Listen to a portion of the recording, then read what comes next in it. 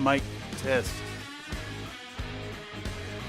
Calling for a Mr. Mic test. We know it's your day off, but today we need you. You will receive triple pay compensation for this afternoon's worth of work. Hello, Mr. Mic Test. We need you to pick up the phone and come into the office today. It looks like everything's running. Music's balanced, mic is balanced. I'm gonna hit this transition button, I think, in onto the Paintstream. In just a second.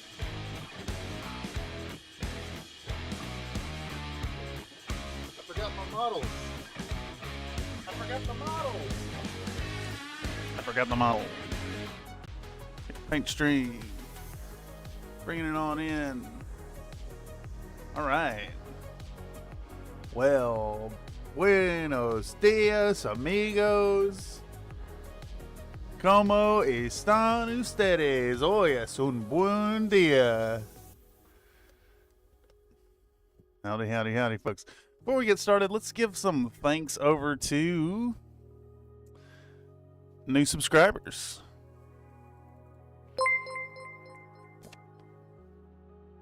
Bo0770 subscribe to the channel. Let me swap my headset. Thank you for the subscription, Bo0770.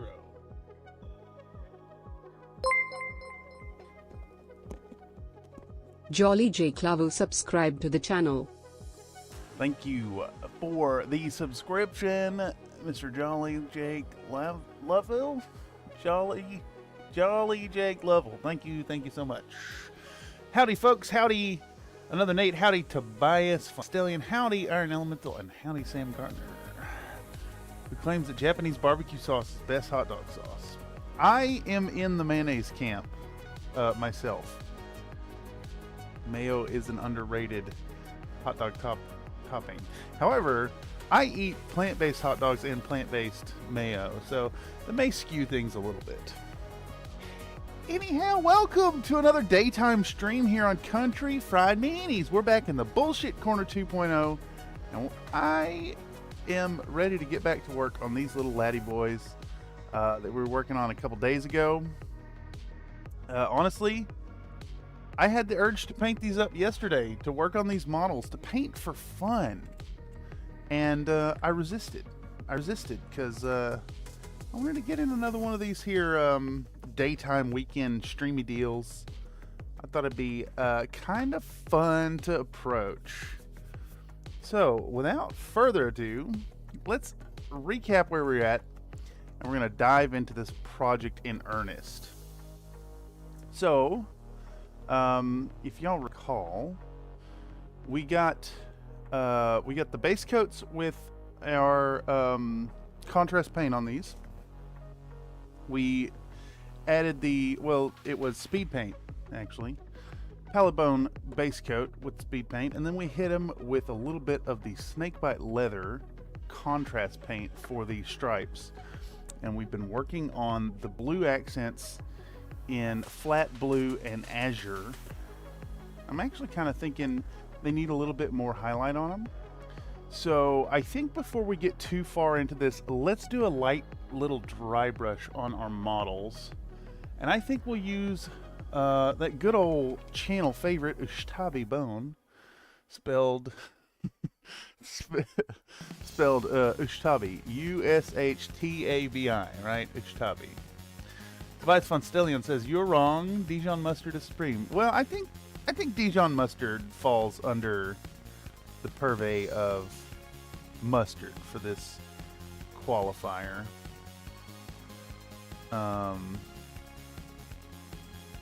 Some would argue that mustard is the only topping for a hot dog, but then again, I'm partial to the mayo. Stephen Cross says, "Ahoy hoy, folks." Well, hello and welcome, Stephen Cross, to the stream. We're doing a little bit of work in the daytime. Yeah, thought we'd try something a little different than the usual slot. I'm usually streaming at 6 p.m. PST, so 6 hours later than this time slot. But I do like to put one of these streams out every now and then, specifically aimed at our friends across the pond. I know there's a lot of folks who catch the content and just cannot make it to the super late streams for them. About to do some painting myself, some Jade Falcons. Heckin' yes. I am excited that folks out there are putting paint on their battle mechs. And it feels really good to get mechs painted. Like, in general, getting models painted up is always a fantastic feeling, but something special about getting some mechs painted up. I think, in my mind, it's because you can get a little more experimental with stuff. And try out new techniques, and they're really forgiving if you make little mistakes. It's all fantastic. So,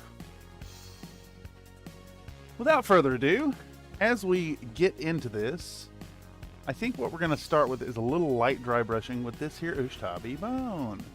And I want to find a flat brush that could work for some downward stroke edge highlighting. Another Nate says you put a whole burger on top of your dog, throw out that nasty wiener and enjoy. Just kidding, it's chili. Wait. So you're making a chili dog and you're just removing the dog entirely. It's just chili on a bun, which could be all right. We're gonna pull out our last two Princeton Real Value brushes that are the last two new ones, I should say. We got a new 3 brush. We might find some use for that today, but I'm gonna try out this fan brush. I have been looking for a use for these things, and I think what we're gonna do is we're gonna use it to swipe downwards and get our little bit of edge highlighting on these boys. Unfortunately, where we're at on this process means we're going to need to make some small corrections to the blue once we do this, but the depth just isn't quite there. And y'all aren't getting exactly the proper view of these things with the camera setup here. Unfortunately, the Brio has an issue with catching small details, which is really unfortunate. It's not something that showed up in the research about this camera. If y'all recall, I did some pretty extensive research into what is the best bang for your buck 4K webcam. And this one was highly recommended and had some really good reviews and some really good videos about its function, but it tends to struggle a little bit with small details, unfortunately, it's part of why we're locked in on the zoom as it is instead of the autofocus. But then again, regulars here know that. And if you are a regular here now, thank you so much for coming through once again. It's your participation here that makes this a fun time. I am simply a rambling idiot sitting in the paint corner. Everyone knows it's all about the chat. Alright, so I want to pick out some paint with this 6 brush, but my 6 brush is a little crusty. So we're going to do a quick cleanup in my favorite solution, acetone here. Stuff is magic and should definitely dwell in every painter's collection. I picked mine up off of Amazon in the 16 fluid ounce containers. But, you know, just a few little dippy-doos in there. Get that old paint dissolved and out of these bristles. Now, I wouldn't be dipping your, excuse me. I wouldn't be dipping your sable brushes and whatnot in here if you're a natural brush user. But since I use Golden Taklon brushes, they generally are fine to swizzle around in that acetone. Alright. Get our brush good and clean. We'll give it another swizzle through this rinse water. And let's pick up a little bit of our Ushtabi bone, slap it on the palette, and get to some light edging with this. And I think we're just going to use it full strength right there. That's probably more than enough. I would suspect. We can get to it. Another Nate says, I get mine at the hardware store because it's cheaper by the quart. Yeah, this is definitely the way. Whatever is the... Uh-oh. Is it just my phone? I think it's just my phone. Just my phone. I'm going to downgrade the quality on this playback here. I don't need to see it. No. No. Let's go down even lower quality. We'll put it at 144p. I just have this, I have my little phone open for chat. Also, let's do one of these real quick. Let's toss in one of these and get this started right today. Boom. Now, it's a crapshoot as to who gets them, but we're gonna toss some of these out in the crowd. On this fine Sunday morning, Sunday afternoon, I should say. Sunday for me. It's Monday for some of y'all? Or is it still Sunday? Still Sunday over there. I don't know. Time differences are strange, y'all. There we go. Cameron Thurston gave Tobias Fonstellian a Steak Biscuits membership. Cameron Thurston gave David Fayev a Steak Biscuits membership. Cameron Thurston gave Vandal Noir a Steak Biscuits membership. Cameron Thurston gave Comstar Knight 36 a Steak Biscuits membership. Cameron Thurston gave Box Fox Scoot a Steak Biscuits membership. Excellent. And of course, if any of y'all out there want to get in on the biscuit membership bandwagon, for as little as $1 a month, you too can join the ranks of the Country Fried Minis biscuits, which will give you a fun little badge next to your name, access to biscuit-based emojis here in chat, priority consideration for inclusion in community streamed events like the Tabletop Tuesday, TTRPG Tuesday streams, as well as we'll be adding ad-free videos for members as well. At some point, once I get around to like sorting out the ad setup here on the channel. I don't want to inundate y'all with ads, but I also don't want to not do them for algorithmic purposes. I've recently discovered that YouTube has a kind of a hidden metric in their impressions, if you will. If you don't have monetization on your videos, it does not push the videos to as many people.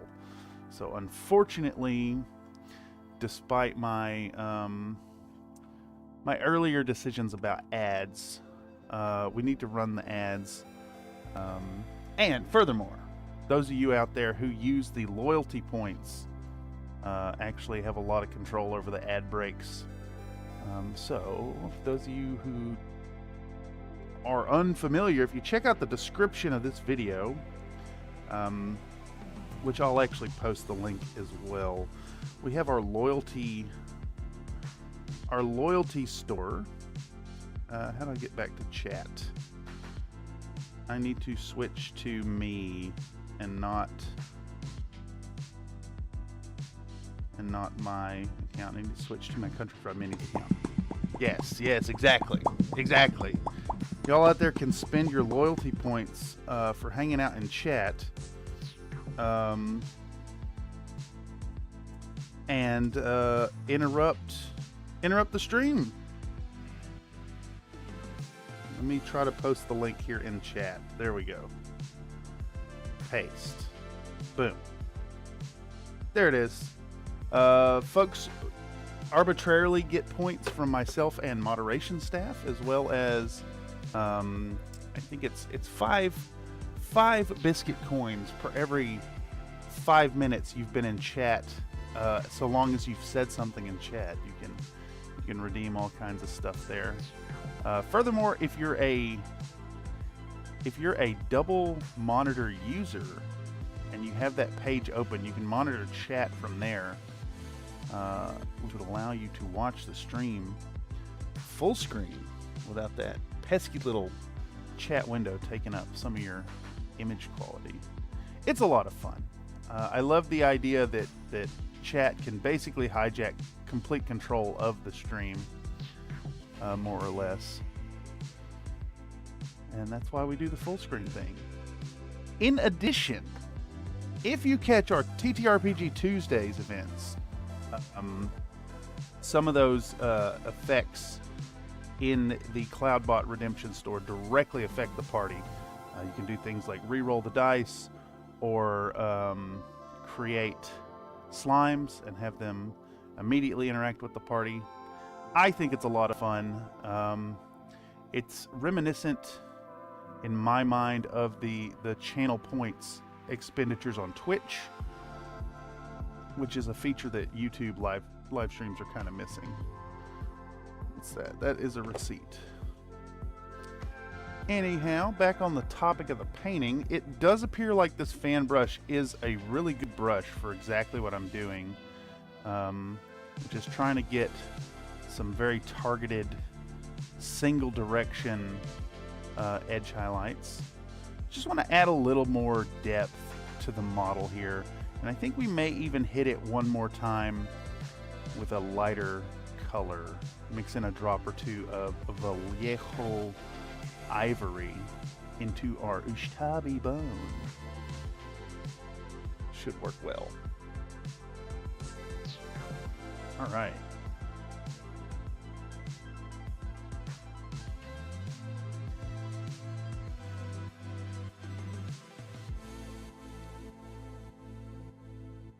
Just want to bring out a little extra depth. It's very subtle, but it's a much needed little pop of contrast,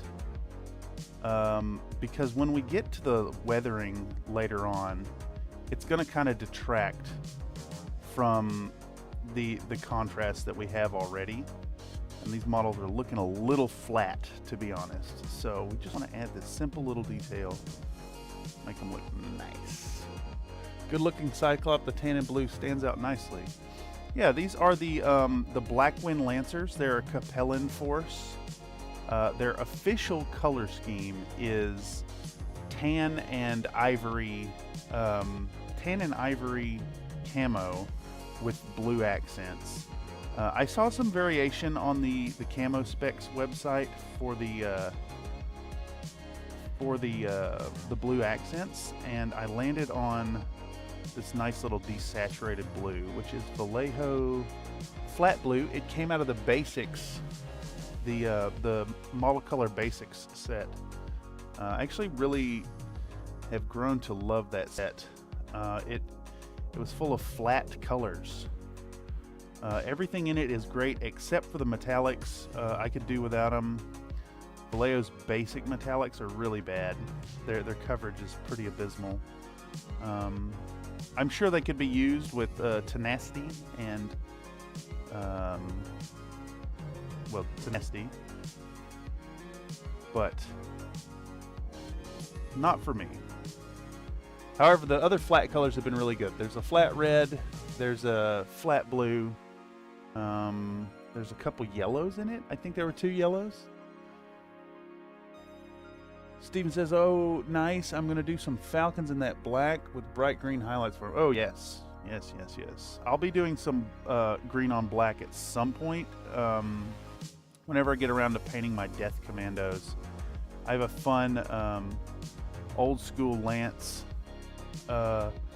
of Ralpartha era models. Well, mostly. I think there's a Cataphract in that lance, which is a modern Iron Wind Metals. But I've got a Vindicator, an unseen Ostrock,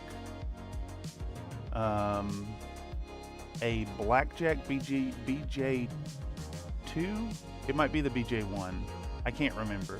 It's the old one. It's the lead model.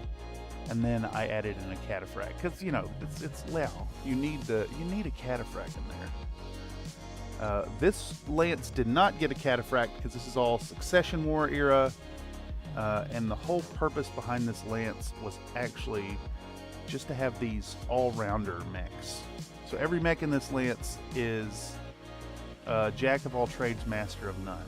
So we've got Centurion, Shadowhawk, Cyclops, and a Vindicator. And what landed us on Capellan forces was I went on Master Unit List to see what factions got them. Wait, is this really?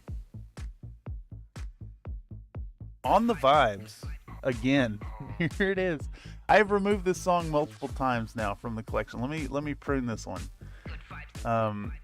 I generally like Avalo's stuff, but I'm not vibing with Good Vibes. So On the Vibes, excuse me. Let's pop forward, and I'm gonna go into my file structure real quick and get rid of that thing. Let's pop over here, and it's under music. And it was called On the Vibes. So you scroll down to On the Vibes by Avalo, and we're going to delete. That shouldn't happen again. Anyhow, back at it. Where's our brush? We got our 6 again. We're going to pick up a little bit more of this Ishtabi bone. And I'm just using these full strength. Without thinning because it's a dry brush. Honestly, I would generally recommend a little bit of thinning even for a dry brush. But in this case, I can't be asked to do it. It's a good mix and the Vindy's in there, so that's very, yes, very cap.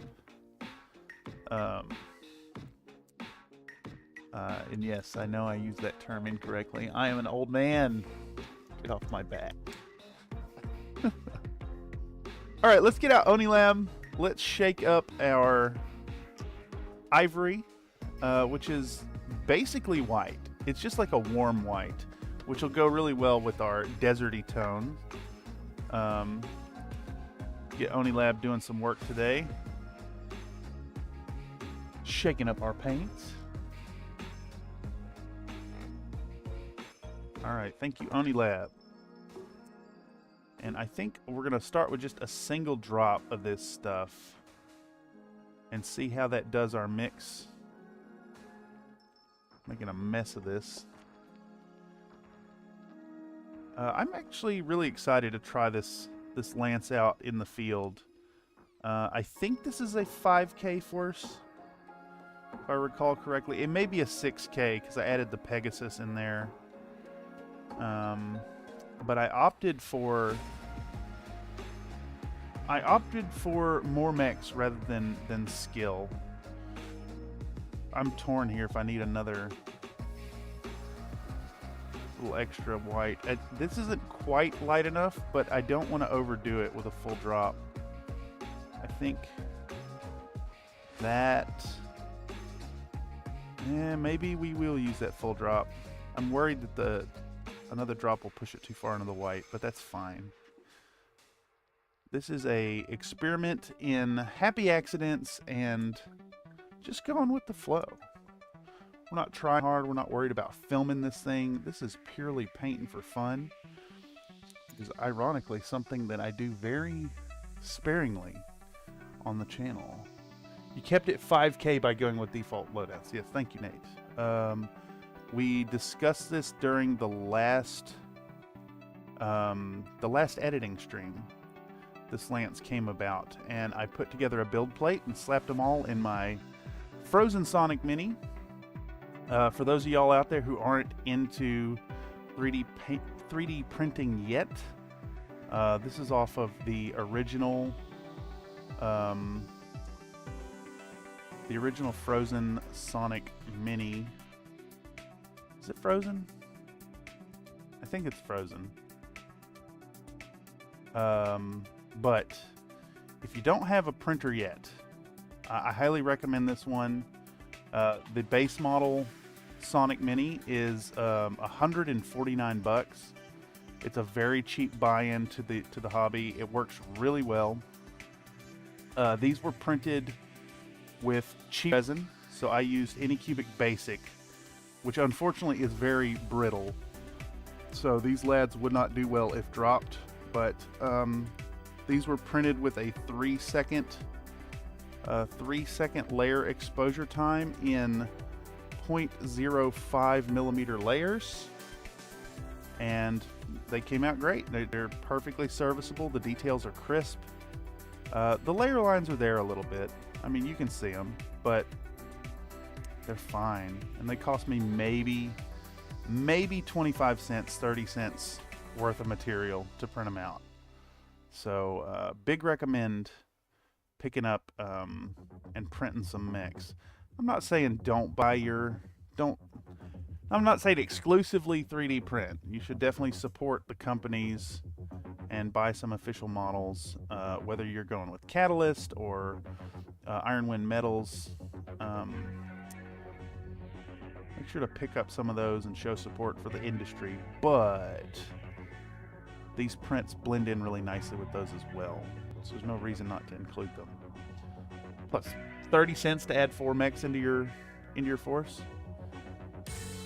I wish I could get a 3D printer, just not the room for it.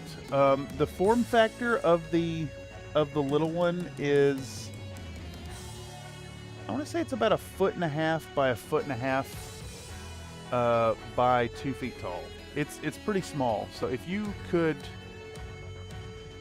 had a desk space about like yay big, I don't know if you can see that in the camera, that would be enough to contain it. Steven says, oh totally, I'm waiting on the Kickstarter. Tons of models ordered. Oh yes, I've got a buddy who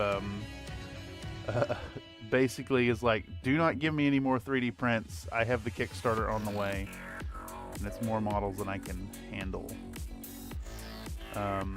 I resisted it. I did not have the funds to go all in like I would like, and I made a calculated decision not to get behind another Kickstarter. I kind of went nuts with a few Kickstarter projects. I backed Infinity's Tag Raid and the Heroes of Might and Magic 3 board game, and the Stalker board game, and the Apex Legends board game. So I'll have a ton of models coming in over this next year, as well as a ton of money invested in Kickstarters. I couldn't do it. I could not justify the expenditure of what was it? It's a couple $100. You do need space for processing. Yeah, that is true. Most of my processing is done. I don't use a cure station. I have this sludge bucket full of isopropyl alcohol, and then I use Toofy here to cure my models. My little UV nail curing station does wonders. It does take space. I cannot deny that it takes space, but I think if you went with the Frozen, with the Sonic Mini, it definitely takes less space than you would assume. The problem is I'm in the UK, so getting models over here is a bugger, so really the Kickstarter is the best way to get what I want. That's a really interesting point. Makes sense to me. Yeah. It's almost like y'all are in a position, y'all could really use like a regional distributor that does really big bulk orders to get those prices down low.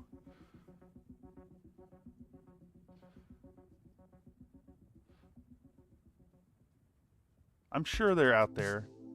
Maybe just don't have the publicity they need to be more well known. I don't know. I've never traveled abroad, so I have no frame of reference. Though I have talked with some Aussie friends of the channel, and I know shipping over there is pretty bad. I can only imagine it's a similar situation. Maybe not as extreme as the shipping woes to Australia, but yeah, I could see where international shipping is a real pain in the butt. All right, so we got a little more contrast on these boyos. And now I think what we need to do to recover these is I want to hit them with another layer of the Agrex Earthshade. And then while that Agrex Earthshade is drying, we can go in and clean up the blue and get into the painting proper. There's a good German store I order from. Yeah, exactly. They're out there. They're out there. Steven says, yes, CGL said they're looking at setting up a EU store because shipping from the US is insane. The firm they use always charges like next day delivery, and it's never that fast, so it costs a ton. Interesting. Yeah, it's a real pain in the ass when services do not provide shipping tier options. Got a Ukrainian miniature producer that I order from time to time, and they have two options for shipping. One is express shipping, and it's like, you know, $30-40 as compared to the standard shipping, which surprisingly is only like $8 coming out of the UK, or the Ukrainian Post, or whatever it is. Steven says, I recognize that tank. That's from Sir Mortimer. Yes. This one was sent over courtesy of Mr. Tobias Fonstellian. Thank you so much for it. It is fantastic. I was going to print off a really ugly one, and he saved me. They saved me. Saved me from the ugly model. All right, so also I apologize if you can hear a bunch of noise from people outside. I think there's some Pride-related events going on in San Francisco today, so had a lot of traffic and shouting outside. But OBS should be all right at eliminating that background noise. Okay, let's take our little toothpick trick here to dribble out a little bit of Agrex Earthshade. I don't need much. Just like, I think that's even too much. And we're going to thin this down. Pat with some clean water. Let's go 4 drops of water. Yeah, I think that should be good. And how clean is this? Clean enough. Get that mixed in. And we're going to swap over to the brush we were using last time, this 4 round, which I did not clean. It's crusty. Once again, we're going to pop out our acetone. A little bit in the cap. Get that crust out of here. Yeah, it's still got blue from last time. I definitely agree about the Mortimer stuff being really nice Sac P. The details are super crisp, and you can tell they're sculpted with miniature painting in mind. And I know I've said it before here on the channel, but like, that's something that kind of gets lost on sculptors, I think, these days. With the ability to zoom in on your 3D prints and put all the details you'd want in on them, I think there's generally this trend towards realism and fine detail as opposed to the exaggerated features of the heroic scale.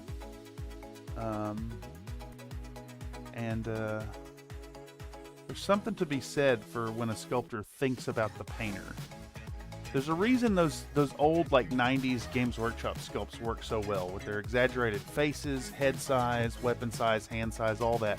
The details are big so that not only can you see them at a distance, but you can paint them well. Like this thing, if I hold this out at arm's length distance, all those little details kind of just fade in and get lost. But if I'm looking at I actually don't have an old school Space Marine handy. If I have a Space Marine at arm's length distance, I'm seeing the grill in the face. I'm seeing the pouches. I'm seeing the weapons. There's a reason heroic scale works. And I think having a touch of that in your mechs even is a good policy. Anyhow, we got our thinned Agrax Earthshade here. We're going to take it and we're going to go back in on these boys, and we're going to do the same thing we did last time, but a little lighter. I just want to deepen the shadow. I want to flatten down the dusty quality of the dry brush we just did. And push the legs mostly into shadow. So we'll hit the legs with a nice light all over coat.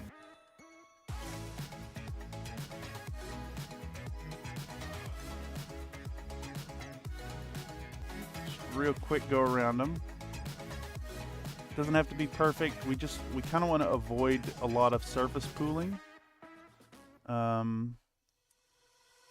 we want to bring down the brightening that we just did in targeted areas. So we're going to hit the legs and the pelvis, the lower center torso. We're going to hit the undersides of the arms. Try to control it a little bit here. If you get anywhere you don't really want it, you can just tap it off with your finger. But we're deepening the shadows in specific locations. And now I want to put a little bit more around the face. I think it's a bit counterintuitive, honestly, to put it here, but basically I want to deepen the contrast on the focal point. There we go. There's one.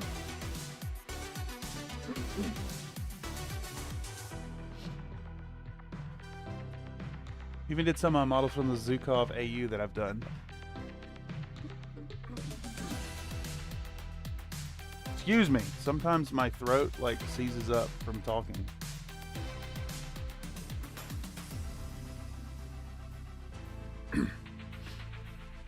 One big benefit of 3D printing that causes the excess detail is the fact you can put anything anywhere. You don't have to consider whether or not the part will come out of the mold. Draft angles and overhangs are irrelevant. That makes sense. I think when you take that element and combine it with the fact that you can get real zoomed in on your project and look at it as if it were 100 feet tall in your editing software, I could see where you end up with details that are just too tiny, as opposed to, if someone hand sculpts a model, they have sculpted it at the same scale it's going to be painted. So that also contributes to the exaggerated details. And to bring this full circle, I think there's a few sculptors out there who kind of pay attention to that kind of scale consideration for painting. And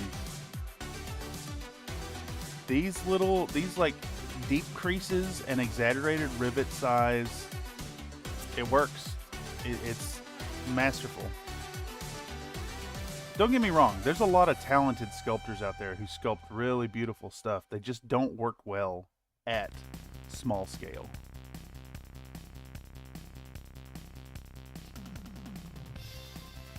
Alright, so same deal. We're hitting the legs in their entirety. We're hitting the pelvis in its entirety. We really want to bring an overall feel of the shadow into the legs. And it's funny because this detail, I think, is less immediately recognizable. I think it works more on like an overall aesthetic level. The whole picture, when viewed together, starts to really come together. Alright, so same deal. We're going to try to put a reduced amount, a very controlled amount on the head. Basically, we want that extra contrast around the connection point between the head and the torso. A little extra detail right there at the focal point.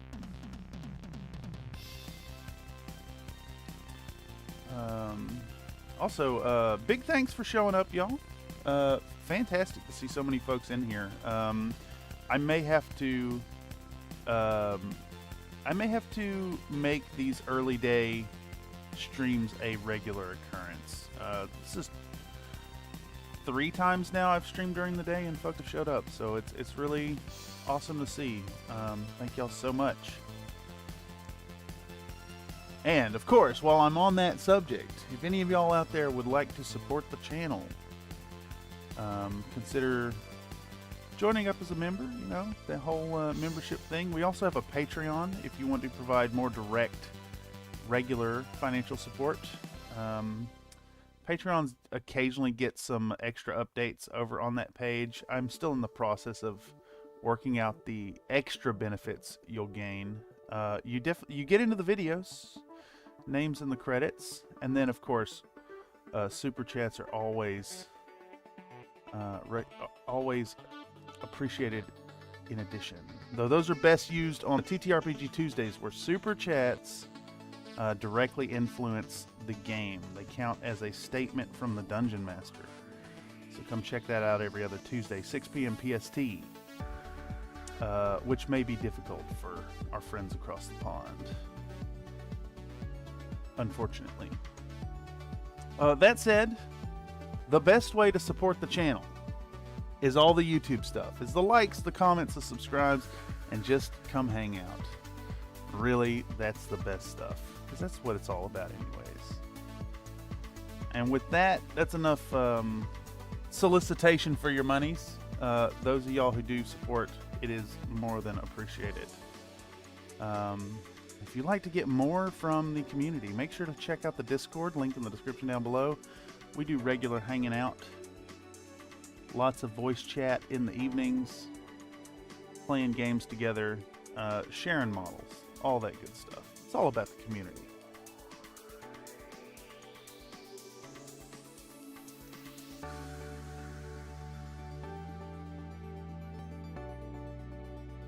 Alright, so we're on our last mech here. Let's take a peek at the Vindicator and see how dry it is. It's about half dry, so I think by the time we get this one and the Pegasus coated, we should be able to dive right into the blues and kind of clean up our mess from earlier. And honestly, I don't think they're too bad. There's just a few spots that got a little extra dry brushy bits on them that I want to clean up. Alright. Agrex Earthshade is good stuff. A little bit around the head.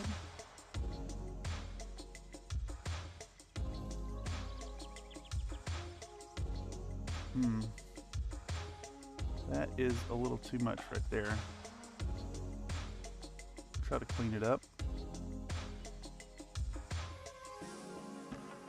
And I think I want a little bit back here. Boost that contrast some. There we go. Alright, one lap around the Pegasus, and I think we're just going to focus it right here. Oh goodness.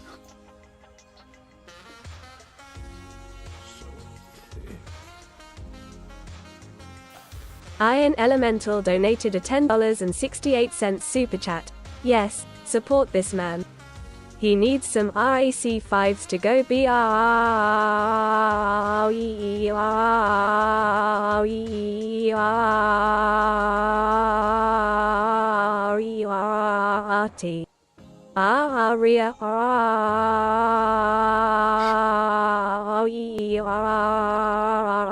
Jam. Not jam. Jam is bad. Oh my god. Thank you so much, Iron Elemental, for the generous donation. Yeah, those of y'all out there who don't know, the super chats give you the fun TTS lady, who the community has figured out how to absolutely game with the with the sound she makes. Thank you so much for the support. I do indeed, you know, I got to solicit for it. Trying to do this full time is definitely a full-time undertaking, and every little donation helps so much. Keeping me fed, keeping paints in the pocket, keeping this content rolling outwards. Silver Scratch Built Production says, hello peeps. Well, hello Silver Scratch Built. We're working on some mechs today. This is our second session painting up these simple camouflage battle mechs. We've gone through the base coats, we've gone through some dry brushing, we've put a little bit of our secondary color on, and we just hit another bit of ink wash on them. And I'm going to clip the excess here, because now we need to clean up our blues. And I think we can skip the whole base coating session on these. So we're going to start with our Vallejo flat blue, and then a drop of azure as well. Jam is great on toast with a nice cup of tea to go with. I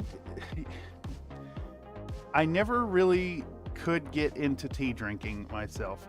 Don't get me wrong, I like a nice hot cup of tea every now and then, but like, I know it's a cultural phenomenon with folks in the UK and elsewhere in that region. Never could get behind it. I do like a hot cup of tea though. I'm a coffee drinker. I like the bean juice. Oh yes, thank you another Nate for tossing some points over to Silver Scratch Belt Productions. For those of y'all who don't know, the points are basically the same thing as the channel point system over on Twitch, and it allows you to do fun stuff like redeem silly things. Let's, for instance, exclamation point redeem gravy and a double helping of gravy. I like that chat can hijack the screen, basically.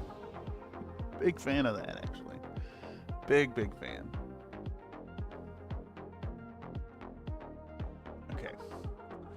All right, so we got our blue, and I think that blue might actually not be bright enough for what I want to do here.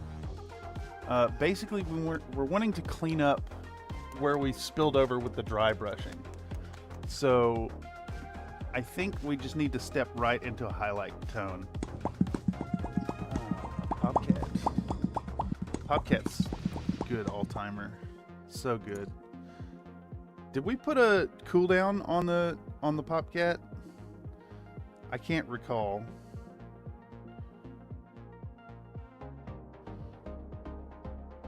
Let's see. Will it go right through? Yeah, it sure did. I think there may be a cooldown on the individual calls rather than a global one. But yeah, folks who show up and chat and hang out can interrupt the flow of things. And I absolutely love that. Okay, so we've got, I think that's a decent highlighty tone. We're about 60% towards azure, with a hint of the flat blue. We're gonna put 1 drop of water in here, maybe 2. No, 1 drop should be enough. Thin it out just a touch. I think the moisture wicking up through the wet palette should also contribute to that as well. The cooldown is as long as Popcat. That's right. Oh my god, there's 65 requests for the CFOF. Y'all are... Do I cancel this? Do I cancel it before we hit 69 requests? Do I deny y'all? Okay. So we're going to take our highlighty tone and we're going to go in and just clean up where we've got the spillover of the dry brushing. And this will also serve to basically just reinforce our edging that we did before. I should have done the dry brush before the blue. I just forgot to do it, and it was really bugging me that the blue was so flat. So we're gonna do some nice chunky edge highlights on these, and we'll go back in with a little bit of almost pure azure. It won't take too long. We can move into the silver, I think, right after this. Let's see if we can't. Full screen projector preview. I should be able to see what's going on here. All right, yeah. Is that in focus at all? I think the focal point is like between right here and here, if I recall correctly.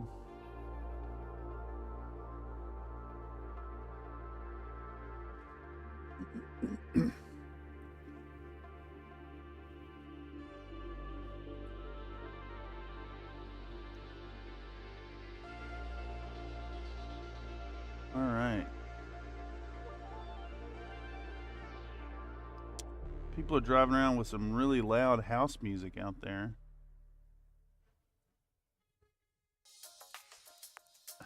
All right, so same here. We're gonna clean up with what up, indeed, Slink. Howdy. Hope you're doing well today, Mister. We're doing a little bit of daytime streaming for dual purpose. One, I wanted to get an extra stream in to paint these lads for fun.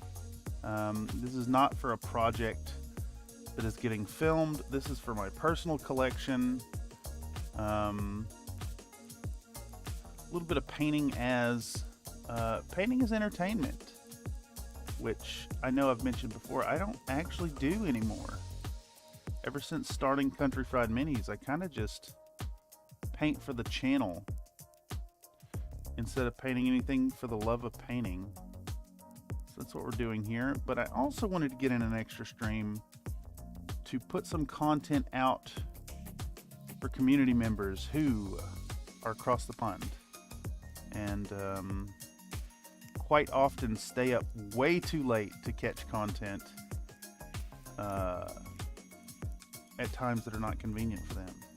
So y'all out there who are in far time zones, this is for you, but really it's for me. Silver Scratch Belt Production says, I mix 2 drops of medium and 1 drop of water to my paints on the wet palette. I only use tube cream paints and watercolor paints to make glazes and washes. That's interesting. I do have some medium up here. That's the wrong container. I have a little bit of this Liquitex matte medium, which I utilize every now and then.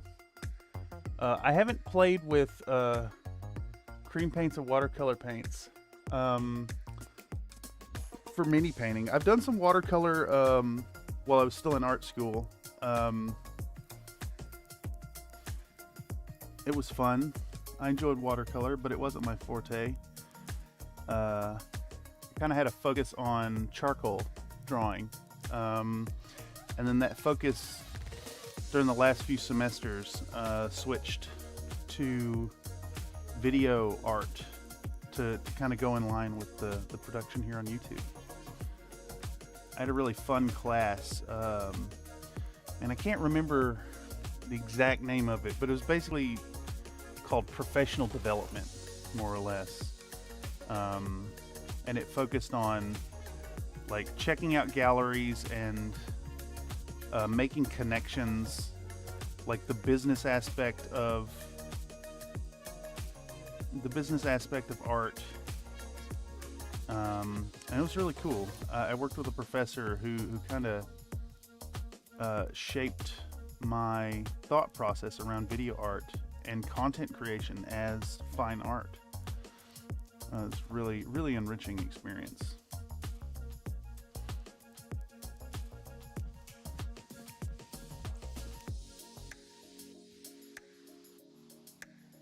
Okay, so we're putting on our flat blue azure mixture here. We're just cleaning up this overspilt. We're going to hit this one more time. We're going to put a whole big dollop of azure paint in this color, and we're going to hit these one more time after this, and we can move on to putting on the silver. And I always like that step because it adds so much to the models. It really, really does. They start to feel like machines of war when you get that silver on the guns and the joints and whatnot.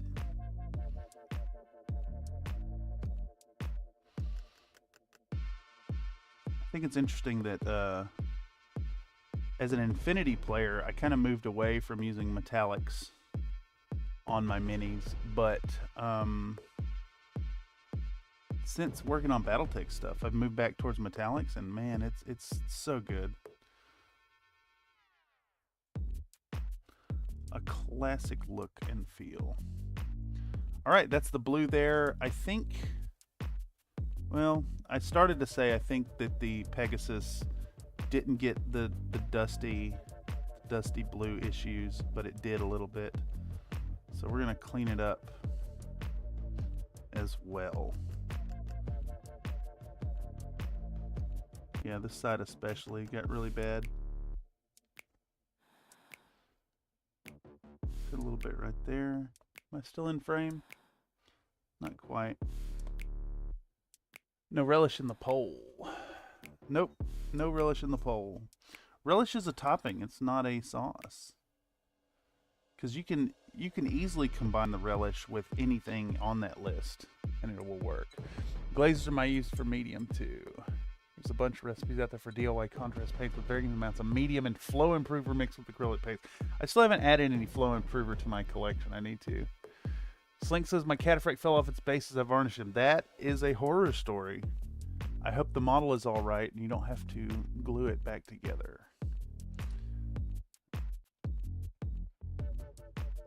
All right, let's add in a little bit more azure.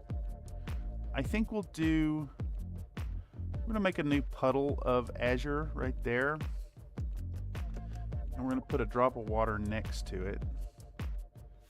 And I think what we'll do is we'll pick up this tone and put it into our azure. Instead of trying to overpower the flat blue with the,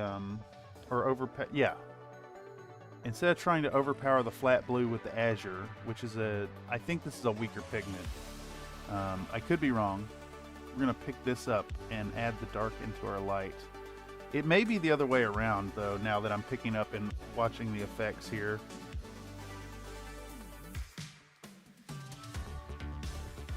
So just feed a little bit into there until it starts to look right.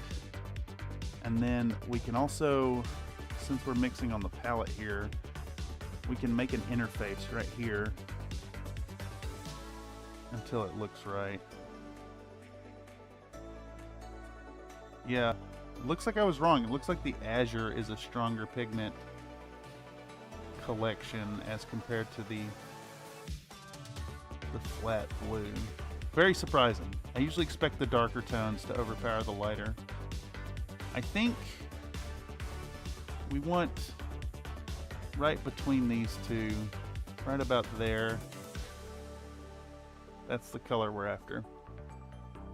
I think his feet were too uneven, so I hit it with a quick sand and re-glued. Heck yeah. Now you find he just slipped off the base, slipped from base to the paper plate it was on, so no biggie. Okay, nice. That's definitely a concern of mine in using these models printed with the Anycubic Basic. It's such a fragile, fragile's not the right word, it's such a brittle resin that they tend to break. The other concern I have about models, I mostly play with Ironwind metals, so chipping is a huge issue. All right, so let's pop out. Who was first? Vindicator was first. Is our ink wash dry? It is basically dry. I think by the time we get through all these little highlights, we'll be able to move on into the silver, and maybe even, ideally, I'd like to have these mechs done in the 3-hour window.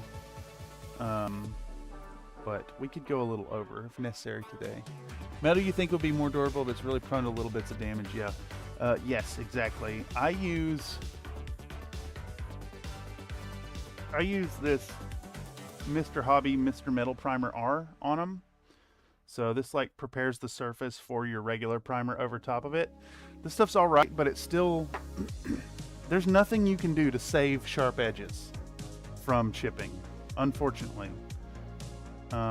Absolutely nothing you can do. I'm sure you could use like really strongly chemical bonding paint of some sort. But even then, I bet you're still gonna get just natural wear and tear on the edges.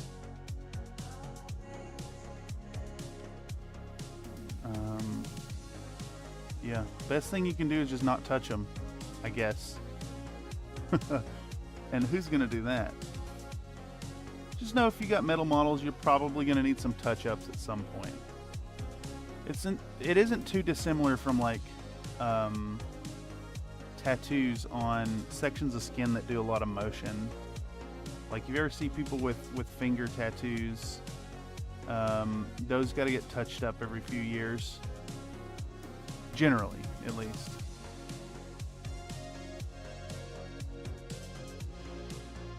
Alright, so we're just doing a nice little extra highlight layer. And you know, while I'm at it, I think I could just go ahead and take this lighter azure tone and make the brighter highlights while I'm here. Yeah, that looks great.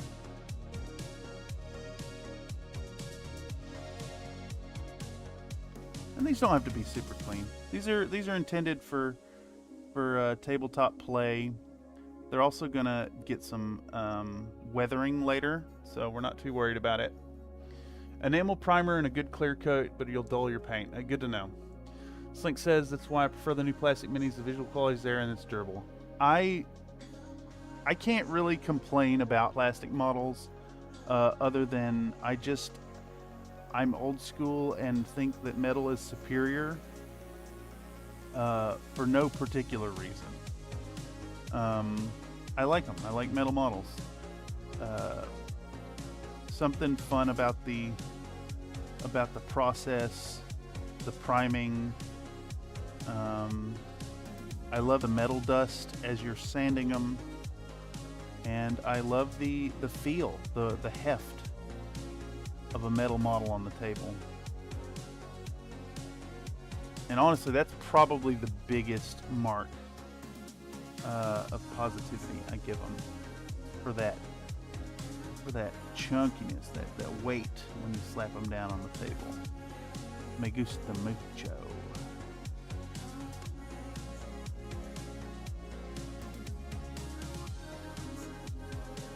Alright, so I think the Cyclops could definitely benefit from a little extra highlights, since it's the commander, basically. Let's take a little bit of this ivory, if I can still pick some up, and make a single dot of a azure ivory mix. There we go. Oop, that's too bright.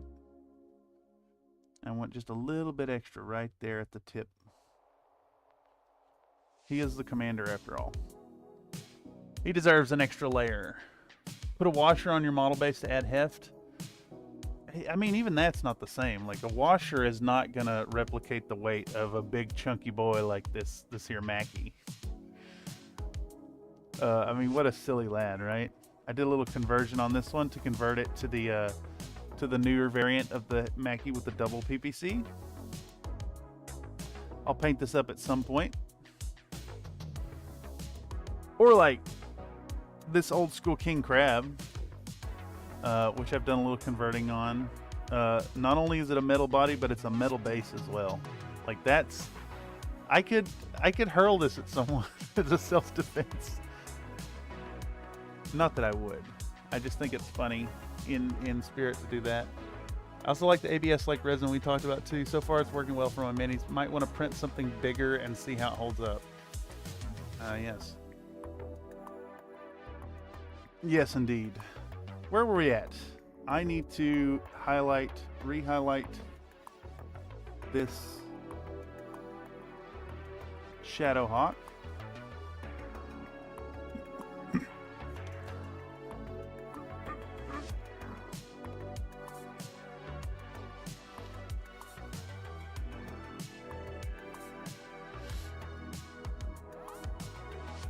Apologize, y'all. I don't know what that's all about. The sudden need to clear my throat so bad. Maybe there's some kind of allergen in the air. Ah, yes, Gamble 9. Link 1, 18 biscuit points. Yeah, those of y'all out there with channel points, you can exclamation point gamble any number from 1 to 9 to attempt to increase your coin collection. You can slots if you want to gamble with more than 10, but the odds are much worse on the slots as compared to the gamble, which is why gamble's limited to 1 to 9. Slot 69. Let's see if it gives you. Oh, you got poop, death symbol, and kitty cat.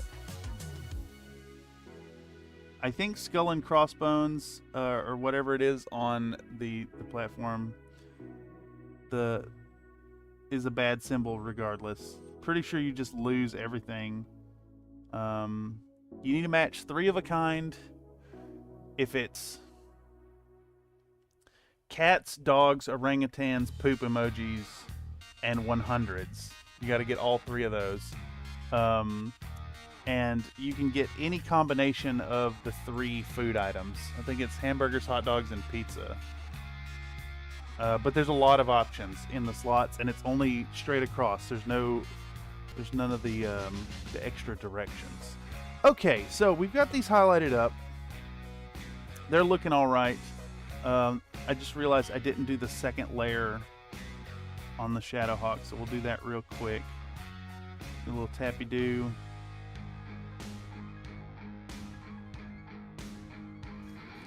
Man, there's so many cars going by bumping music today. It's crazy.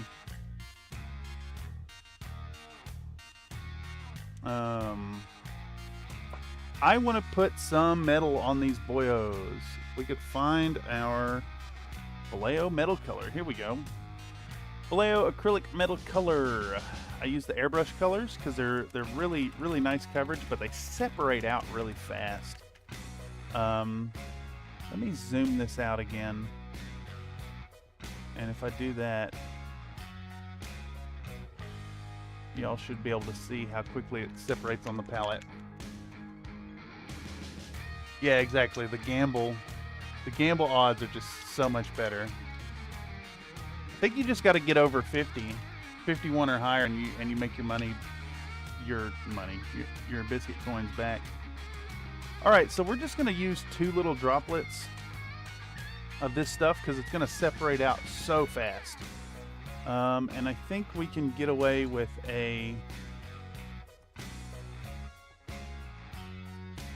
we'll use this 2 brush because it's got a nice fat belly and a sharp tip, but we need to clean it.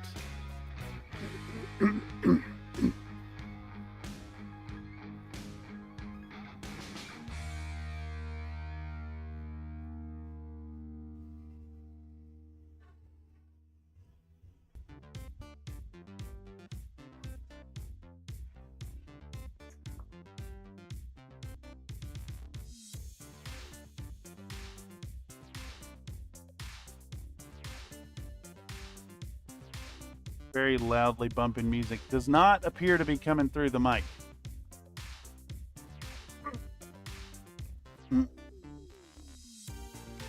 Sorry, y'all. My throat is seizing up as I'm trying to talk. I don't know what causes that. It's very annoying.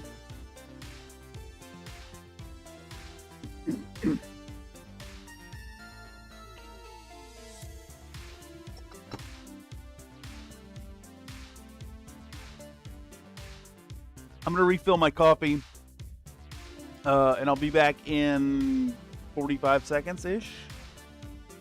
Let me do that. So we're gonna go to the BRB screen, and I shall BRB.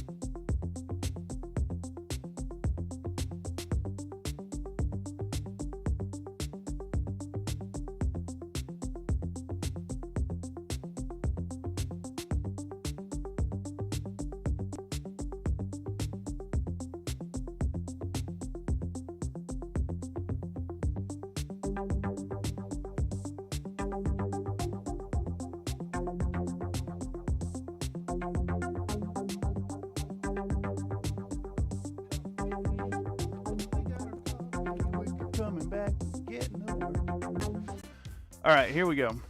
Let's back at it. That last car that went by with their bumping ass music, I can hear them multiple blocks away still, and they set off multiple car alarms on my block. Not to poo-poo on someone's good time, but that's a little excessive. All right, so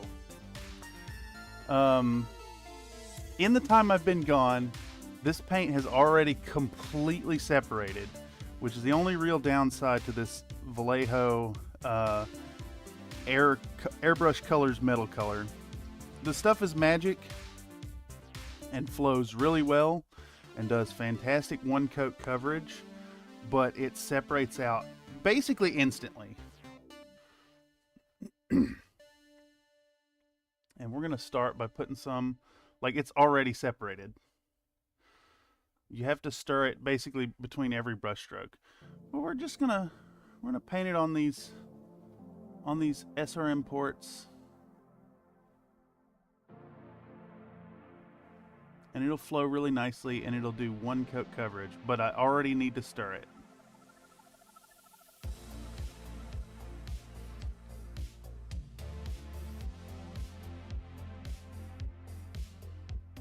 Obviously, it works best through an airbrush, but it's the best metallic paint I've ever used. It's pooled in there, and I need to lift it out of that. There we go. Got a little too much in that port. It's already separated out completely.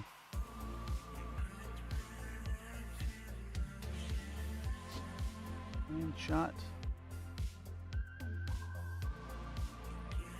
If you can get over the need to stir it and stir it and stir it and stir it, it works better than any metallic color I've ever used.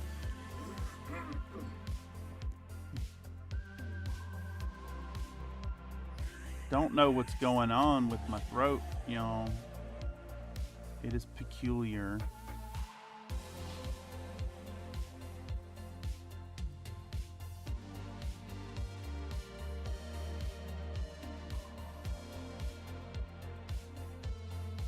Alright, so we're going to do that. We're going to put some on these vents right here. And I flooded that, so be careful there. It also has a consistency of about contrast paint. So if you put too much down, it'll absolutely flood the surface. You don't need as much as you think you would with other paints. Just enough on the tip of the brush there completely flooded that and got it in the crevices. It's because the metal color uses aluminum instead of mica. Tiniest particles more dense than silica. Yeah, and it makes sense in the context of an airbrush because those particles are going to be in the bottom of the cup. So it's fine there. But you really got to stir it and stir it and stir it here. All right, do we want to do silver jet boosters on the back of this thing? I think I'm going to avoid that on the models this time around. I usually go for metallic jump jets, but I think we're just going to use metallic on weapons and maybe the fists.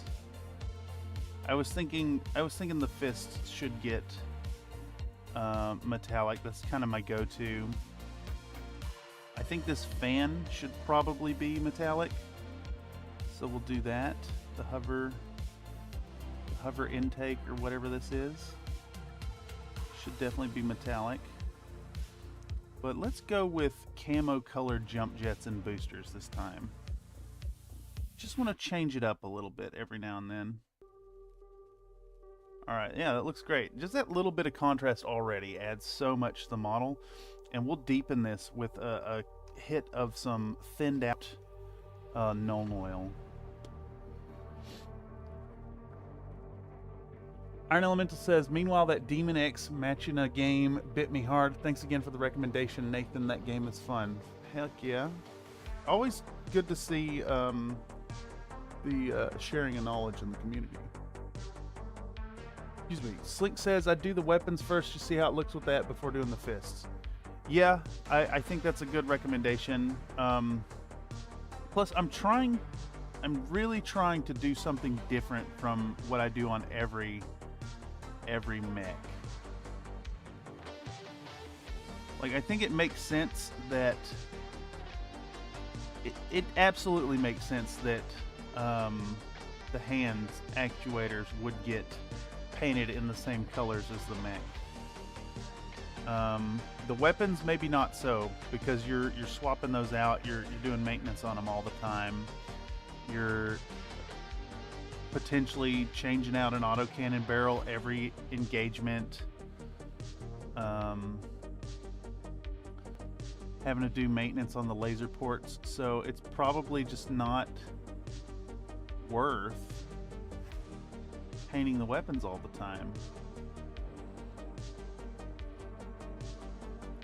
Man, that's probably, now that I'm sitting here thinking about it, I bet that's, as like a civilian or civilian adjacent individual in the Battletech universe, I kind of imagine Mech Painter to be a really good job. You get stationed on a jump ship, drop ship, and the time in between engagements, you're just painting the mechs. That'd be a sweet gig. All right. I don't see any like grab handles on this mech that are really crying out for metallic. Just the lasers. We want the SRM2 port.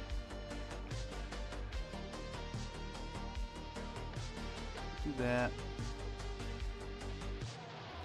I think that's it. Man, I'm getting blowed up here. Let me check all these notifications real quick.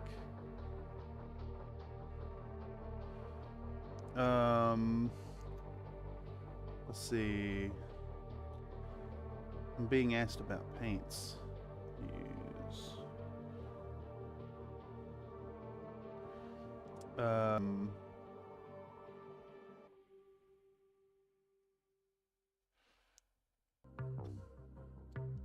don't know what to say here.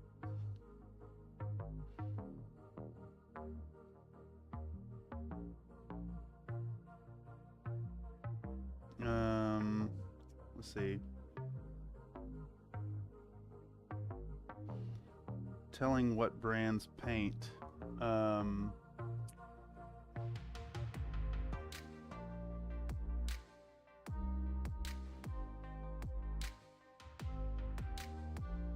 Okay, there we go. Apologize. I figured it was kind of urgent with how much I'm getting blowed up there. Slink says that repeated heat will peel and crack paint. Autocannons will get really... Oh yeah, that makes sense. That makes sense. Yeah, I was watching some combat footage recently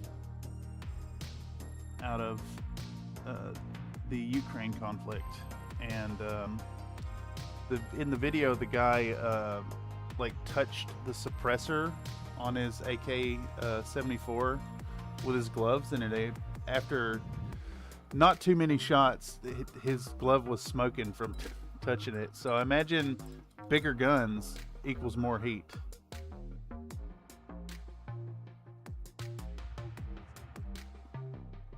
It's a bunch of sirens going by. Yeah, reminder from Nightbot there that chatters can spend their biscuit coins at the CFM loyalty store. And a link provided in the chat. If you're catching this stream after the fact, you can also check the loyalty store link in the description. Lots of fun links down there. We got the Country Fried Minis website, the Discord, all that stuff.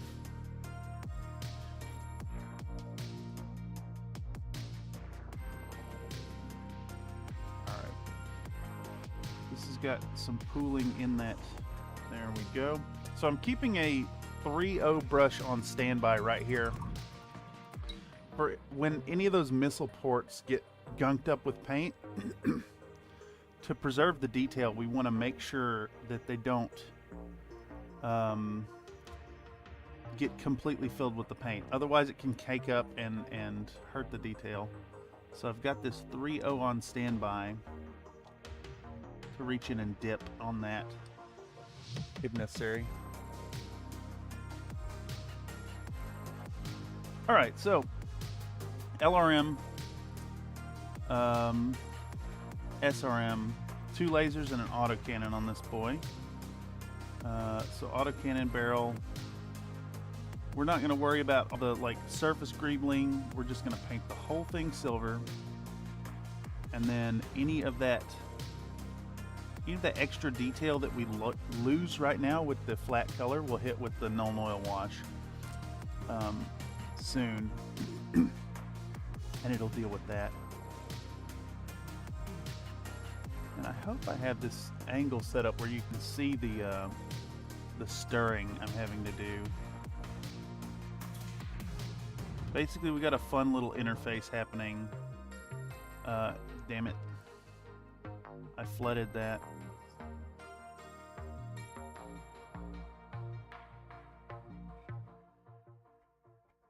So, we have this really thin section right here where I've got a lot of mica getting picked up, and I have this reserve of the binder fluid.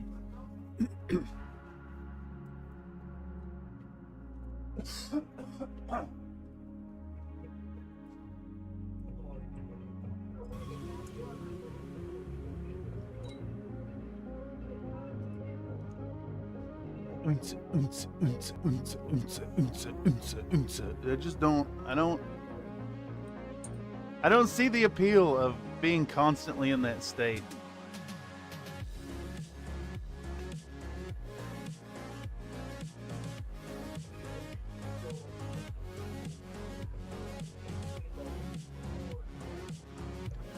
Do I need to pause my microphone so I don't get a copyright strike?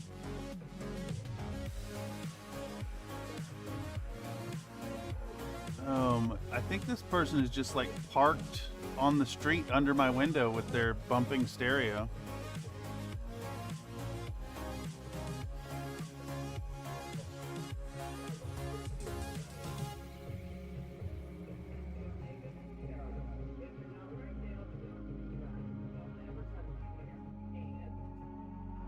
Oh, as soon as it sounded like they turned it down for a second.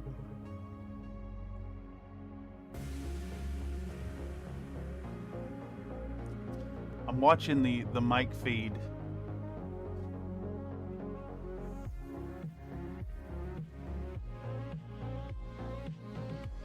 Oh, yes.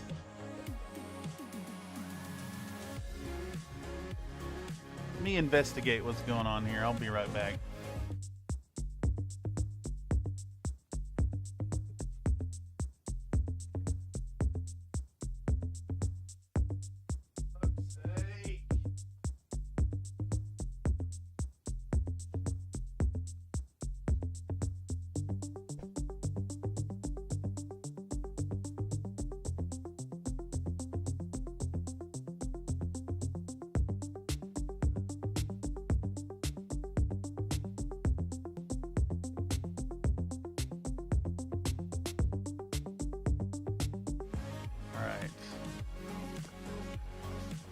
You know, they say if it's too loud, you're too old, and I am definitely old. Yeah, it's a truck converted into a performance platform that has unloaded their performers, but still has a gigantic stereo on top of it. And they are indeed parked right under my window, just bumping their club music. It is going to be a noisy day.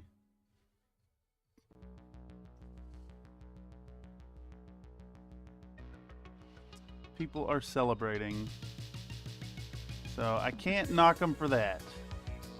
But I have had to close the window to maybe reduce the impact on my sanity. Another Nate says it's not coming through. I'm glad. I'm glad. The irritation is for my sanity. The concern is for a copyright strike. But I think it's okay.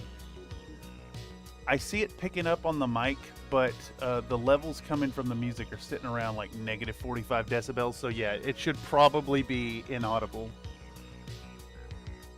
All right. Do we need any other metallic details on this lad? And you know, I'm honestly, I'm looking at the metal here, and it looks a little flat. I think we may need to go back in with duraluminum after this.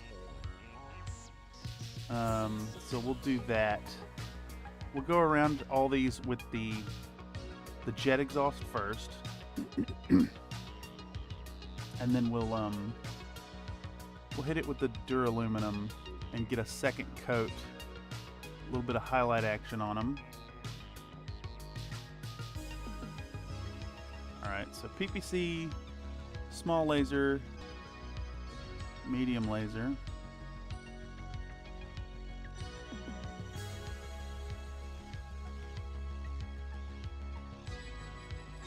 I also want to do all the little grab handles on the mechs where they have them. And I think that's only going to matter so much for the Vindicator and the Centurion. Vindicator's got some like stowage connection points, as discussed a couple days ago, and then the Centurion has some grab handles as well. It's the weekend before the it's Pride. It's San Francisco Gay Pride. It's a huge deal. And I think what's happening is people come down off of Market Street right here on my street, because I live on 8th, and it's a one-way street that comes down from Market. And they let out and they park, but they leave their stereos running.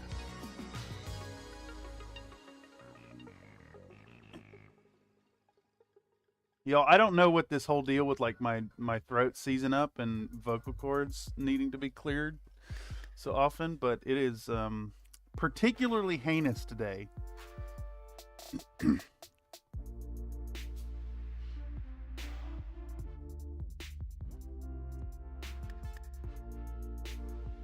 I'm assuming it has something to do with allergens in the air.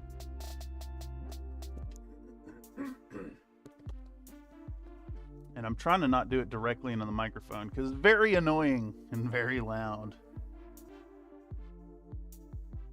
Ah, yes. Now it is switched from house to reggaeton music.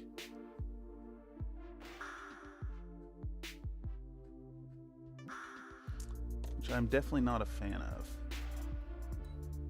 The same beat. It's the same beat on every track.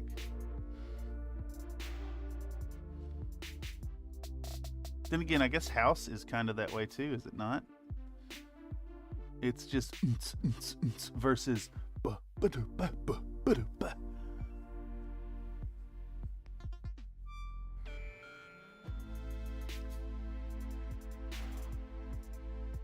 right, So we're gonna do our stowage hands here, or whatever you call them.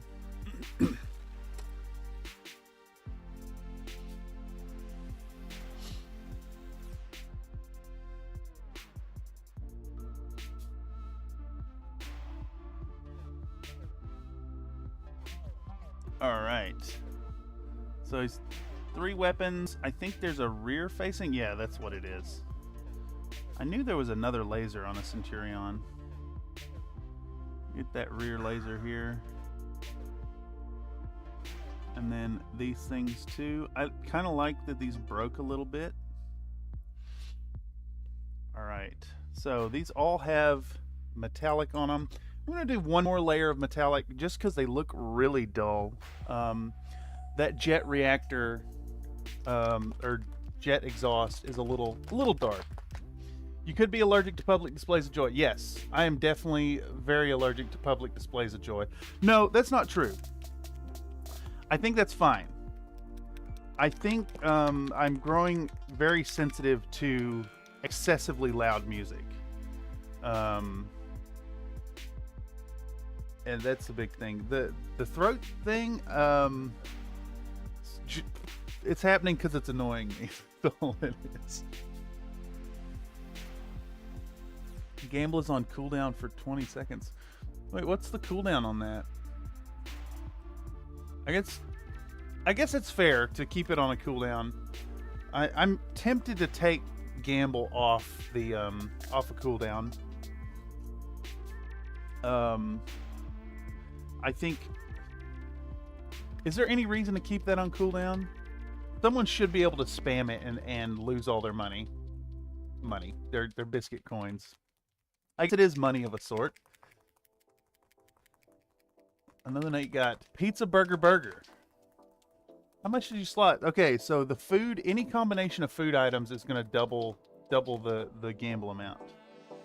And let's do one of these. Oh, I've got more questions I need to answer real quick.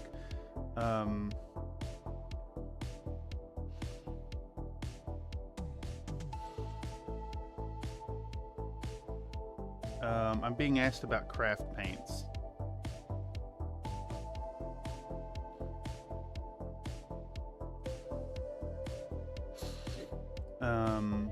Doing 2 thin coats. Any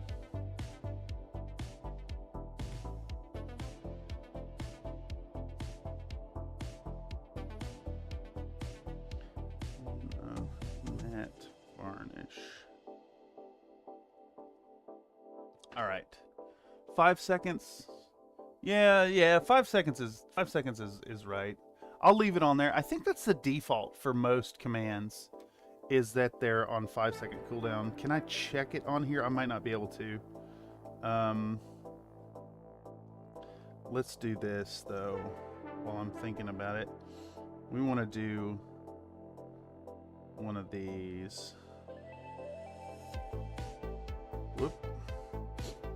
Toss one of those at y'all.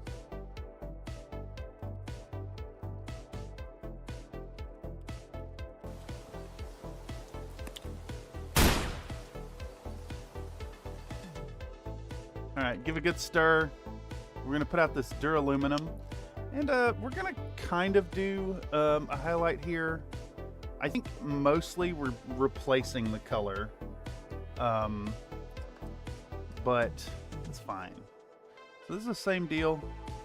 2 drops should be enough to coat all these models. It's not a lot of metallic we're hitting, but I just want to enhance what we have here.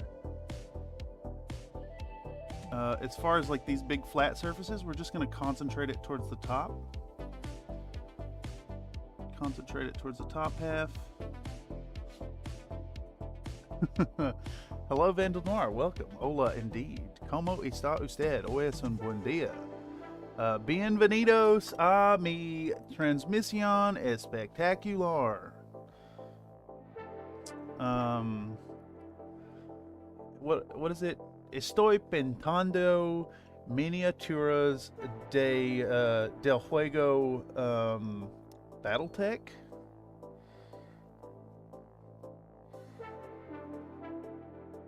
I don't know how to say metallic. In my mind, I want to form the statement, I am using metallic paint, but I'm realizing I don't know. No conozco la palabra por metallic.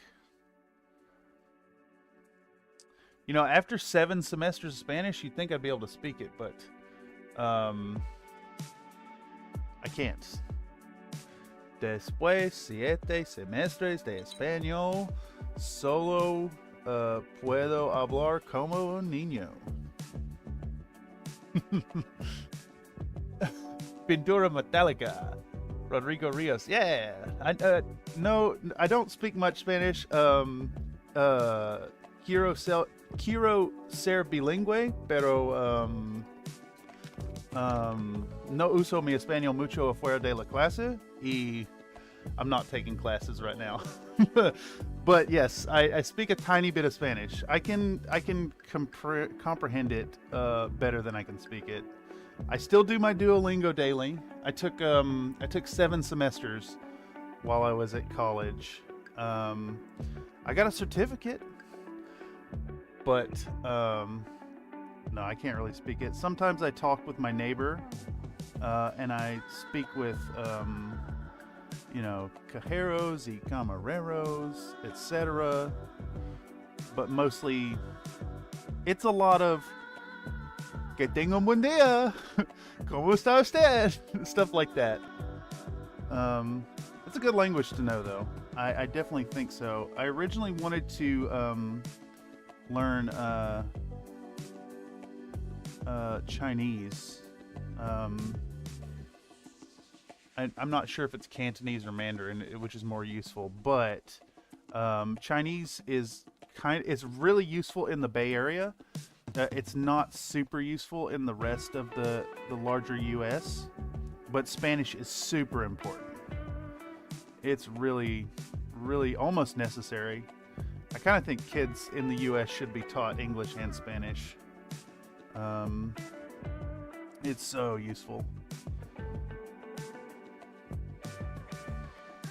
Alright, so this duraluminum is immediately looking a lot better, looking a lot brighter. And where it's too bright, we'll get tamped down when we add the the Nuln Oil wash right afterwards. Vaguely speak a mix of Catalan and Tejano. I'm not familiar with Tejano. Yes, 509. Was the 9 a mistype, Nate? It's an interesting choice to put the 9 in there. My matte varnish made the Lao feet dusty. Oh, that sucks. That really sucks. Yeah, it can happen. The varnish, I've seen it happen with varnishes. You know, you could do some pigment work on them to just embrace the dustiness. I recommend, if you don't have a set like this, get you a really cheap set of pastels off of Amazon, or if you have access to a hobby store or whatever, get the cheapest pastels you can. You want these really hard ones, and we'll probably use some of these for the models, but you scrape these things with your hobby knife and it turns into richly pigmented powder that'll stick to the models. Tano's Tex-Mex. Oh, okay. Yeah. I've got a lot of acquaintances who basically speak Spanglish. When I was actively involved with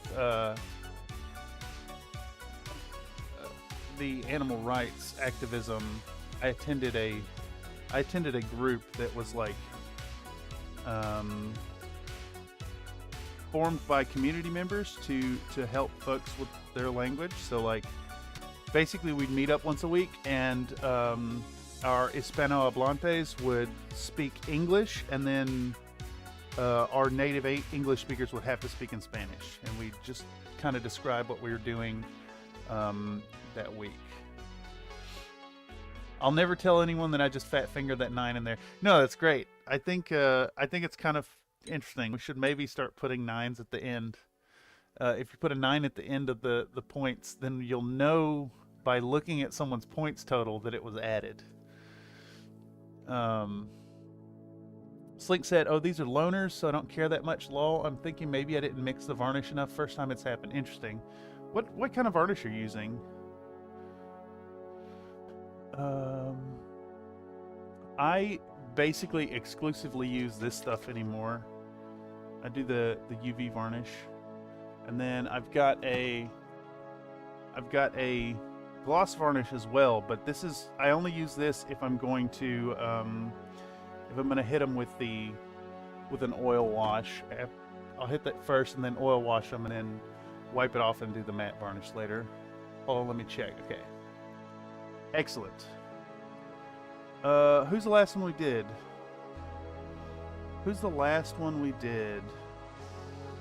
We were working on the Cyclops. And I need to hit the lasers still. So we're kind of doing the same treatment here on these larger weapons. We're going to hit the upper surfaces and leave the lower surface darker. And that way it'll enhance the kind of partial zenithal effect we were doing earlier anyways.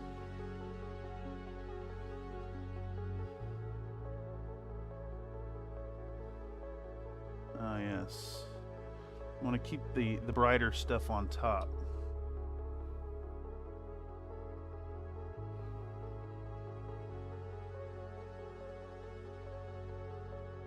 Is this right? Yes, it will rise. I think that works. I am the cream, yeah. The cream of the crop. And there is no one that does it better. All right. So we've hit Shadowhawk, Cyclops, we've hit the Pegasus. Let's work on the Centurion. Same treatment. We're gonna kind of concentrate that towards the top. Same here. Ah, yes. Popcat is still my favorite. Popcat is absolutely my favorite of all of them. And it's kept cheap intentionally. And it is made so it can be spammed. All-timer meme. So good. Alright. We're trying to be really careful and not get any of this lighter color into the holes. We're going to swipe it on like a little bit of a highlight here. And I think I'm kind of liking leaving all the mechanical bits on these not silver. I think simpler is better for these, which is kind of the intention of this paint up anyways, was to make it simple, make it really easy.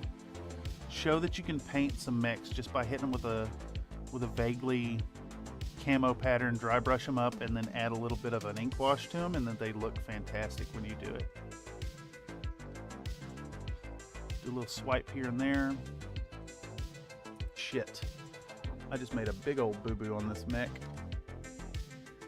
And I think I didn't pick up the brush fast enough to clean it. Nope. So we're gonna have to correct that real quick.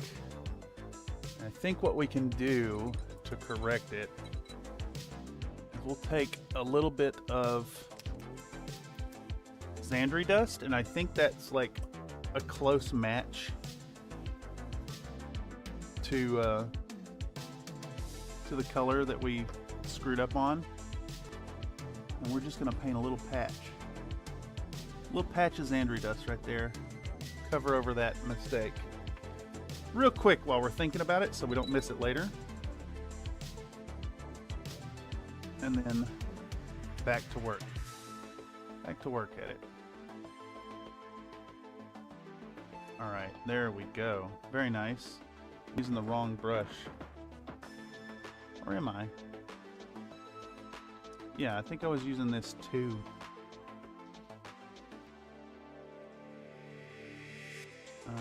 We're gonna hit the small laser. Kind of missed the front of it some.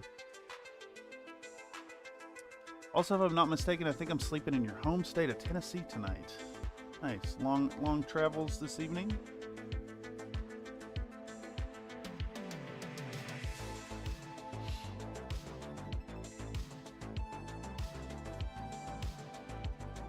That's funny. Actually, I don't stop at them often when driving cross country, but the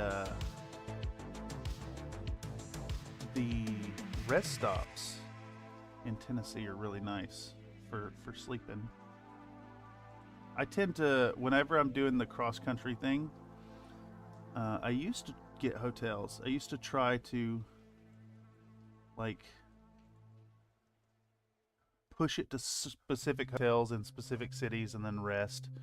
But now I just take to, I pull over and sleep when I hit the rest stops and I'm tired. Get like 6 hours at a time in the car.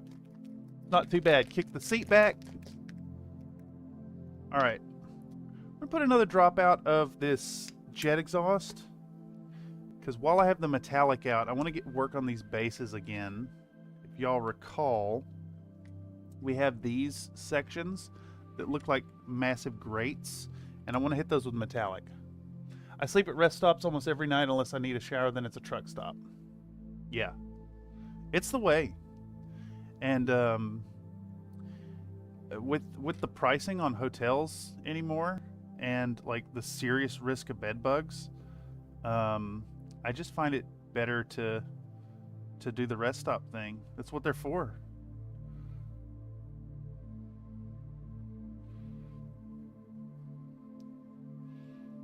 Okay, so we're gonna hit this real quick with the jet exhaust first, and then hopefully by the time we get back around to that first one, and in fact I'll set them over here and start lining them up left to right so we know. We should be able to hit them again with the lighter color, and then these are going to get the rust treatment later because they're really scrappy. They're really messed up with a bunch of details. I can't park my semi at a hotel usually, and besides I got my own bed, microwave, fridge, and yeah, exactly. It's even better in the truck as compared to like laying a seat down in a car to sleep, which is always not the most comfortable sleep, to be fair, as a pretty tall individual. I'm 6'3", so like trying to lay sideways in the car is tough. I usually just stay in the driver's seat. Sometimes I'll hop over in the passenger seat so I have a little more leg room. I actually just sold my car, so probably be a long while before I do that again. I think it's back to flights for me if I'm gonna go visit folks back east.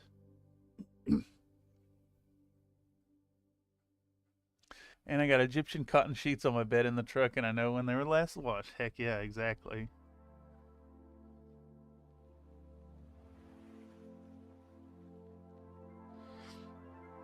Oh yeah, that is an interesting thought to put towards hotel linens.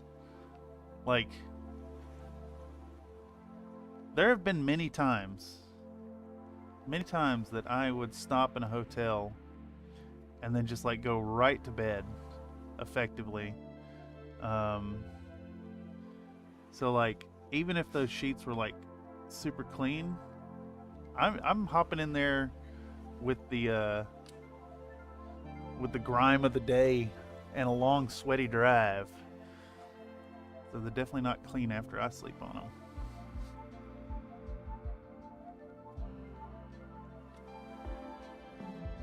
Time to start printing 19 bases. That's a lot. That's a whole hell of a lot. I think my printers would maybe struggle with that a bit.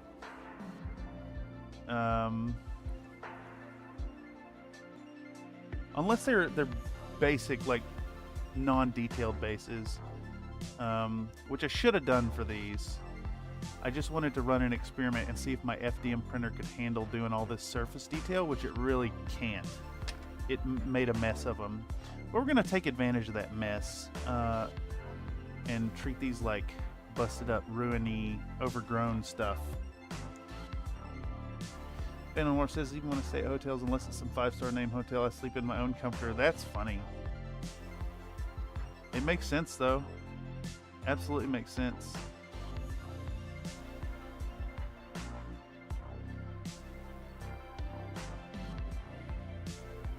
I used to drive with a pillow, or not a pillow, a comforter as well, but it was actually, I never used it. It was always for my little dog.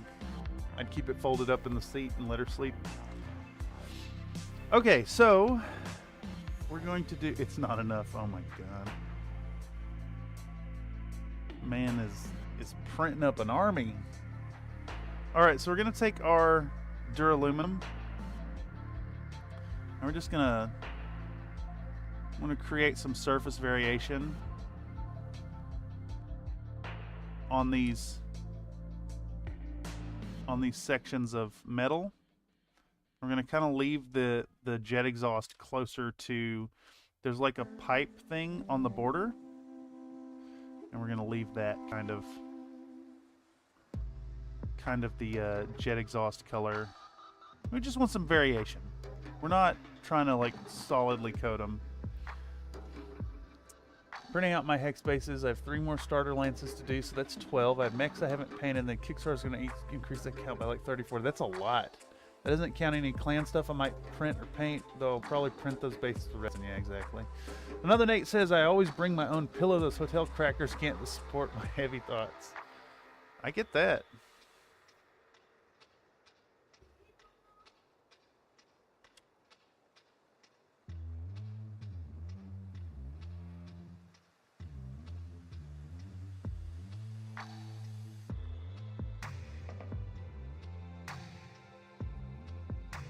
Yes, I hear more music, but I think closing the window despite the heat was well worth.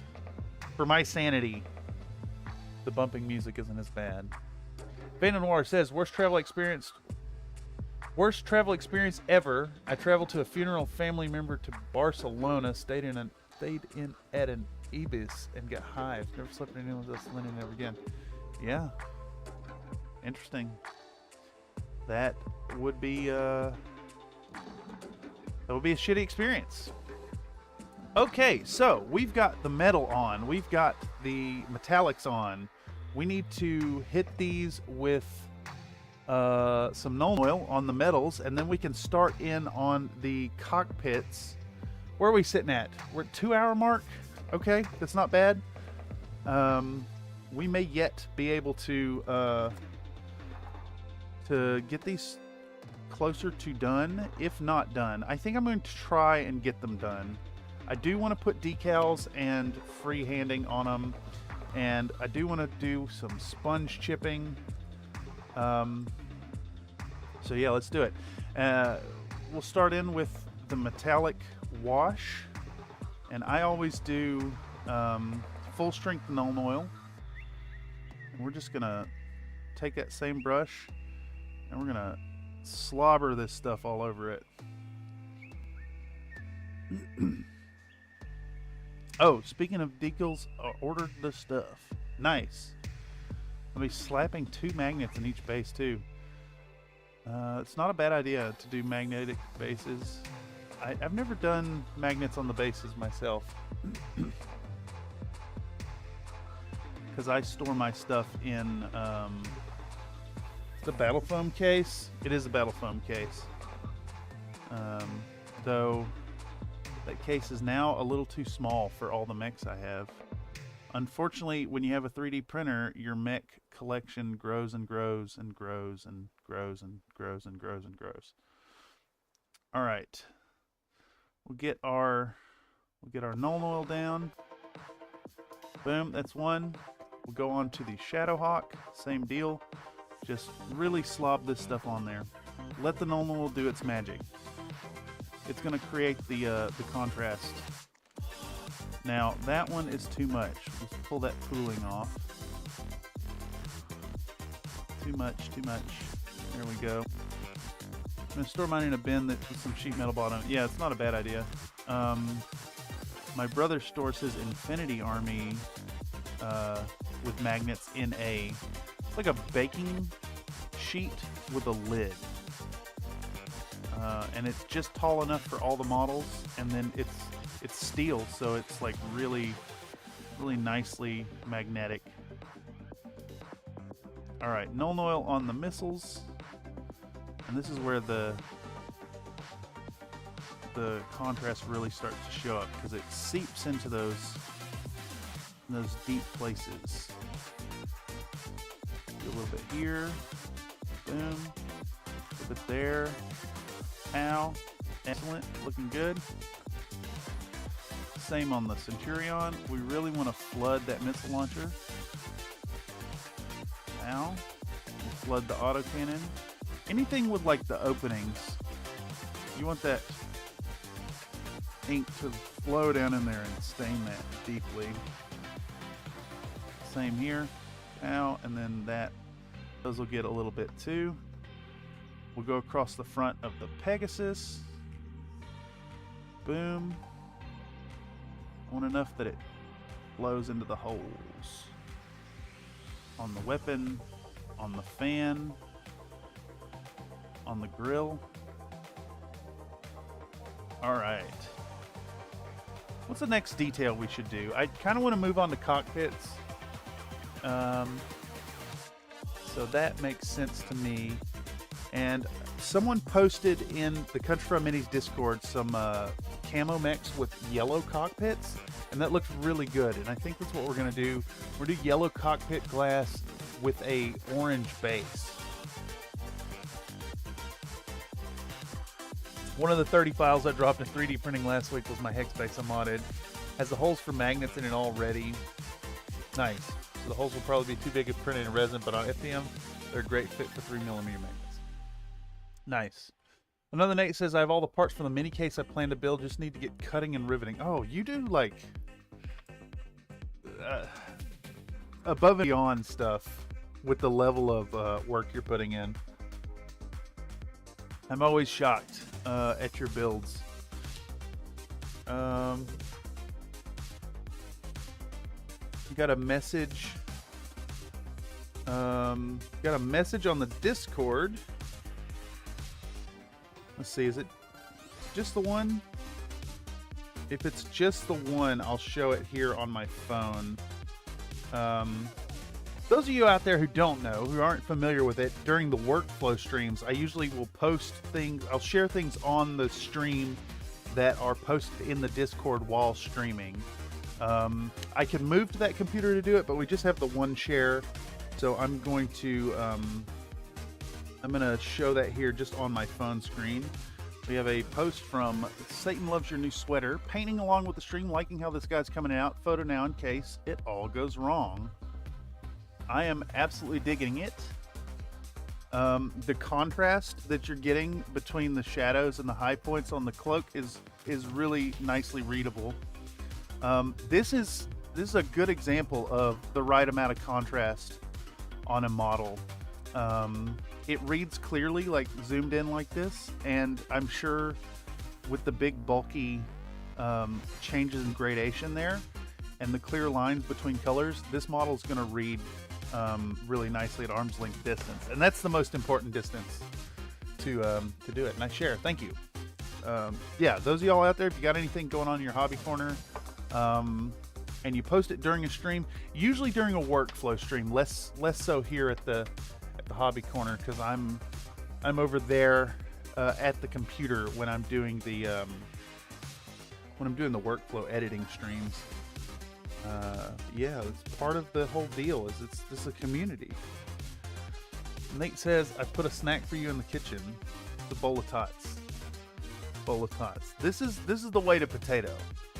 Very nice. Oh, that's me flooded with good brain chemicals. Heck yeah. Dude, it's nice. It's nice to get in here and painting.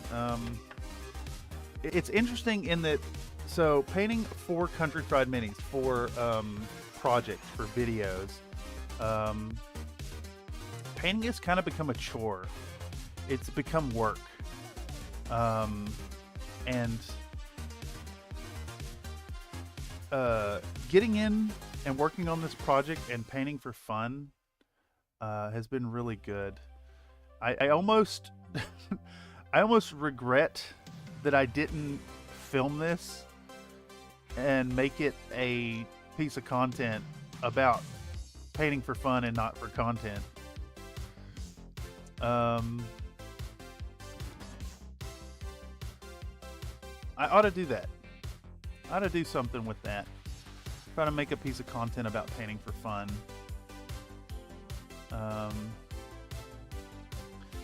Maybe piggyback it off a piece of content about how to paint for content. It's simpler than I think folks would think. Recording your painting and turning it into content. It's a lot of work. It's a lot of editing. It's a lot of picking shots. It's a lot of learning to work around your camera. So like right now I'm able to like lean in and see what I'm doing here instead of trying to reach around my tripod in between my legs to do this stuff. All right, so let's move on to our orangey cockpits. And I'm not really sure what orange we're going to use. I'm sitting here looking at my Wild Rider Red, and I think that's too saturated. So I want like kind of a dull orange base, maybe like a brownish orange.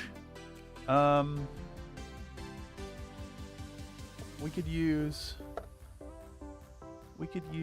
maybe sunny skin tone. Maybe I need like a dark desaturated orange. This one's clear orange, but I don't think that's gonna work. Do I have an orangey? We could go with Towelite Ochre or the XV88. And I think XV88 is more brown. We could go with Towelite Ochre. I think that's our get. And then we'll pump it up into Phalanx Yellow, maybe? I think that's the way. We'll start with this because it's like a tannish orange. Blah, blah, quality, whatever. The fun will compensate. Yeah, exactly. Country Fried Minis paint GDL camo can double as paint for fun and tutorial for a great Legion. Maybe you could do the raffle you were thinking too. That could be fun. I do have a piece of Great F Legion content that I will be doing eventually. That kind of got put on the back burner. Unfortunately, it's for a Great F Legion set in 15mm scale. So I'll think about it. I do want to do a raffle again. I did a giveaway for the food Mechs way back when. And that was really awesome. I sent them off to a subscriber, and then they sent me a bunch of pictures of stuff they were working on. It was a nice, pleasant chat, and it's really cool to know those models exist in someone's collection, where they're presumably getting used. We're gonna do a little swatch here. I actually should have grabbed an infinity card. Where are they at? I keep infinity cards for swatch testing. Yeah, let's work on one of those.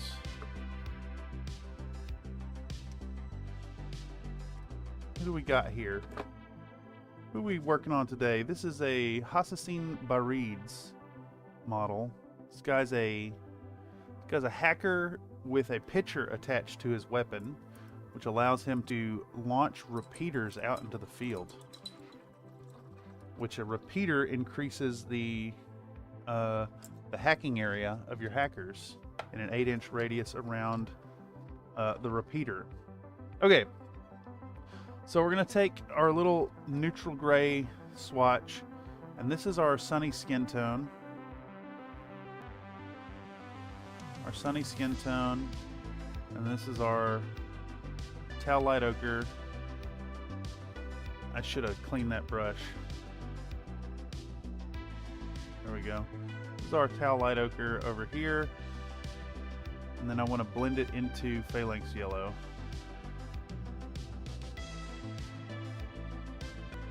So we got a nice little blend there. I'll do a nice little blend here. Need a little bit more ochre. How's that looking? I think I like what's happening here a little more, but it doesn't quite hit the way I need it to. It looks very clearly flesh tone, which sucks. Let's go against my better judgment and see if this Wild Rider Red will do kind of what I'm asking of it. I'm almost thinking we could do a Wild Rider Red sunny skin tone mixture and get these brushes keep sticking to my arm and falling in the trash can. Alright, so a little bit of Wild Rider Red. See, that's just like, it's too saturated. Too saturated. I like the tone on it though. Let's work it into the yellow and see how that blend works. It's a little too red. I really wish I had a orange in between that. We could try the bright orange. A little bit of bright orange here. Let's see. That might be more what we're after.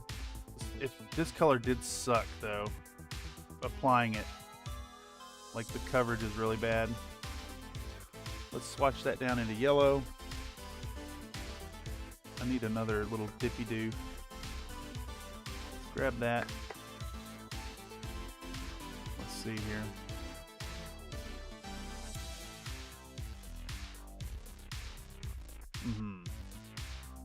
I'm kind of thinking we'll take the bright orange. We'll take our bright orange and 50-50 it with the sunny skin tone.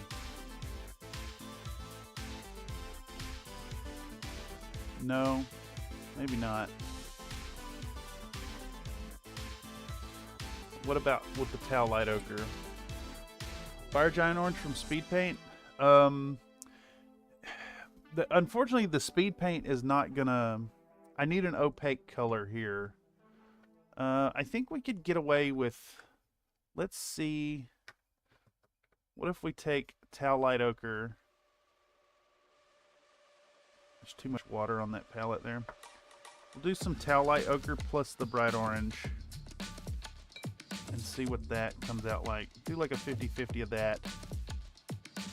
Yeah, I think this is our winner right here. Let's put some yellow into that.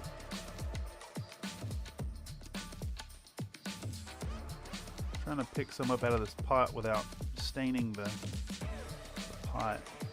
Alright. And then we'll work that into the yellow. Yeah, I think that's our blend right there.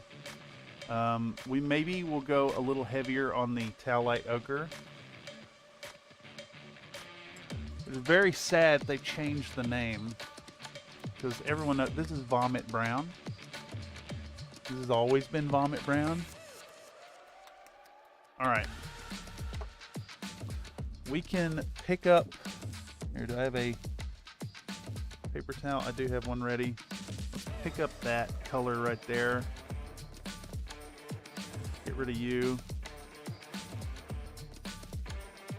Alright, so we're going to take our tau light ochre. I'm going to pick it up with a our 6 brush, which has blue in it and needs to be cleaned again.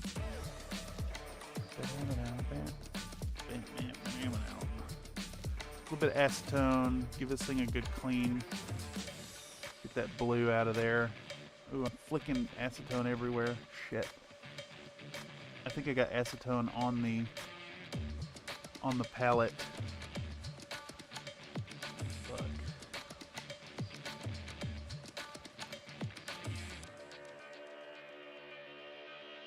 Alright. Alright, so we're gonna do, what is this? I've got resin on my fingers. I bumped into some, oh, that paper towel must have had 3D print resin on it. Do an alcohol rinse.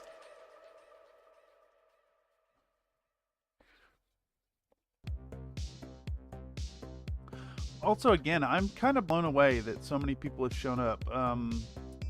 Let me know if you like these daytime streams better than the regular hour, and if you're catching this via the algorithm after the fact. Let me know in the comments down below if daytime streams on the weekend sound better than my usual. It's kind of late for some people because I'm Pacific Standard Time, but 6 p.m. was just kind of my my regular time. Thank y'all for stopping through and hanging out. I hope you're having fun in your own hobby corners. Alright, so we're going to do 2 drops right there of our towel light ochre. We're going to do a 3rd drop because this stuff's going to dry out as we're working with it. We'll do that. We're going to do a little drop of the bright orange just nearby.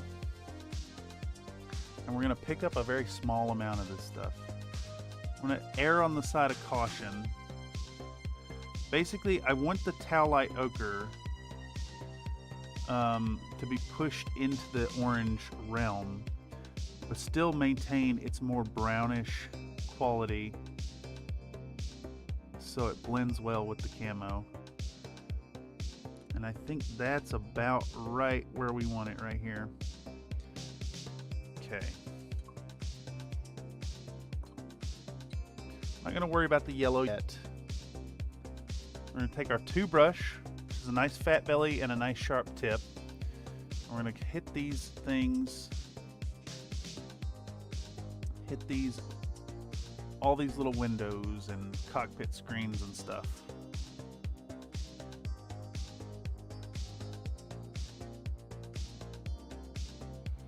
Just a nice solid coat over things. And then this is the the Citadel Air color, so I'm not worried about thinning it. I really like Citadel's Air colors. I wish they had them, if they were in dropper bottles, they'd be perfect. The consistency is really nice on them. They do what I want them to do. You just have to dip them out of a pot. Just such a silly choice. I think this brush may not be sharp enough for what I'm trying to do.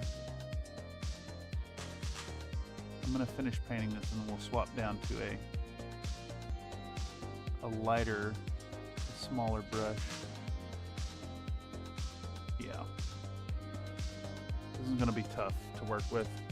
Let's go down to, should have a 20-0. Yeah, right here.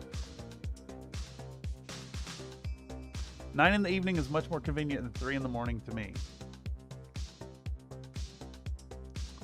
So what I'm hearing is I need to make these somewhat regular.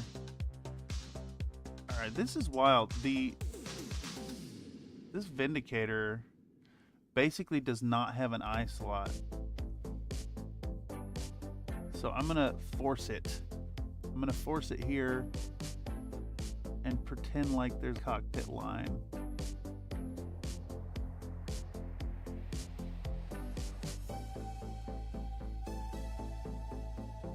It's funny.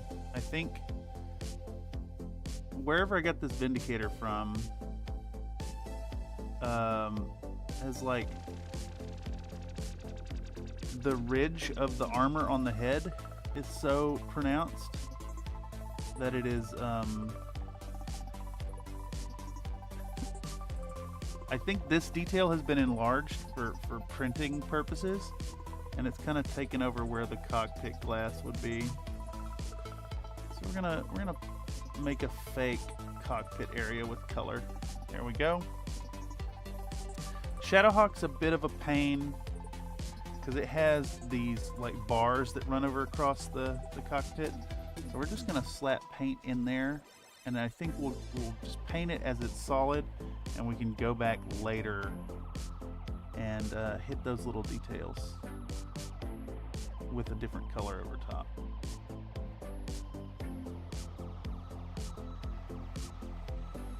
Alright, Shadowhawk. Orangey, browny, base coated. Cyclops. Cyclops gets a all over treatment here. I maybe could have gone a little darker. It's fine though.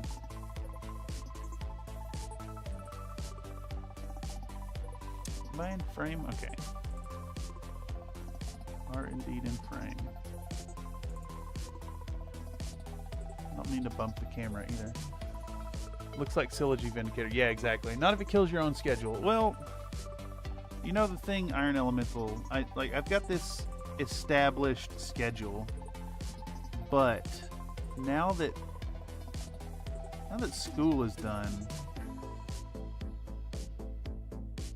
everything revolves around the YouTube schedule now. So I'm kind of free to do whatever. And it may be worth experimenting with these. Like, I'm shocked right now. The amount of folks have come out on this kind of impromptu Sunday thing. It's going to be a heavy week of streaming.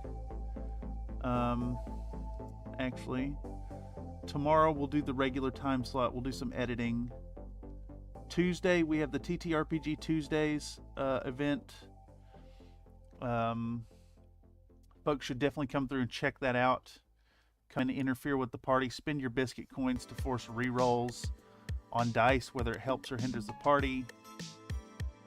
Super chats will count as statements from the DM. It's a real fun event. We do that every other Tuesday. Next Wednesday, we'll be working on the community voted project on the Paintstream, the regular weekly Paintstream. We'll be starting in on the Rasselhog Lance. You can do 9 p.m. Eastern Standard Time on weekdays, 3 p.m. Eastern Standard Time on weekends. I could. I do like the idea of the Saturday sessions streams every now and then. They're kind of a grab bag, whether we're painting or editing. So I think most folks prefer the painting, honestly. Just judging off the metrics and the chat interaction. I know there's a few in the crowd who really like the editing streams. But, you know, they have their appeal too. Editing streams allow you, the viewer, to interact, to influence directly the outcome of the videos here on the channel, as well as a great place to show off your own work. Okay, so what I want to do with these is to start a blend of this yellow. And we're gonna thin this yellow. So we'll do 2 little scoops there, and we're gonna put a little water on the tip of our paintbrush. I want to try to get less than a drop, basically. There we go. Mix up this yellow.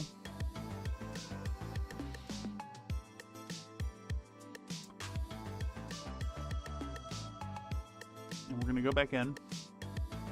And to achieve the look I'm going for, we're gonna take our orange, and we want the orange strongest towards the upper left corner. And then we'll take our yellow and put it down at the bottom here, like so. And then we're gonna start Start blending them into each other.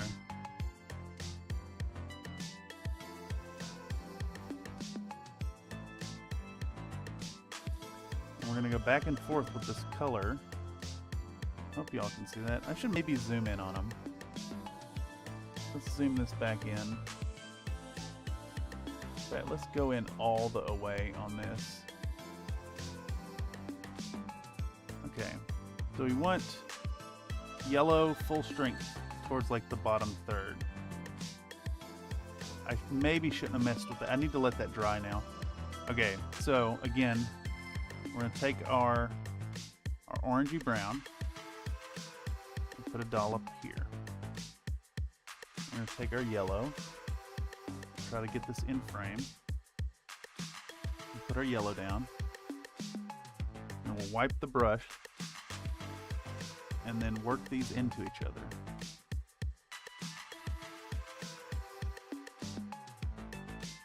This needs more orange, so we'll put our orange back down at the top. We'll work them together. Blend it down. Needs a little more yellow, so we'll grab our yellow and work them into each other. We want a nice blend, but we also want it more yellow than orange. I'm going to work this one too.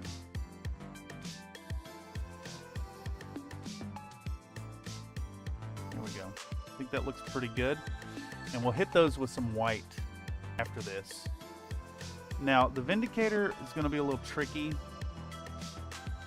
So I think what we need to do is instead of trying to do the wet blend on this guy, we're going to pre-mix some 50-50 yellow-orange. Yellow and orange, or brownish. I mean, orange is just brown anyways. And we're gonna hit that same stripe with this color. And we're gonna stop it as it reaches this end, kinda. Yeah. We'll mix a little more yellow into that. And we'll hit that same line. Trying to keep that in the shot.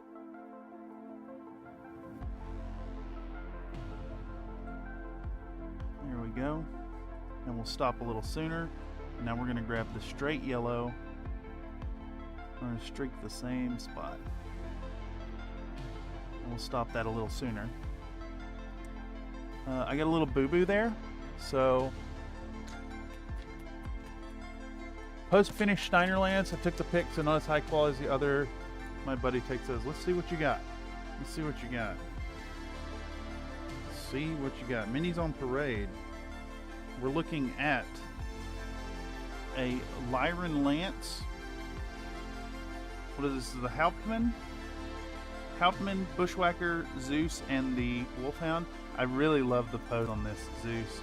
You've managed a nice clean line on these. Like, I see the little wobble here, but that's totally acceptable, well within reason. I love how a nice simple paint job on these mechs makes them look awesome. Yeah, it's fantastic work, my guy. I see some shading in there. I see cockpits standing out. I see weapons having coloration on them. Yeah, they'd be a joy to face across the table. Excellent work, good sir. I also forgot about FRR. Wonder if I should do a Lance for them. They only existed for 2.5 minutes. I mean, yeah, it's you know, it's nice to represent stuff. I have a Lance of Clan Wolverine. Not even like Minnesota tribe, like just proper Clan Wolverine. And I like to bring them out every now and then to my clan-loving friends to make a mockery of their enjoyment of the clans. Alright, we're going to clean up that little boo-boo, some Xandri dust, and we can move on to the Shadowhawk, which the Shadowhawk, we're just going to blend over. It's got these two bars that run across the vision port, but we're just going to pretend like it's not there, and we're going to blend this. So we'll put a nice big blob of the orange in the top left corner, and we'll put a blob of yellow at the bottom, and we'll clean the brush a bit, and we'll start at the interface between the two colors, and we're just gonna jab at it until the mix looks okay.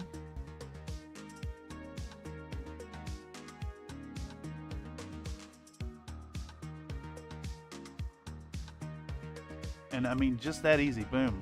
We got a nice blend between orange into yellow. It's that quick. If y'all ain't done wet blending out there with paints, this isn't like super thin wet blending like you'll see on terrain makers, but like, it's so good. Yeah, the white is Holy White with titanium dry brush blues, just High Lord blue speed paint. Yeah, love the simple quick shading you get with it. It won't win a competition by itself, but it's great for tabletop ready minis. I agree. I was very much a hater on speed paints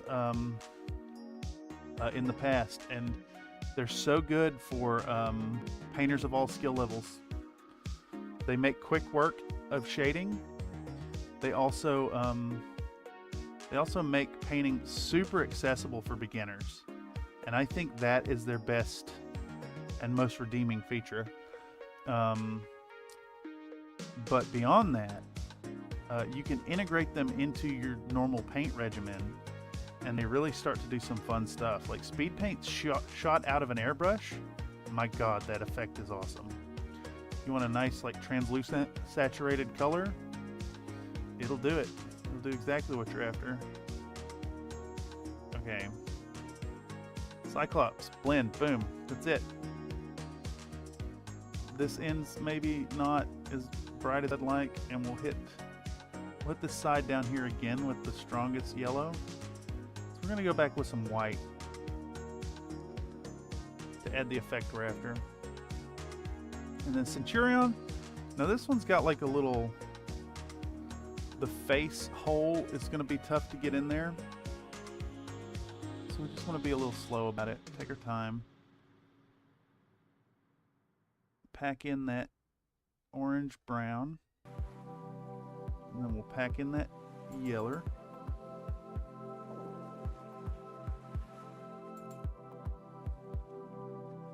Okay. Wet the brush again, wipe it off, wet it. I keep licking the brush. It's a bad habit. I don't recommend it.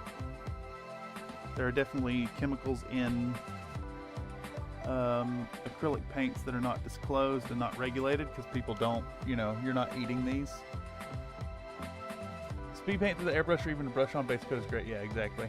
Even doing the other 17 steps that come after, I feel like you can cut your base coat time in half with speed paints maybe. Oh yeah, especially if you're the type that if your painting regimen is like mine, where I'll do I like to put a solid base coat and then a really, really heavy, like flooded ink wash, which then requires you to go back and reestablish the base tones.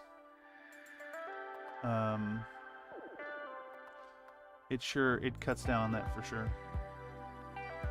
Alright, so we're gonna blend that yellow up into the orange. I think I need more yellow. This one's tough because I need a small amount of paint on the brush to fit it in there. But then it's hard to get enough in there to get the blends. That's fine. If it's so tight that it's hard to blend, you don't necessarily need as much effort on it anyways. Alright, we're going to go back to our ivory. Instead of a cold white, I'm going to pop out a little bit of ivory. I'm going to use that warm white. I'm going to go back to our models here. We're going to take a little bit of yellow and the ivory together and put a thin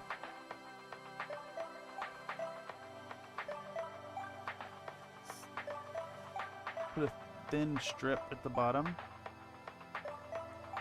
and then we take the ivory and just do like a straight up white line down here at the bottom. Boom. And then we'll take that same ivory And we'll do a little dot up here. Like magic. Alright, so we got our white-yellow mix. Streak it at the bottom.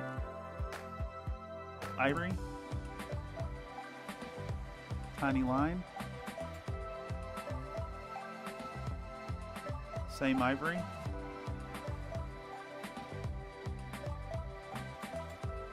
Tiny dot. And usually I do a double dot. We're just going to do a single dot today. And then bam, you got cockpit glass. Shit. Dropped my brush.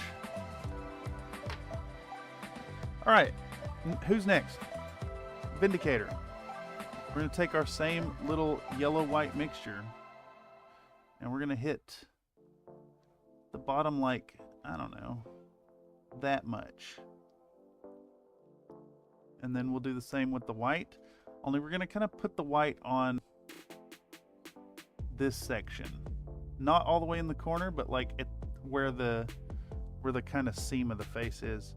And then we're going to come all the way over here. And we're going to do the same thing. Put a little white dot over there. Boom. All right, next. Who's next? Shadowhawk.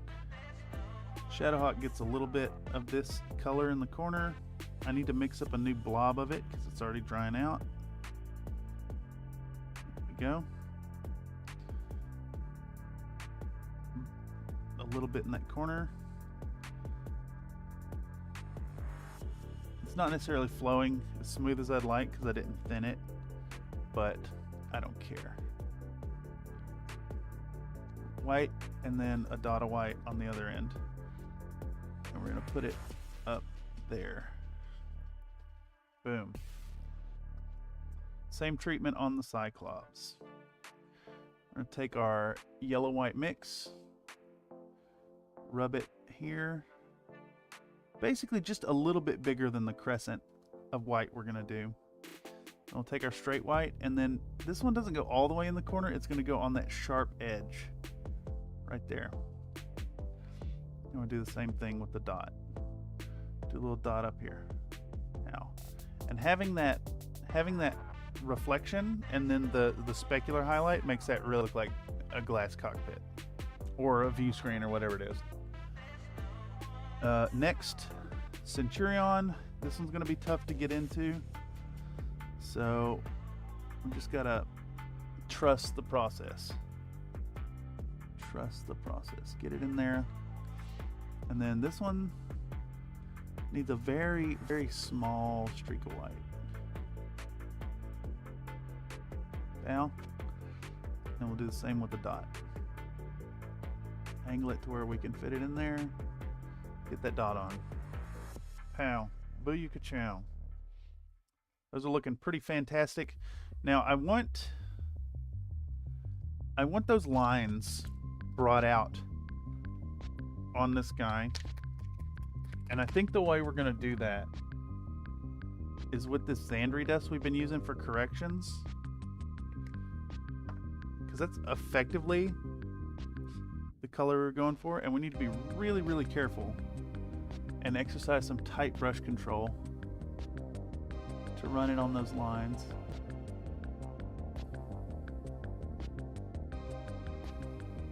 There's one. And the other one's kind of hard to see even. But it's there. So we want to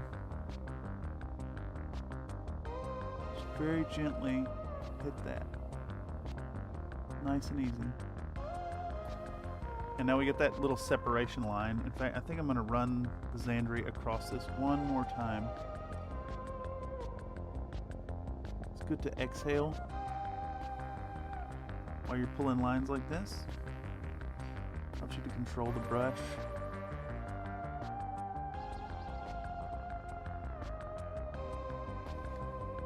And now you have that little line across the face there. Works really well. Okay, where are we sitting at? We have 22 minutes till our regular cutoff time. I think I'm just gonna push on through with these. First, let's let's dry brush on these a bit with, I want like a nice pale brown. Well, you know, we need to reestablish the brown on all this terrainy bit stuff first. So that's what we're gonna do. I'm gonna take our brown. And we're gonna hit that. Just really get in there. I know that these are a mess, a jumbled mess of filament strings. That's fine. We're gonna fix that up as these bases get closer to done. And the shot, yeah. So we're just hitting flat earth straight out of the bottle. I don't care about thinning here. This is on the base. Just want some paint on it. We'll hit them with a dry brush of a lighter brown when they dry out. And then maybe an ink wash. But largely the detail is whatever here. We're gonna glue Mechs on top of it. We're gonna have these covered in little bits of, little tiny specks of green. We're gonna have rust on the metal, all that good stuff. So same here, we're gonna revive where our brown got gray on it. And while we're at it, we want to paint these like raised edges. There we go. Next. Done, and I'm done, and I'm on to the next one.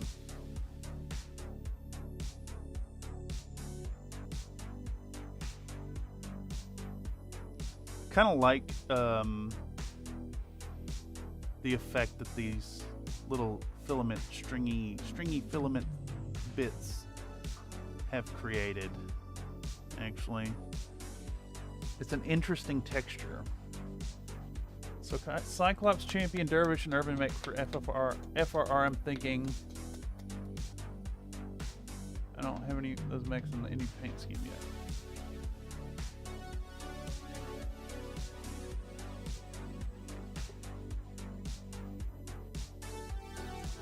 Yeah, I think that'd be fun.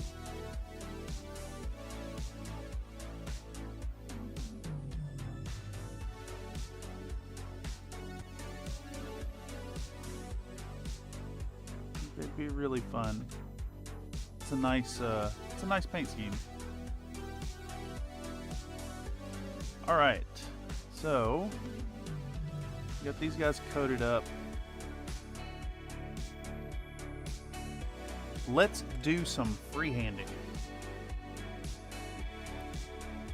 All right, so reminder to folks as to what our symbol is.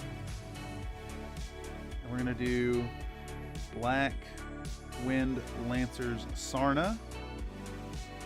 And here is our, let me open in new tab. Here is our logo. It is, we're going to reduce this to basic shapes. We got kind of like a purpley ocean planet with brown specks on it, and then we got a red dragon. And really, so we can reduce this to a purple circle with some brown splodges, and then basically 3 red stripes. So as with any freehand project, we're going to start with black. We'll start with black. And basically, we want to make a clear distinction and separation on the model between the base color and where our freehand is going to go. Now, Black Wind Lancers present their logo on the left breast of the mech. So I think the way we should interpret that on this Pegasus is on this fin right here. So we're going to go in and we're going to make a black circle. We're going to do 2 little black stripes over top of the black. And then we got a head that comes up. We basically just make a silhouette of what we're doing. And that's it for that one. On to the next one. Now, these are so small that we're just reducing this to its constituent shapes. And I think what we're going to do, we're going to go across these panels with the symbol here. So, black circle, black circle, black hook shape coming up. And it's okay if you get this a little wonky. The black is just going to create this like fun little shadow bit behind your artwork. We'll do the same on our shadow hawk here. We're going to just go right across those panel divisions.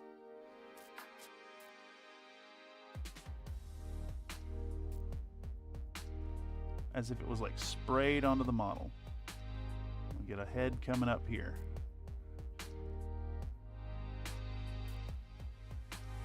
And then this one's big enough that I think we want to create little bumps for the body. There we go. Onto the Cyclops. Now Cyclops is going to struggle a bit.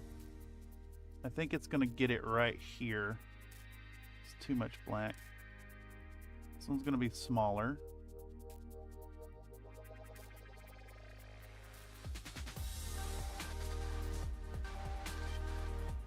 There we go. That one's much smaller, but it's there.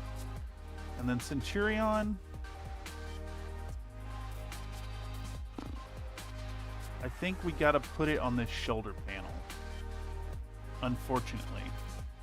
Because that's a nice little detail. Oh my god, I'm not in frame.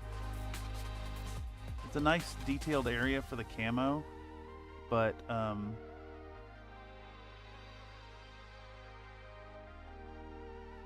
it's fine. Alright, there we go. Next, we want a purple foundation for our little planet. Reminder of what we're looking at.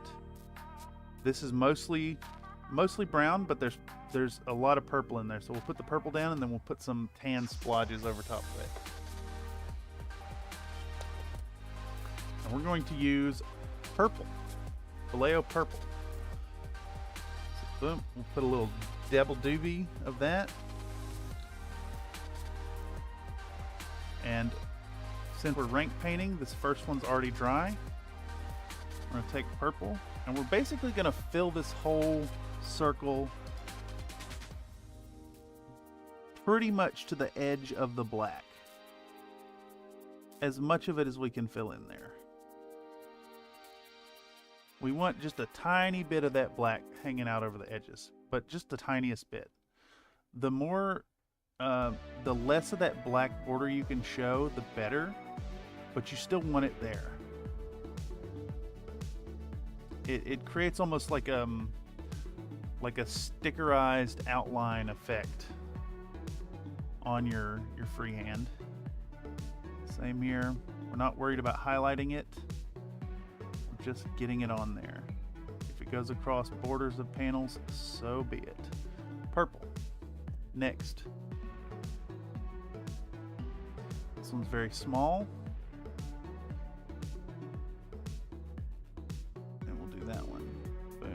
We're not worried about trying to like highlight it or give it depth. Who cares? It needs to sell the idea of the symbol more than be a very accurate rendition of the symbol. This is basically the process that I picked up from the Camo Specs freehand tutorial. If you haven't seen it, I recommend it. B1B Flyers content is a little dry, but it's very informative. Really good stuff. Vallejo has some nice purples. Yes, I agree. Though I only have purple and violet, I believe. Okay, so for our little tan pops, we're going to use beige brown. I think it's about the right color. I don't care about the thinning. I really couldn't care less. We're just putting little specks of it. It's not going to have any kind of brush marks to worry about. And we're just going to put some little brownie bits. Little brownie bits. We're still using our 20-0.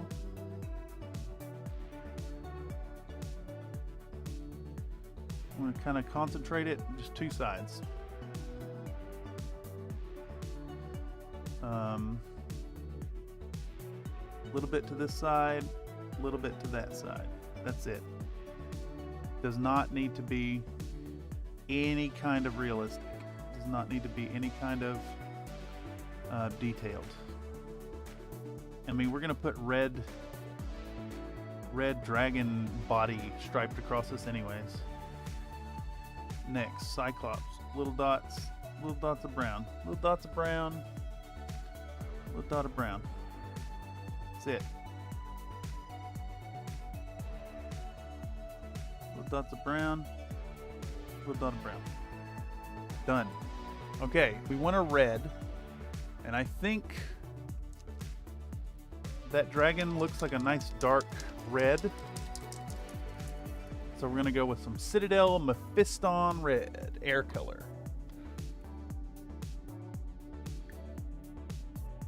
Pop, pop, pop. And air is great because it flows really nice. I don't have to worry about thinning it.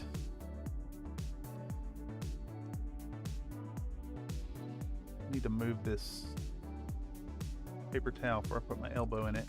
All right, so let's try to get this on there. So we do a lower stroke towards the bottom, an upper stroke towards the middle,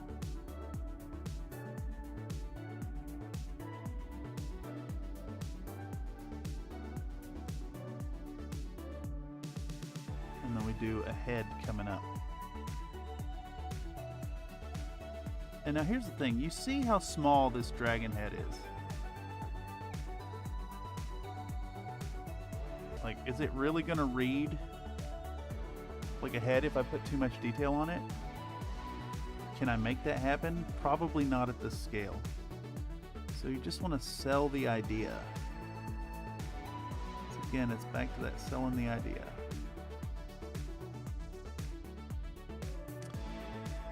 Unfortunately, I think this little bit of dark camo stripe is obscuring our detail. So I'm going to come in with a little bit of Xandri dust here and basically remove that camo stripe. Create a little more contrast around our symbol. And that's basically it. It looks vaguely like the symbol. That's all we can really ask for. Same here, we're going to do a stripe across it and a stripe across it. And then we're going to do the head coming up.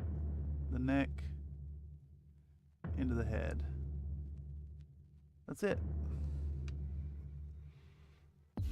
Same here. Stroke across the bottom. Stroke across the mid. Head coming up. Now this is the biggest one. So we could maybe get away with giving the dragon a jaw here.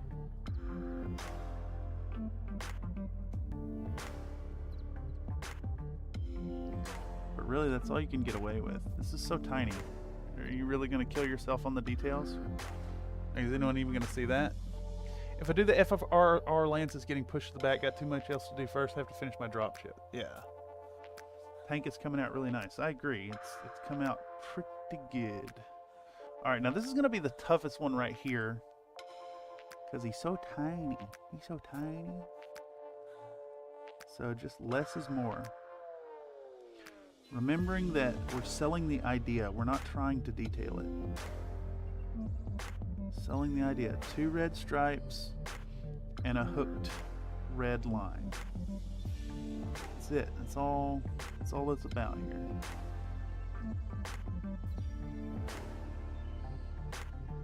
Boom.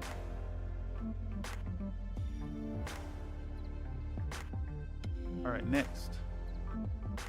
2 red stripes. Red stripe. Am I in frame? I'm decently in frame. Red stripe. Red stripe. Red head. Now we can take this a little further, I think. The dragon has like pinky kind of belly scales. So we'll take a little bit of our ivory from earlier. And we'll make a pink. We'll make a pink. There we go. And we can come back into our dragon and give a little bit of a pink hint on the underside of the neck. And if we make it too big, we can always go back into our red and clean it up again. I maybe should have done these in the other order and done the pink then the red. It's fine. You can always go back and forth. The same here. Little pink on the neck. Pow. Same here. A little bit of pink on the neck. Just a hint of it. A little more depth to it. Give a suggestion of the colors.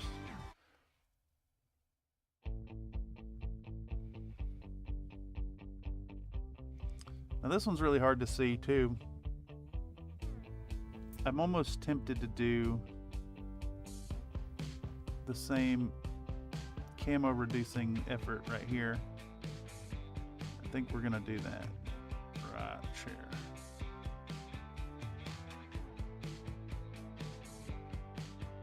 Yeah. Get a little red mixed into that. Let's pull it down some. Yeah, now that's much more visible. That light color around it. Same deal here. We're gonna put a little bit of pink on the neck. All right, and now if we could get away with tiny little dot. I think it's too small. I think that's just it. That's where our symbol lives now. We got the symbol on there. It's present. It's good enough. Now what we want to do, I think, is go with some decals. And we're gonna go with, I think we'll go with small numbers on these. Is this even open yet? I don't think I've opened this up. Do I have one with small numbers that's open?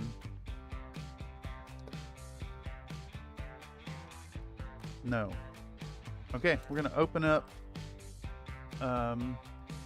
some decals.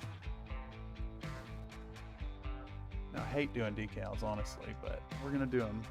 About to hit the 3-hour mark. By the way, there's these for your own collection or commission. You probably said in episode 1 of these, but haven't seen that yet. These are being painted purely for fun. Purely for fun.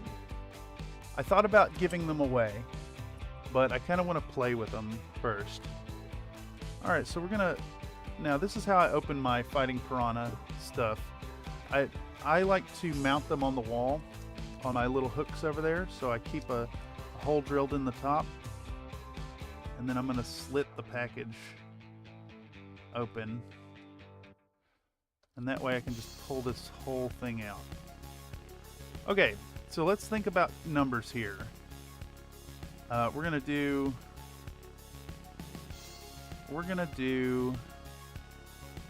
5.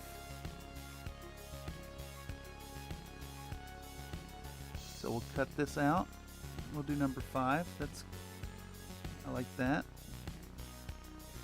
We'll do 5. We'll do 31. And we'll do 31 and 26 just for ease of cutting here. Get these cut out. Boom. There's 3 numbers. We'll do number 18.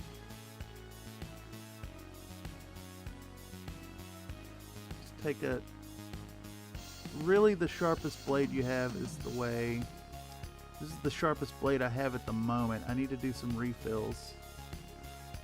Take a toothpick and punch that through. Boom. Alright, that's 4. And then the 5th one will be...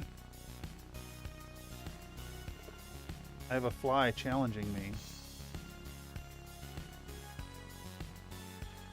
Oh, little bastard. Get away. That was a big old green bottle fly right there. 26 was your football number. Well, it's there now. Decals are fun. They add in so much in so little time. I agree. We're gonna do number 29.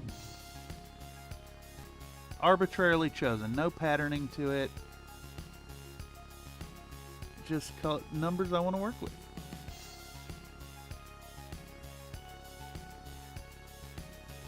Alright, let's cut them out. I hate decals, but they undeniably add so much to the model that they're well worth doing.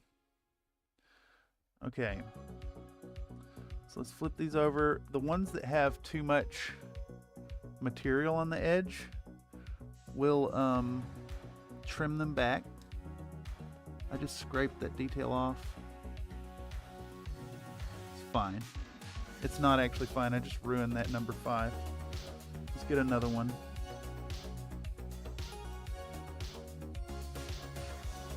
Let's keep it as close to the number as we can get it. We want a reduced amount of detail. Okay, so we've got number 18. I could pick the damn thing up. We got 18, we got 29, we got 5. Now we need to trim off these ones.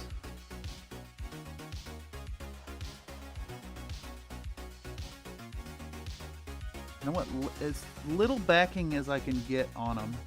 I want them as tight to the numbers as I can achieve. And this is probably really hard to see. Unfortunately, these are very tiny. But I'm gonna trim them up. There we go. Get rid of all the extra bits. So 31, 26, 5, 18, and 29. Now my technique for doing this. Oh, jeez. Oh, gee.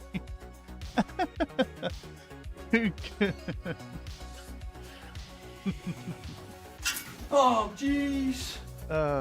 So good. Alright, so what I want is my pipette. My technique is I put a drop of water directly on my work surface. Let me try to get this all in frame as best I can do. So let's scoot these around. Let's grab a set of tweezers, nice sharp tweezers. Let's get a nice fresh brush. This one's never been wet before, so it's a little janky, a little stiff. We'll get a brush, we'll get a second brush. We'll use this 2 that we've been using, got a 2 and a 3. Alright, so what I like to do is I put a drop of water directly on my work surface. I think this is the way. And we're going to take our first number and we're going to put it in that water. We're going to go ahead and put a second drop and have the next number also preparing. And hopefully this won't be a mistake. And I float them in the water, get them ready. We're gonna do I'm gonna think about where these numbers are gonna go. I think we're gonna put them on. Originally I was going to say the right breast, but I don't think we're going to make that happen. we're gonna put them on. We're gonna put them on the right arm. I think that's our plan here. All right. So my technique to do this, we want to get our model nice and supported. Nice and supported by something that's not too tall. How about a Citadel paint pot? There we go. All right, and we're gonna grab our decal, and we're going to wet the brush a little bit, and we're just gonna start coaxing it off.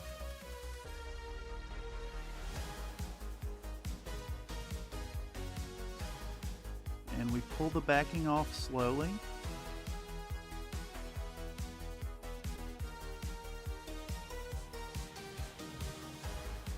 And then we'll take our brush and we can keep finagling this with water.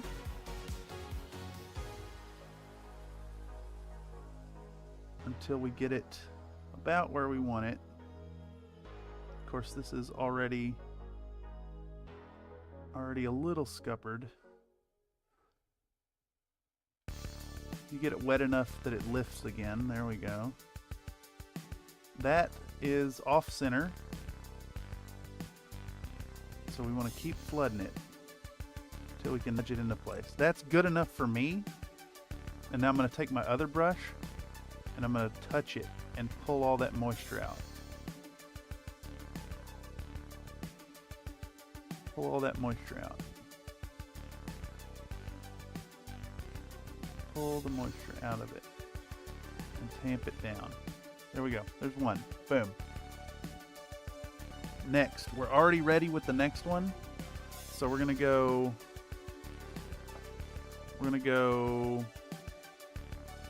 20, whatever this number is, on our Vindicator, which we'll put on the front of the arm there. This is gonna be a rough one.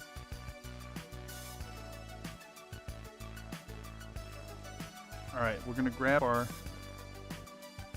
where'd those decals go? They're both stuck to me. All right, we're gonna get it in place and we're gonna coax it with the brush. That one is really, really bad placement. Really, real bad placement. But it's just gonna have to do because it's there. All right, I think we've scooted it enough. You can almost read it, and almost is good enough for me. We'll rub it down. We'll take our nice dry brush. We're gonna pull all the moisture out of it. There we go. 26. The 2 is basically illegible, but it's there. And that's fine. Oh my god, I'm getting all these messages. Is that something to share and show? I don't know. Oh my god. High leg opposite of symbol, so left leg of unit symbol or right breast. I would ideally want them on the right breast, but unfortunately the mechs I have here are not super conducive to that. Alright, 31 is going to be the commander. 5 is going to be the Pegasus. So we're going to pop 31 in the water. We're going to pop 18 in the water. There we go. Tip of the tweezer is awesome. Moving decals around gives me better precision than brush painting. Or brush pushing. I am scared I'm going to gouge the model, to be honest. Alright, Centurion. I'm not too worried about what's going on here. Is our 18 free yet? It's not quite ready. We're gonna let that rest for a second. Let that rest for just a second. And then we're gonna come in here and we're gonna hit that. I'm gonna go all messages. And we'll say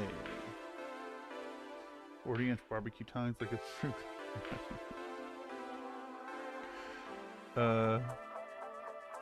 Yes. I'm gonna do one of those real quick.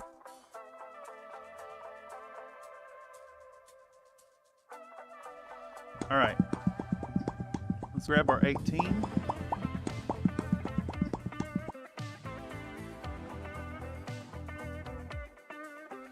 the tweezers in place. Rub over our number 18. And pull the backing out as we go. There we go. This one is also kind of illegible, but too late now to do anything about it. I don't care all that much, to be honest. The numbers on there, it's good enough. Alright, that positioning is good enough. So we're going to wick that moisture away.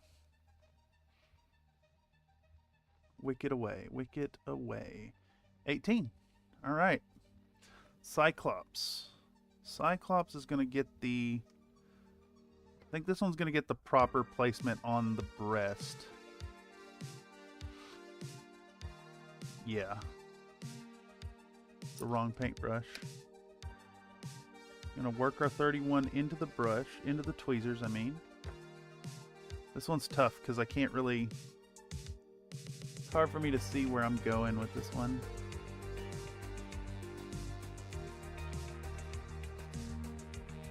Okay. It's there.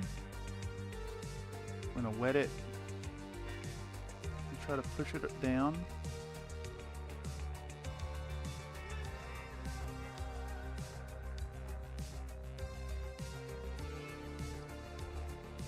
And we'll push that up. There we go. That's good enough. Good enough that I'll accept it. I want to wick that moisture. Excellent. All right, now we want number 5. I think is right here. No. Where is my number 5? Fuck. Shit. Damn it. It's gone. Yay for tiny bits. Yay for tiny bits. I don't know what happened to it. It's gone. Who knows?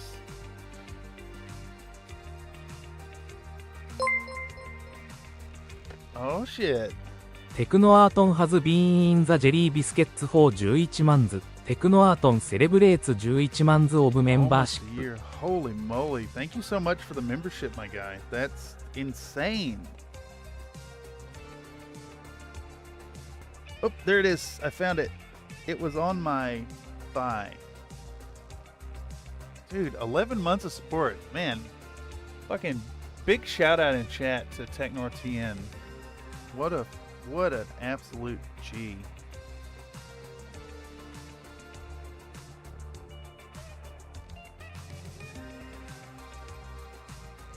No slaw dog. Well, the slaw is a topping. It's not a sauce. I concur. I like a slaw dog. I like a slaw dog and I like a kraut dog. Alright, where are we at? This is a long stream today, over 3 hours. But we're gonna go. We're gonna finish these things. We're gonna finish these things. This one might be a pain to get going right. Man, how am I gonna do this? I think I can maybe hit this upside down. I almost need to... Let's get this little piece of kneaded rubber. This might be the way. And then if I jam this base in that, that should form a platform that I can work with. And then I think I could even build up a little chunk here. Oh wait, this isn't kneaded rubber, excuse me, this is poster tack. I go kraut and mayo from the dog options available. Kraut and mayo, interesting. That's basically what I do. I pick up a can of sauerkraut and I put it on Beyond sausages with Vegenaise. All right, so we're gonna get our wet brush here, and we're gonna push this little doohickey into place. Shit. I folded it.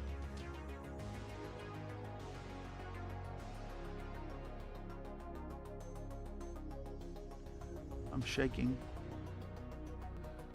I'm shaking from the fuck up.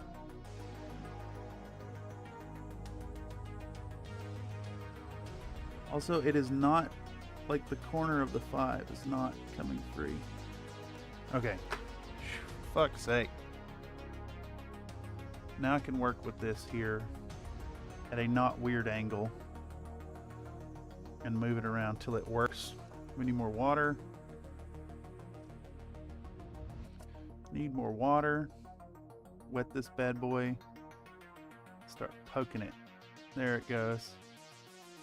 And it went way too far.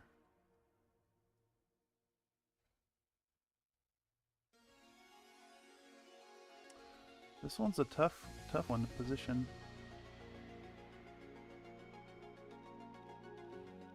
Come on now.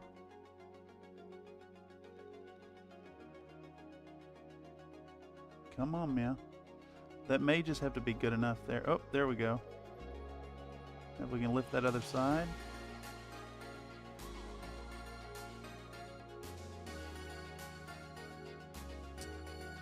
That's about as good as it get. Good as it's gonna get. I'm gonna accept that. I'm gonna wick this moisture. Excellent. I'm gonna go with it. Boom, booyaka chow. I'm doing a key bump of Coleman's right now. I like mustard. I even put mustard on my mustard. Oh, I despise mustard. The only thing I put mustard on is corn dog. Barbecue sauce and cheese. Interesting. Mustard does have the variety advantage. Mustard does indeed. There are many options when it comes to the mustard. Okay, so these mechs are basically ready. They want some sponge chipping, which we're gonna do momentarily. We want that stuff to dry out a bit. In the meantime, we're gonna pop back out our palette. And I think we're gonna go with some, you know, I started to say we're gonna go with some Ushabti bone, but I happen to have this nice convenient, I got this convenient little pile of ivory right here, and we're just gonna make a lighter version of our what color is this? Our flat earth. And we're gonna do kind of an overbrush on all this mess. Overbrush on this shit. Boom, boom, boom, boom. Stipple it down.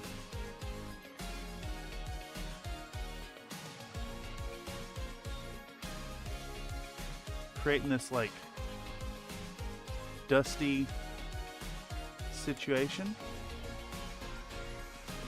Same here. Just an overbrush. Stippled on. Same here. Overbrushed in. Jab it, jab it, jab it. I'm kind of picturing that like these are tall weeds and shit. Kind of overgrown. Alright, that's fantastic.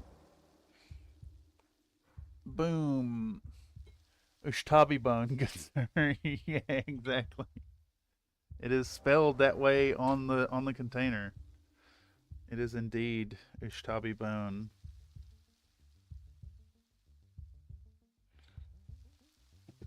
Do one of those. I think what these are missing now is Nuln Oil.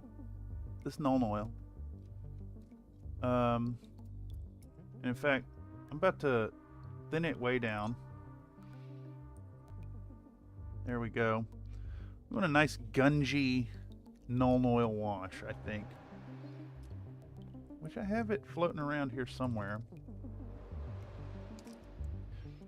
I'm actually going to put a little dollop of Agrax Earthshade in it, which I just spilled my Agrax Earthshade all over. Thanks, GW. Thanks, GW, for the paint pot. Very nice. Very, very awesome stuff. Alright, we're going to take our Nuln Oil as well. I like this track a lot. I don't necessarily know what kind of vibe it's going for, but it's a vibe. Okay. Let's gunge up this stuff.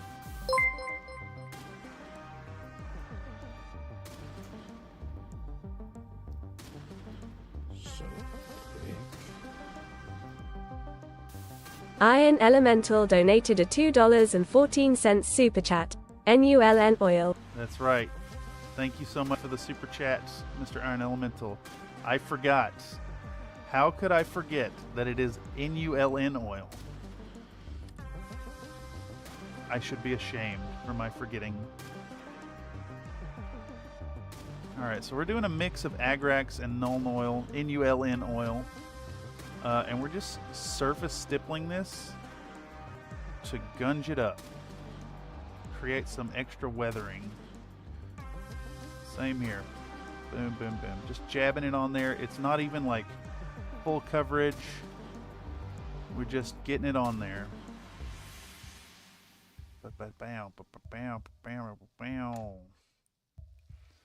Alright, who's next? No, I don't have enough. Yeah, I have enough. There we go. It's enough. It's enough. What I need now is a little receptacle for some dirty down rust and some moss, dirty down moss. So I want two little shit. I need little caps or something of some sort to hold these. I could just pour them into bases, maybe. I just don't have a base handy, I don't think. We'll use this one.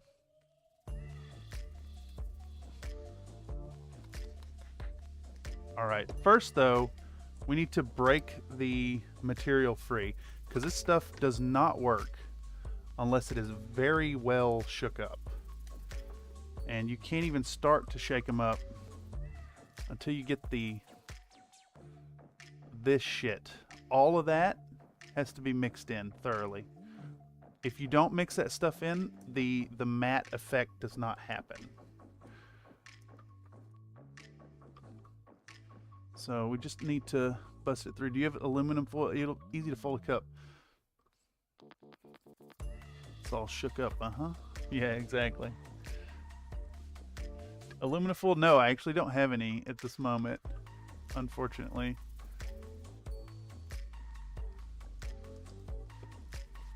Yeah, this stuff separates out the worst of any hobby product. And unfortunately, like, you know, paints will kind of still work if you mix them up mostly. This stuff explicitly does not work unless you have it very well shook. It doesn't have to look neat. I think I'm just gonna... I may just dip out of the pot, honestly. Out of the bottle. Make sure to spill it or something. But throwing a couple mixing balls help them. Yeah, they come with a mixing ball in them. A nice one. But the thing is, the shit that falls out, the sediment, basically it concretes the mixing ball in place. This shit is basically like solid pack. In fact, I worked with this stuff for a long time, thinking I had it good and shook up. Did not realize there was a mixing ball in them until I was told about how it doesn't work unless it's thoroughly mixed. Picked up the bottle, looked at the bottom, saw there was a mixing ball in the gunk, and freed it like I'm doing now. You know, I could zoom back out a little bit here. Let's do that. Let's come out to about like, yay. All right, where are we at? We're at 3.5 hours, but we're so close to done. I think I'm just going to push through and get these done. Whenever we wrap up here too, we'll head on over to the, we'll hang out over in the Country Fried Minis Discord. If any of y'all want to swing through, if you're not already members, make sure to check the link in the description. Come hang out.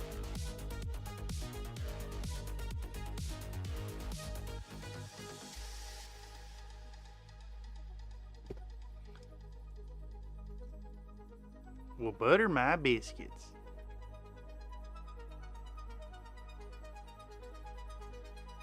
Alright, that's freed.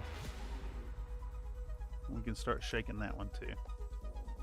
I wish a vortex mixer would help here. They really don't. It's just a gigantic pain in the ass to get these mixed.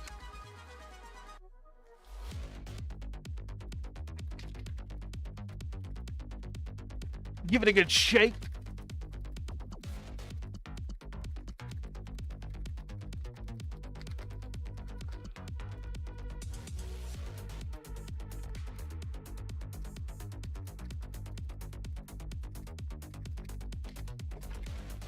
Just tiring out my noodle arms.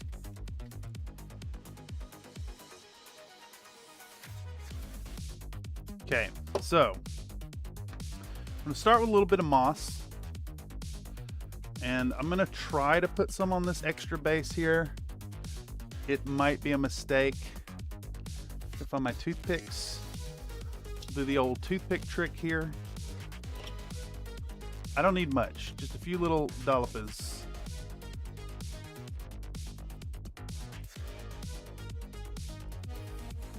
More than enough right there. I think I'm going to print some Shrek tanks. It's like a cheap awesome. It's, you know, a Shrek fires all its PPCs every turn. So other than the motive damage that you could potentially run into, they are objectively better than awesomes. All right, let's run this one brush. We're gonna put some moss. I want the moss kind of close to wherever the brown bits are on these. Build up a little bit of the moss effect. Create some overgrown shit.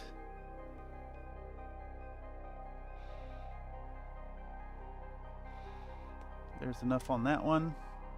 We're going to come over here. We're going to pack a little bit into that and up onto here. Awesome, more durable, but that's pretty standard for mech versus tank. It's more mobile too. Like you're not worried about the motive hits, but you're not firing 3 PPCs every turn without some kind of serious cooling enhancement.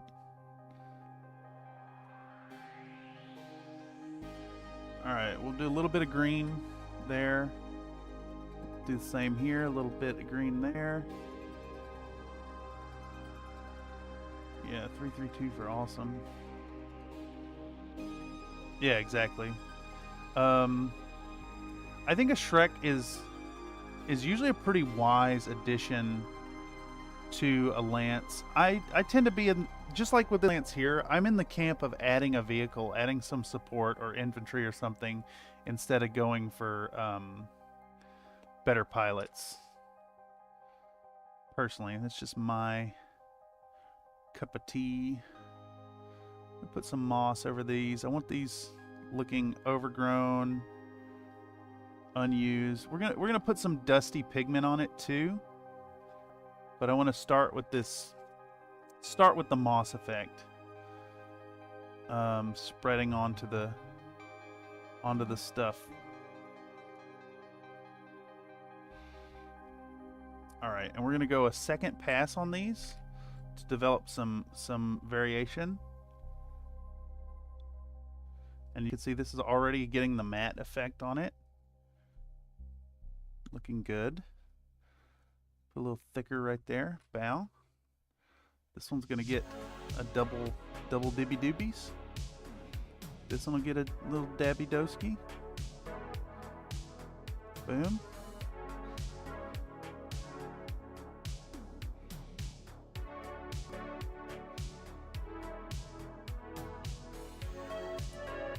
We still stable? Yep, okay. Looking good. Nice stable internet so far today. Hopefully it remains that way. A little bit more of this shit down.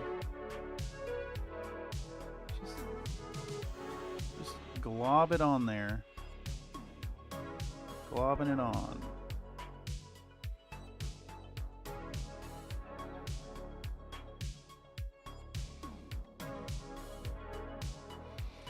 It's already kind of starting to gunk.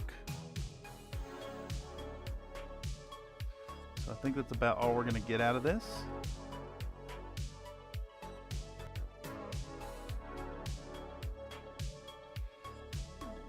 There we go. Cool. Water soluble, so we'll do the Shrek and Demolisher are nasty tanks. Demolisher is one of those tanks that if your opponent is proactive in preventing it from getting into danger close, it never gets there. It's for that. I actually prefer Hetzers if I'm going to run AC-20s or a Saladin. The Saladin is speed with a AC-20 attached to it. All right, now I want a little rusty effect on the metal. Where's my toothpick? Gotta get a new one. Let's do one of these. A little bit of dirty down rust. Do not drink dirty down rust. Do not lick your brush with dirty down rust. Don't do it. In fact, I'm going to read the container real quick.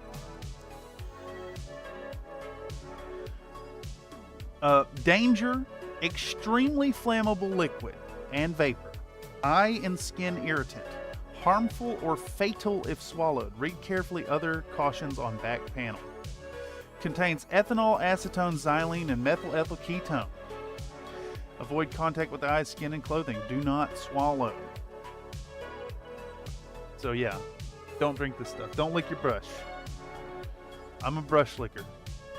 And I'm even saying don't lick your brush with this stuff. Alright, let's get some rust down on this metal. I'm going to put a little bit here, a little bit there. Little fine dabby doskies. There's one. Next, we're definitely putting rust where the metal is. But then I also want to spread some around some of this machinery.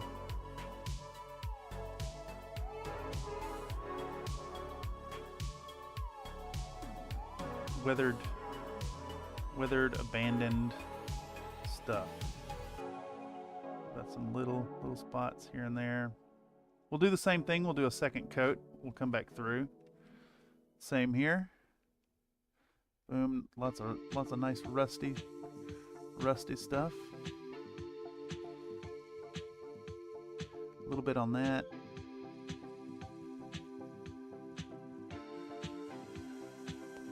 Next, on the metal. I think we're just going to go whole hog on this one. Make that real rusty. Boom. Next, a little bit there, a little bit here.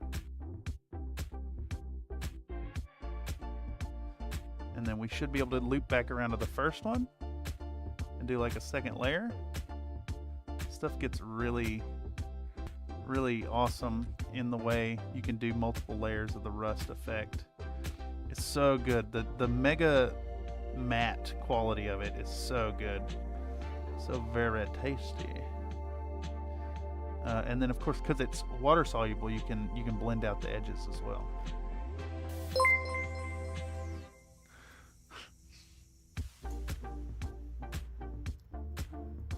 So thick. Technor TN donated a $2 super chat. Oil orangutan orangutan orangutan orangutan orangutan. Oil, did she just deny you the gnome? Did she just deny you the gnome? I heard that correctly, right? Let's replay that.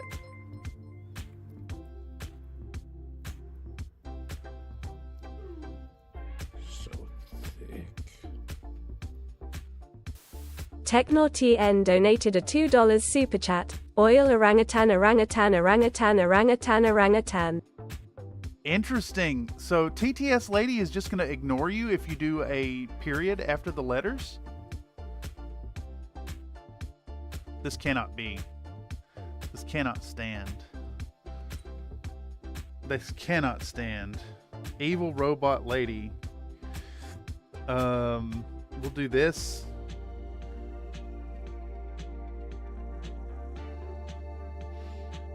And then we'll do this.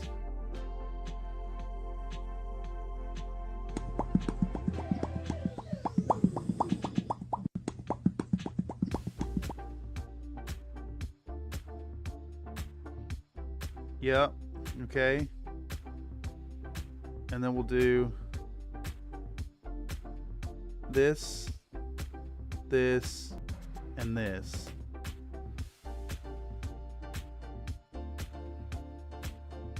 This will not fly. We must correct this.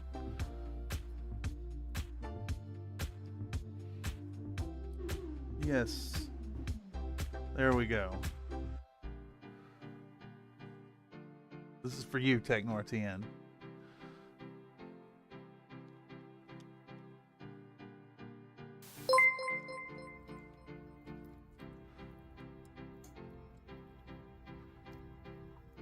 So thick. Country Fried Minis donated a $2 super chat. NULN NULN NULN orangutan orangutan orangutan orangutan orangutan orangutan orangutan orangutan orangutan NULN NULN NULN. The way it's intended. That many orangutans though, that So she will not read periods, I suppose. She will not read single letters, period. And it's weird why she ever tried to say NULN instead of reading the word. Okay, so now we're taking a little bit of water and we're feathering our rust out a bit, using its water-soluble properties to spread the taint. Excuse me.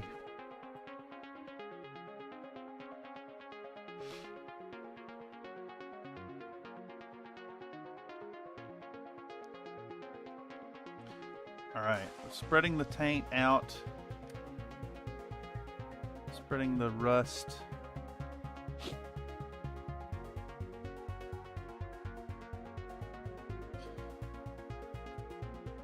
Using the water-soluble property, and of course it's worth noting that this stuff remains water-soluble long after it cures. So you really need to seal it too when you're done. All right, so we got some silly little bases going on here. I think it's time to free our boys.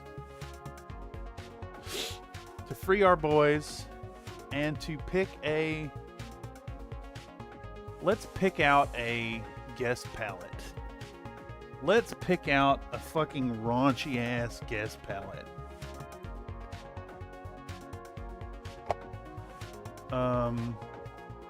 We're gonna go with something mildly offensive from my stack of waifu stickers.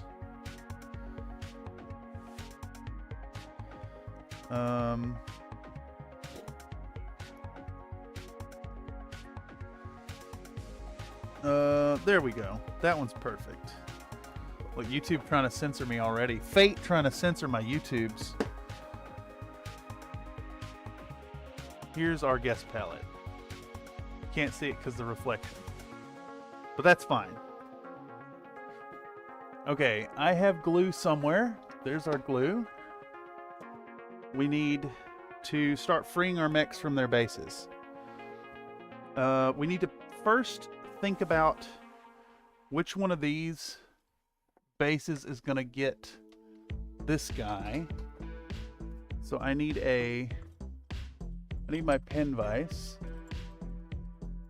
for this. There we go. I need some tweezers. Let's free this from the base. First off. There we go. Come on, little Pegasus. There we go. So, which of these is going to be most problematic for a mech? And which detail is going to look the best underneath a flying model? Kind of thinking this one right here. But you know what? It's this. It's all this overgrown shit right here that's going to benefit most. Yeah, and that's what we're going with. So we're going to mark this thing down. Let's figure out where the front is. I think that's the front. So let's do a happy little trick here. We're going to dip the tip of our... Oops, is that not picking up any paint? There we go. The tip of our flyer stand, and we're going to set it where we want the thing. And now we got a nice clean little hole. Got this clean little hole we can work with, and we're working with 1mm paper clip. So we want our 1mm bit and stick it in our little pen vise. This is a little $8 ditty from I don't even think it was $8. It might have been half that. Now I'm thinking about that. This is a very cheap pen vise, and this is not super comfortable. So I don't actually recommend this one. It's weird. A pen vise is actually a product that I kind of recommend spending some money on. It's really important to have a good, comfortable one. Very important. All right, so we got a hole right there in the middle. All right, let's get our lecherous guest palette and then goop it up. Ah, yes, there we go. Little double dibski. All right, and I don't want a surplus of this glue. I want a surplus of it. And we're going to jam it in that hole. Jam it all the way down as far as it'll go. We're going to get our spray out.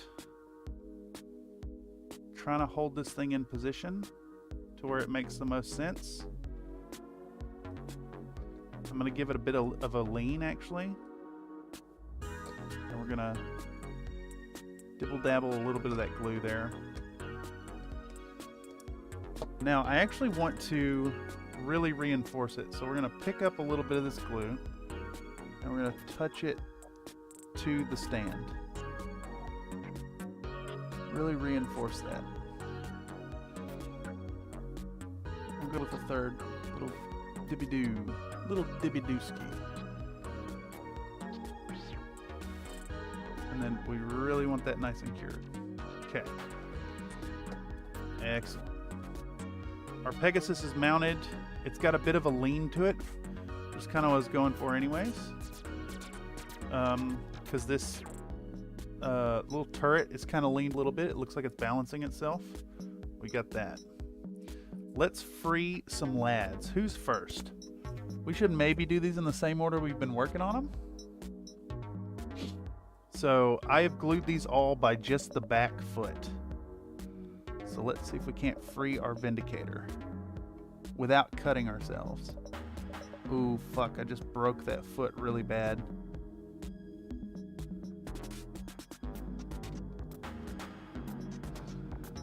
That's horrible.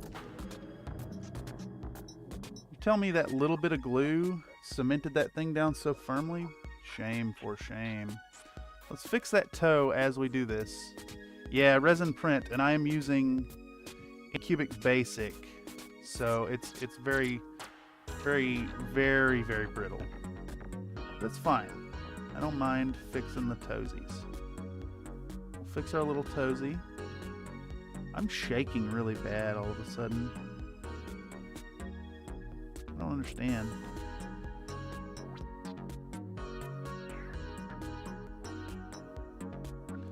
Shaking really bad. Why am I shaking? My hands are shaking really, really bad. Ah, yeah, super glue is actually a lubricant. I hope y'all know.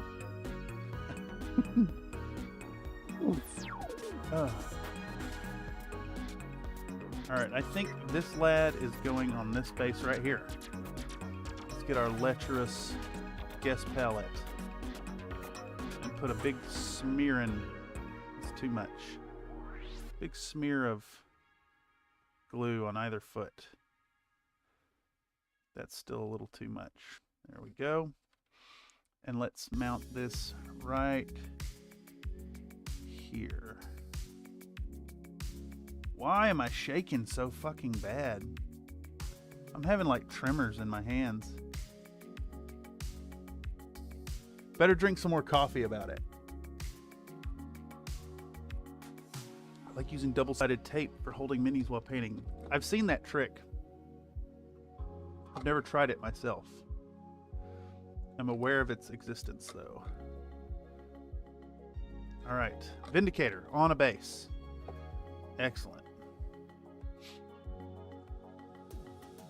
He is hovering a little bit. Will not do. Try to pack a little glue up underneath there.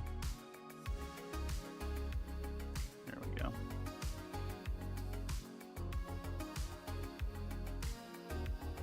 It's fine. Whatever. I can't be asked to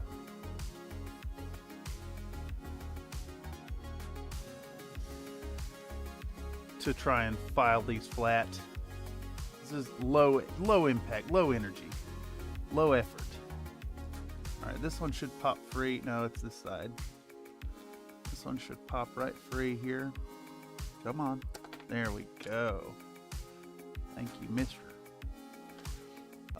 Works pretty well. Wouldn't be a great solution for heavier model unless you have big base.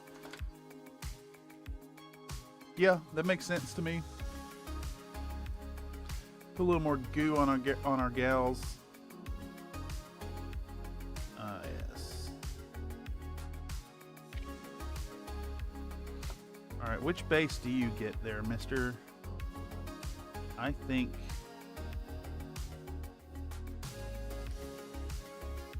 it's gonna be this one right here.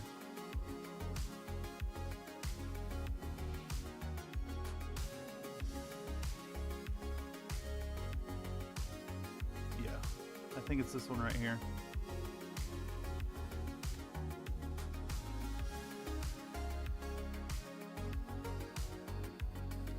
All right. Gabagoo up the feet.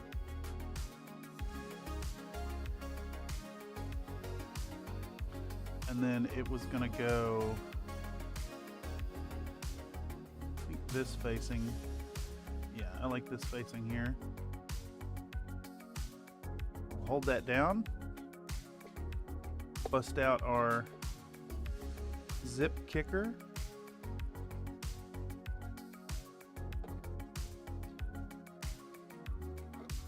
Bam.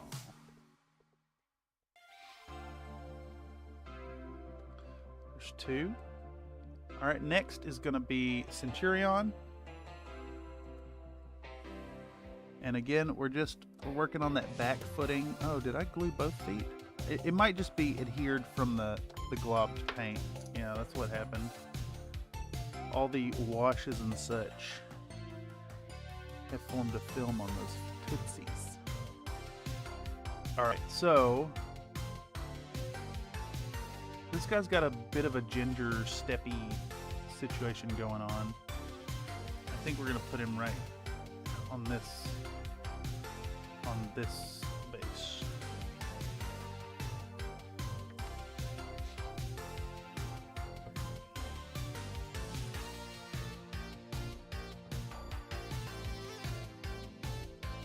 Let's bring that down some.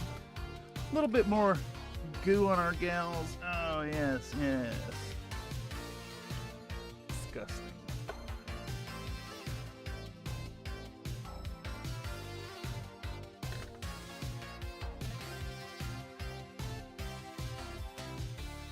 Big blob here, big blob here. Now, how was he going? Yes. Yes, like this. No. Be-doo-doo. And then we're gonna hit with one of these.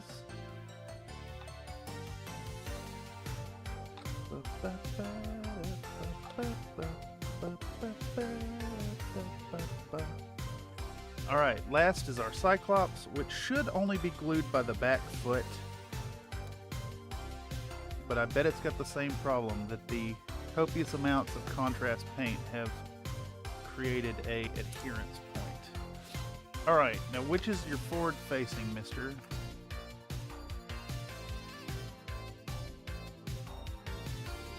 I think it's just like that right there. Give me all that glue.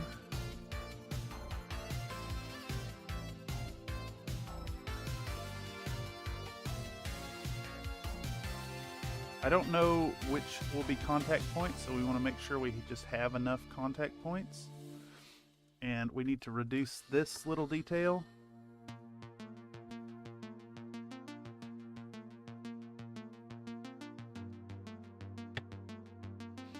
Should have been doing that for all of them, honestly. Yeah, just like that. Now this is a tough chassis to pick, like which end is going to get more hangover. We'll hit it with a little droppy-doo of that. And then a droppy-doo there.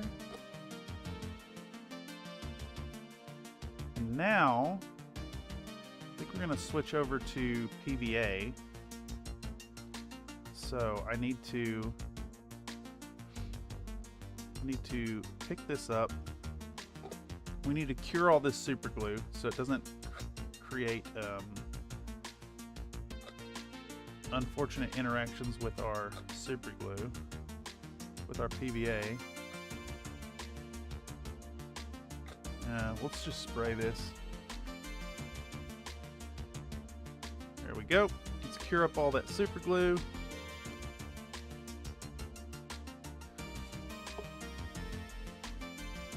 And then clean up that surface. I just don't want to get another sticker out and waste one. Okay. Now what we want to do is, I would like some little details on these bases. Some little foliage details. That's kind of the vision I have in mind. So let's get out some little chunky lads of this. That's going to be more than enough. Let's get out our PVA glue. And first we're going to start out by making a little pile of in-scale clumps. So this is something I think gets missed a lot. And I've talked about this a bit in the building an Atomo lance video. I think folks tend to base their BattleTech models as if they were 28mm models, and forget to take scale into account when making their little bits of foliage. And in fact, I want some more variation. So let's get the, should have another container. There it is. That's got like olive colored foliage as well. We'll do a few of those. Just a few little specks. I'm not going too try hard with it. So we're just gonna go with, you know, a fair few. Wow, plenty. All right, let's get these ready to go over here. Let's drizzle some goo on our sticker. Agreed. Too much 3 to 4mm static dress. Yeah, on mech bases, exactly. One reason I like the hex base, I use it avoids that issue. I also like the look of being a game piece token than a diorama. Yeah, I agree. That's one of my favorite parts of classic BattleTech actually, is that it is a miniature game, but it is abstracted into basically a board game, and I really love that feature. All right, so we need tweezers, we need a toothpick, and we need to pick up some little bits, and we dunk it. We'll dunk our bit in here and then start putting them on. And it's funny that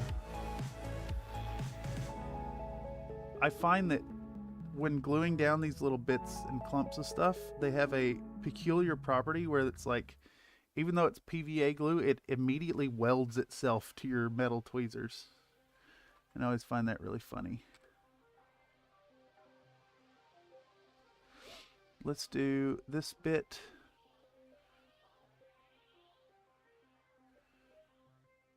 Yeah, it's like it's glued immediately, as if it's fully cured there. This is going to be the worst one for sticking stuff down. And I think we're actually going to take an oversized clump here to help hide our flight stand. There we go.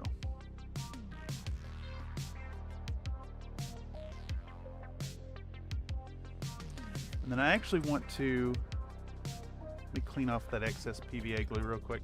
I think we're actually going to put another like pretty sizable clump there to make that look like it's a very overgrown section. So we're going to pack another one in there. I know y'all can't really see what's going on here. I'll hold it up with the camera. This just looks like a big clump of green underneath there in a way that hides the flight stand. We actually need one more. Did I put the stuff away? I need one more clump.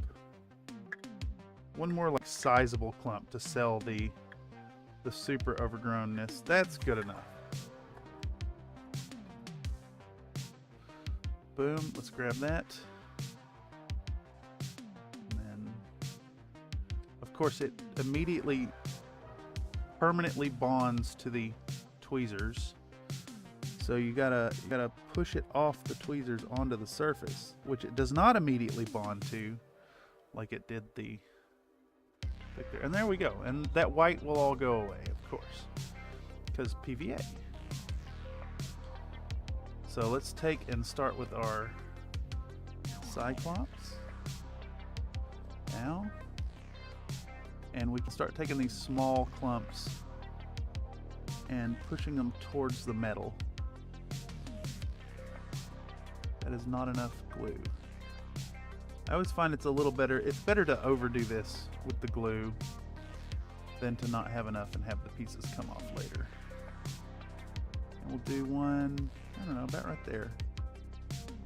Good enough.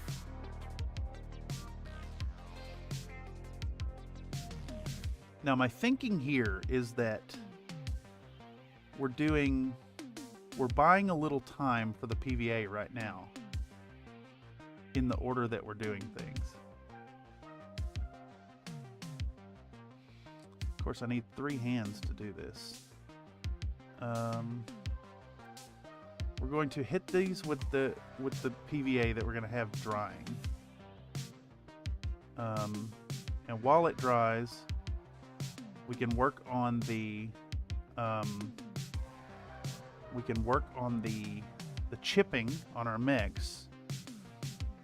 And then after we do the chipping, we'll do the rims. And then while that's drying, we can put our pigment on, perhaps.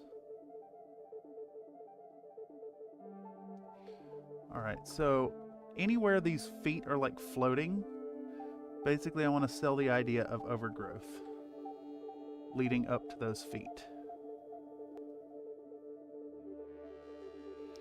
And it'll help support and provide sense to what's going on here.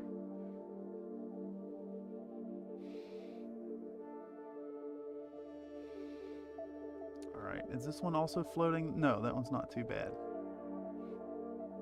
Yeah, that looks fine. We'll do another little speck coming up onto that green.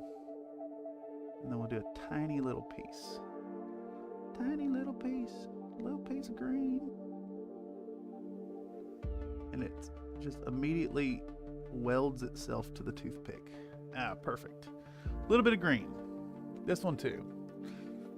Having bright greenery but playing on a desert snow mat loses the immersiveness that basing the model would bring, etc. Interesting. I do like the idea of the clear acrylic bases too. I don't know if you've seen people do those. Those are super neat. They really do insist on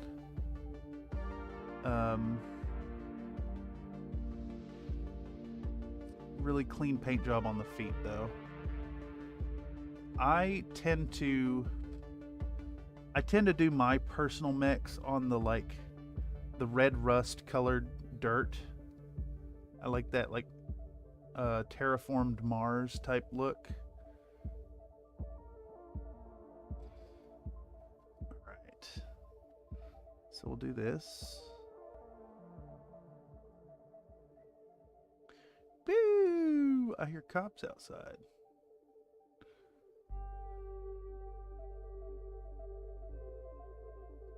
Let's push that up under the foot there. Just anywhere we've got really egregious floating parts, floating feet, we enhance the look with the foliage.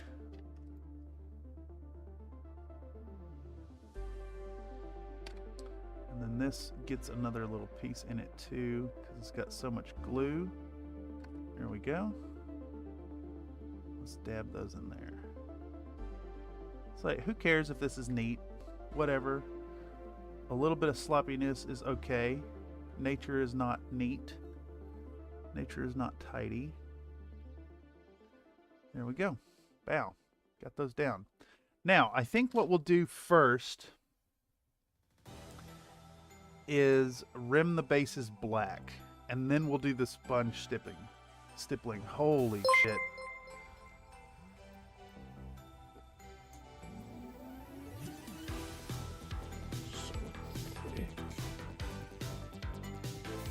Comstar Knight 36 donated a $49.99 super chat. Great work. Keep it up. That is absurdly generous of you, Mr. Comstar Knight 36. Thank you so much. Thank you so much. That is, I mean, whoo, I'm heating up from that. Thank you, man. That keeps the lights on. And in fact, I've got to do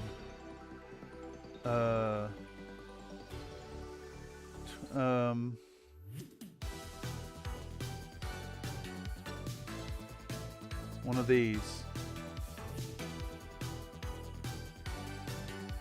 We'll do that.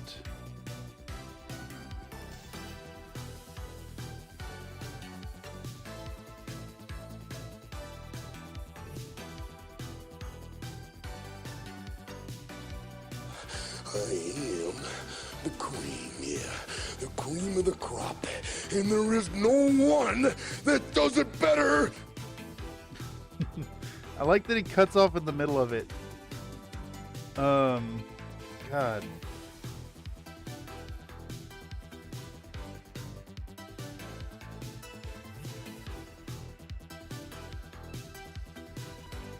This is for you, mister.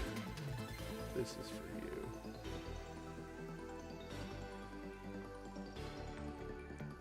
It's gonna make me log in again? Yeah, it sure is.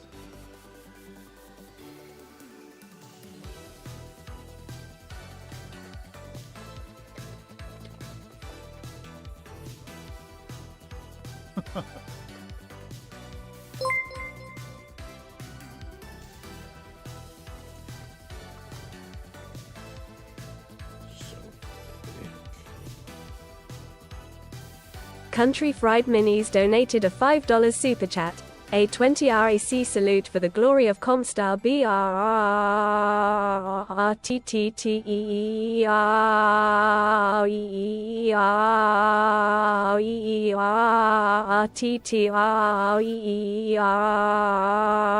hot dog, hot dog, hot dog, hot dog, hot dog, pancakes, hot dog, hot dog, hot dog, hot dog, hot dog. Pancakes is good. Pancakes is really good. That's ridiculous. Holy moly, dude. Thank you, thank you, thank you, thank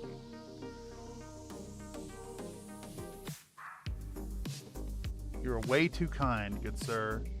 I may have to send some surprise mechs your way at some point. Painted stuff, of course. Alright, so we're going to use our typical golden fluid acrylics black.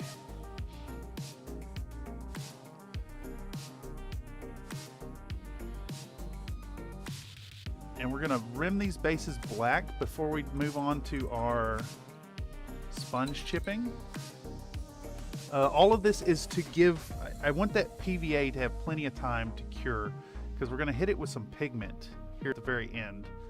So let's take a moment and put some initial coats of this nicely thinned and smooth black.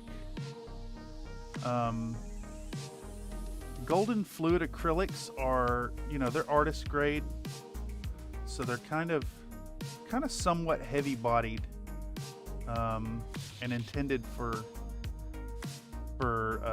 canvas painting. So you gotta thin them a bit. And then they're also really shiny, so at the very end, when it's all said and done, you really got to hit the mix with that matte varnish over top, and it'll bring those shiny bits down. All right, first coat there. Is that a matte or gloss black? It's just they're semi-glossy, unfortunately.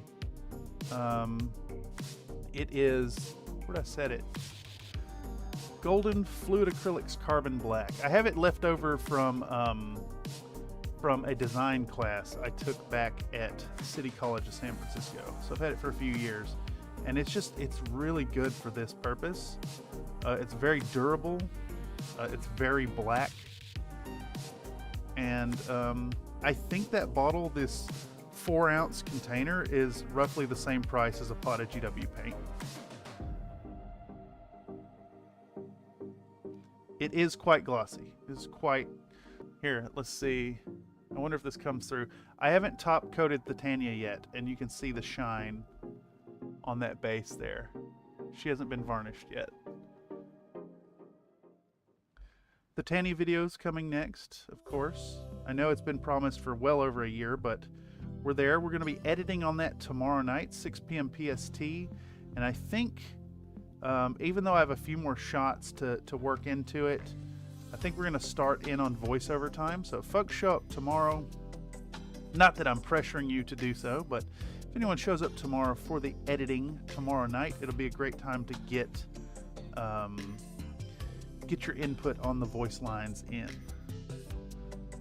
Thank you, Another Nate, for dishing out the points. I like that folks have points. It allows you to do silly stuff like exclamation point redeem gravy.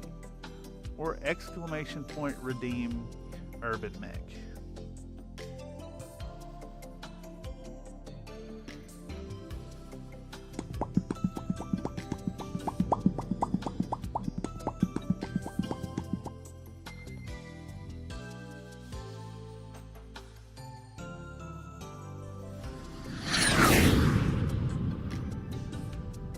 That one's so fun. So stupid. Alright, so we're gonna do a first coat of the black here. Where are we sitting at? We're at 4 hours. Holy moly, but that's fine. I think that goes to show that you could absolutely have a set of mechs painted, based, and ready to like a really nice standard for the tabletop in about 8 hours. So we did a 3-hour stream on Friday, getting these prepped, and now we will be finished in the next hour. And again, I don't like to do the long streams, really. I like to be in the habit of the 3-hour, but I think we should definitely think about doing the long ones on these days. I also just realized, are we playing, is this D-Paint again? D-Paint 4? I thought I removed this.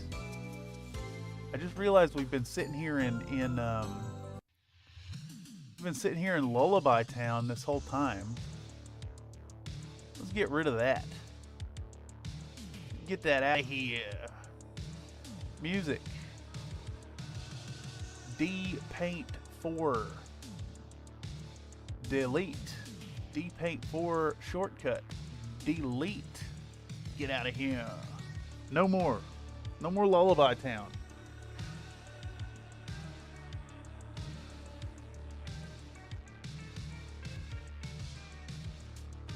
I want the energy to be happy and high or mid. Never low. Do not low and slow this. That's for meats. That's for chilies. That is not for paint streams. It needs to be frantic coffee-fueled action up in here. Which is probably why I'm shaking so bad. Alright. So we have a initial coat on these bases. We want to do our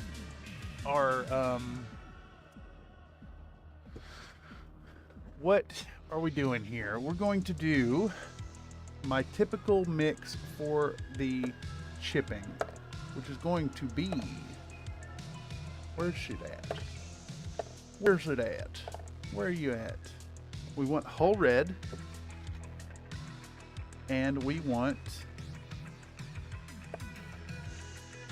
where's it at?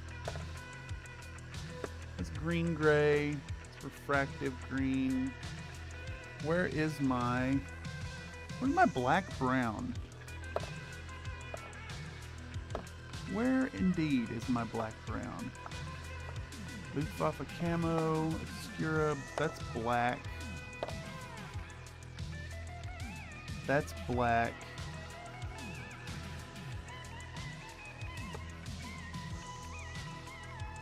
There is a non-zero chance that at some point I have knocked my black brown off the shelf into my trash can and not noticed it.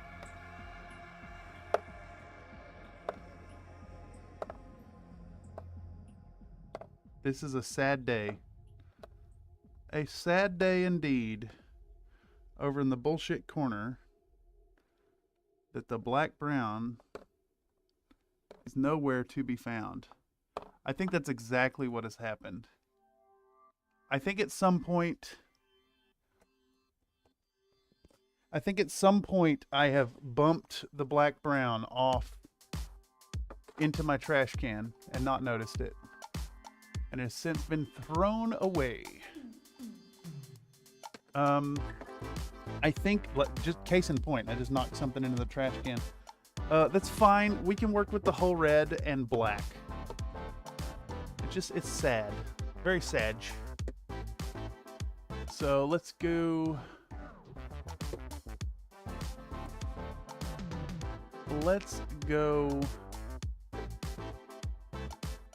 Let's add in a single drop of flat brown to try and make a black brown. All right, so let's do this.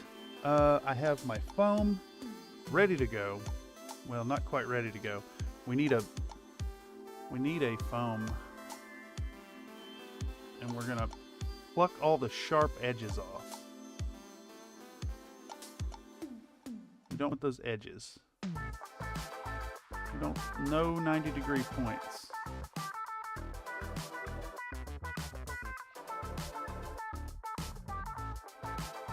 Do love me some farty scent there, man. That's so good. All right. We're gonna take 1 drop of flat brown. We're gonna do 3 drops of black.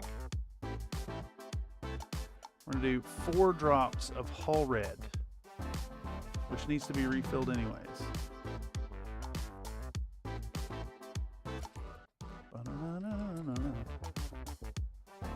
And we're gonna mix this right over top of our now dried metallic paint, which is fine. If it introduces a few flecks of mica or aluminum, it's fine. This is for chipping anyways. All right. Get that going. We want a fresh paper towel for this. Let's scooch this stuff over. Figure out what we did with our little piece of foam. It's right there. And we will give a little dippy dap. Kind of want this sponge somewhat saturated. And we want to remove enough that when we jab it down, it produces very small speckling. Kind of like that. Not much. We don't want a whole lot of paint. Less is more here. Very important. All right. I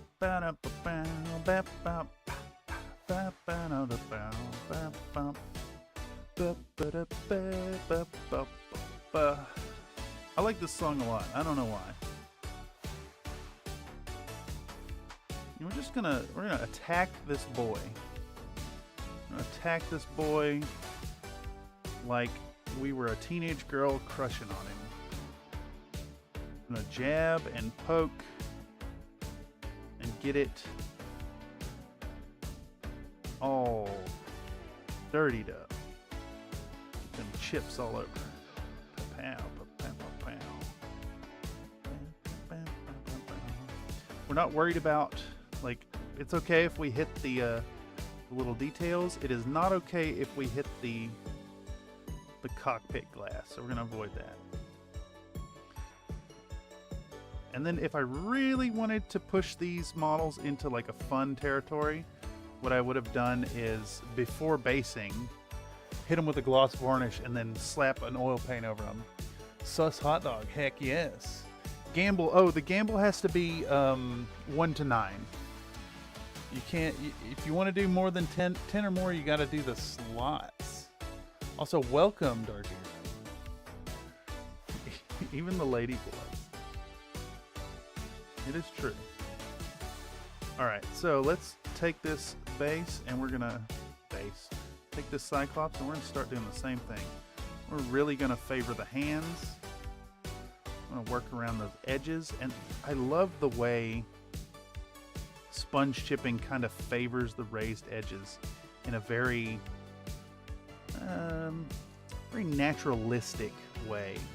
I can't call it realistic because it's not, but it does some fun stuff. And somehow this mix of black, brown, and the whole red makes for a very believable, kind of partially corroded steel effect. I don't know if that's coming through, but like that wear and tear up there, it just looks so good.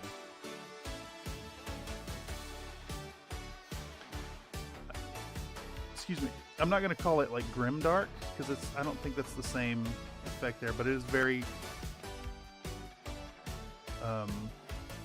gritty. Not like hitting the gritty, but like Gritty. Semi-realistic, yeah. Win bigfully. Wait, who won big? Where's a big win? Damn, dude. Rolled a 100. The biggest wins are definitely through the slots. But again, a word of caution, the slot odds are much worse than what you're going to get with the gamble. All right, that was not enough paint. Let's mix the same ratio again. We're going to go 1 drop of flat brown. We're going to go 3 drops of black.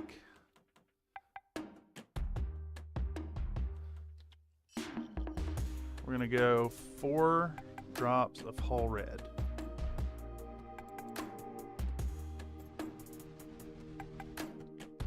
And we'll take our 4 brush, mix it up. There's a little moisture in this brush, so it's going to, get imparted into the paint, which is fine. Make it flow really nicely. Looks great, very gritty, yes. Slink says, well, I have to dip out. Good stream later. Thank you for stopping by. Always a pleasure to chat. Thank you for the shares as well in the Country Discord. And a reminder to everyone out there, especially if you're catching this via the algorithm, if you happen to catch a stream live and share some stuff over in the Discord, I can put them on the screen. It's more a thing for the workflow stream, so keep an eye out for the editing sessions for those. But I can pull it up on my phone and share things here in chat. It is my desire to make the Country Fried Minis experience a community thing. It ain't just about what I'm doing here in this project or on the screen. It's about the interaction with you all.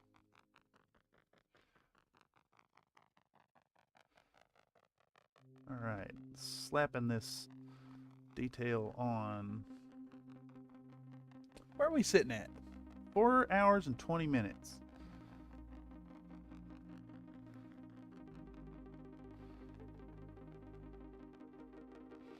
All right, a little bit of grittiness there.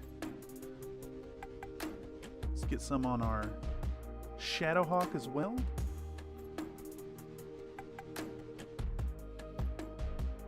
I like when the decals get the chipping over top of them too. I love when a good recognizable symbol or marking gets wear and tear, weathering over top. It's a very nice effect. A little bit of sponge chipping for you. And always, it's far better to do this in small amounts built up. You can, if you have your sponge too saturated, you can very quickly overwhelm an area with paint, and it'll just, you'll lose all the detail. You'll lose the effect. All right, I think I have enough still here to chip the Pegasus as well. We shall see. Here we go. This one's going to be tough because I don't want to hit those cockpit glass. But I do, this one should probably get like fairly heavily weathered along the edges, especially the frontal edges.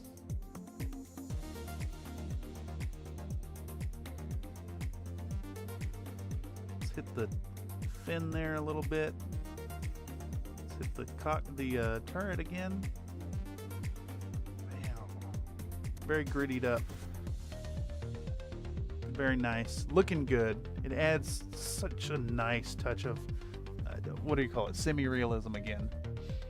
Very nice. Very, very nice. Now, I do want to do something else here. And that is to put some glow into our jump jets and such. So let's do that. I'm gonna take a little bit of yellow, a little bit of phalanx yellow,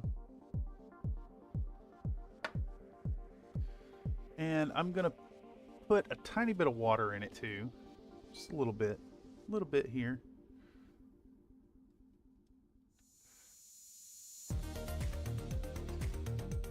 All right. Now who gets jump jets? Not the Centurion, not the Cyclops. Our Pegasus needs its thrusters highlighted here. So we're going to start with a foundation of an overabundance of yellow on the inside. Just real fucking globby gloopy in there. Zoom. Fill that whole crevice with the yellow. And we're going to do the same on our Vindicator's jump jets. I'm going to start with just flooding the inside of that with yellow.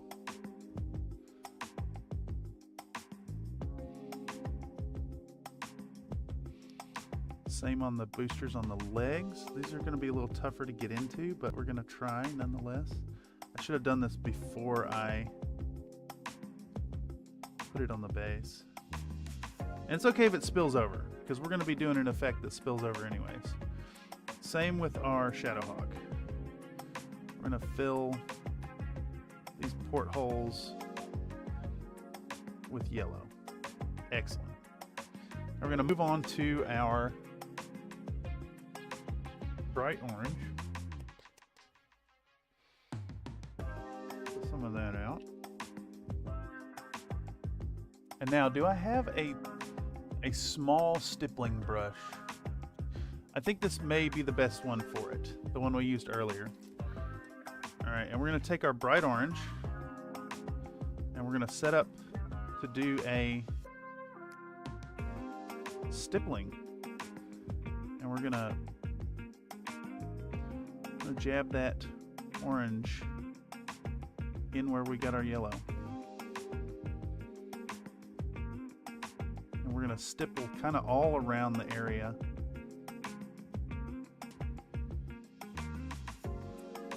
Boom, boom, boom, boom, boom.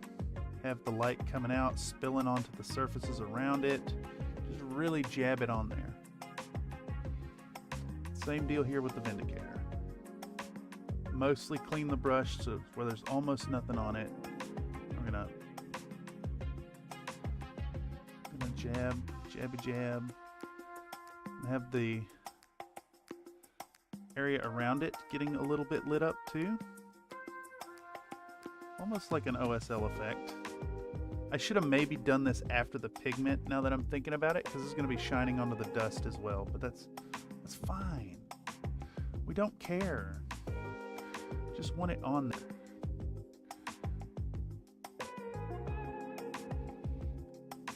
Alright, same for this guy. And this one's a heavy-handed approach here, because we're going to switch to...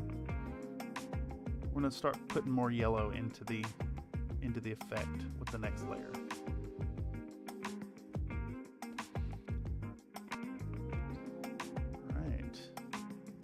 Once again, Nightbot reminding folks where the link is to the loyalty store. It not only keeps up with the live chat, but it also lets you keep up with how many points you and others have if you'd like to be competitive and see who's winning. Alright. I'm going to go real heavy with this second coat of this stuff right here. I want that light spilling out. It doesn't need to be realistic OSL. You just want people to get the impression. That's too much paint. You want people to get the impression of the glow. It needs to look like it's glowing to the average viewer at arm's length distance. Same here. Boom, boom, boom, boom, boom. Really glow that up. Same here. Really glow that up. Alright, and now we'll dip in the orange and the yellow and go a step up. Like, isn't that like a musical or something? It's the movie about breakdancing. Is that what it was? And then we're gonna stipple this lighter, brighter orange, more localized to the points that are glowing.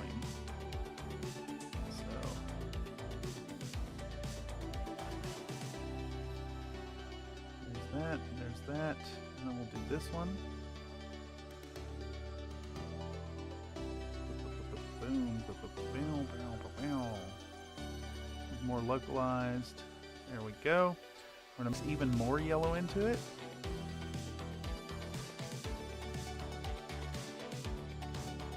Looks like a yellow orange or an orange yellow. I guess the previous one was yellow orange. This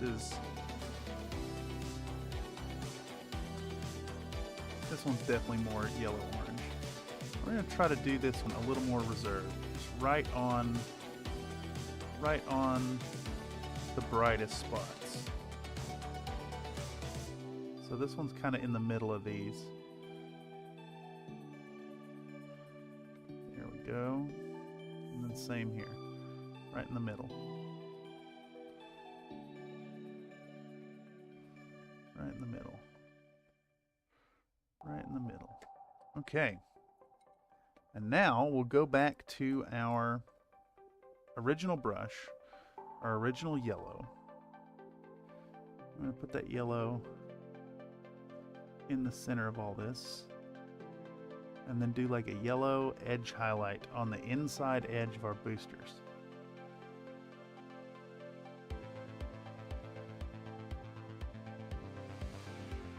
It's not quite highlighting like I'd want.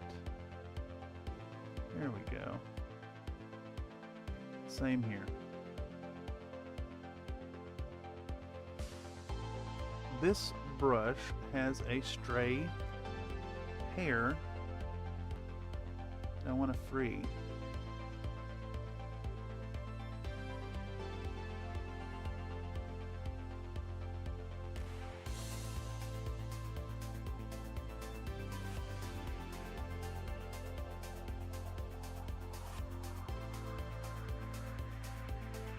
There we go.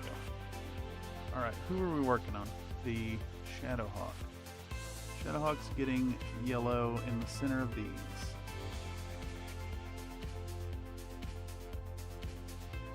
Okay.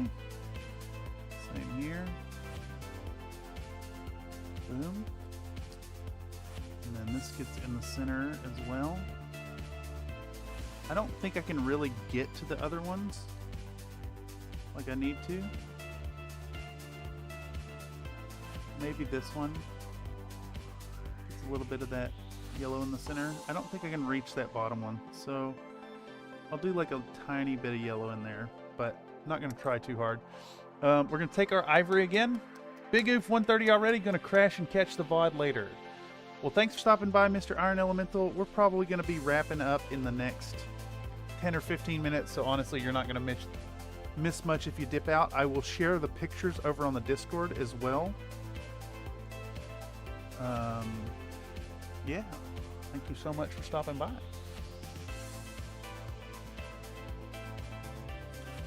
Alright, so same deal, except we've got a brighter white yellow here. I'm going to put it in the center of the hot yellow. Wow. This one gets a dab, that one gets a dab. And then this fella right here just gets the smallest amount right in the center. There we go. Okay, so from here, all we have left to do is apply pigments and then once more around the back of the basing. And that's it, and they'd be done. I will probably go back in and paint the little banners on their bases once I decide the pilot names for these guys. But let's talk about making pigment. Alright, so I keep a stoneware what you call it. Thingamabob. Yes, it's called a thingamabob. Keep this stoneware coaster for this purpose. I'm going to go into my pastels. I'm going to pick a tone that kind of matches what we're going for here. I think we want to sell a bit of a dusty, deserty world. So I kind of like this color for it. Yeah. Well, maybe that one versus this one. I think it's gonna be this one right here. We could maybe mix a little bit of both, but this is fine. All right, so my process for this is to get out this more chisel-y tipped hobby blade. And then we're gonna take this and we're just gonna scrape our pastel. We're just scrape our pastel. It's very chalky. It's the hard pastel. I don't use the soft ones for this.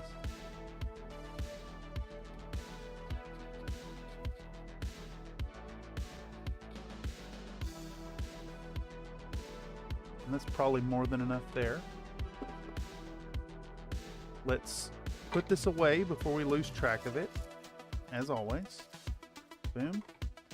Down. Jump. Make sure any big chunks are nice and chopped up.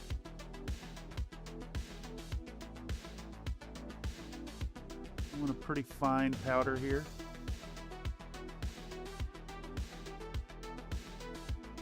All right, and now we're gonna pick a frayed old brush to do this with. I think we'll go with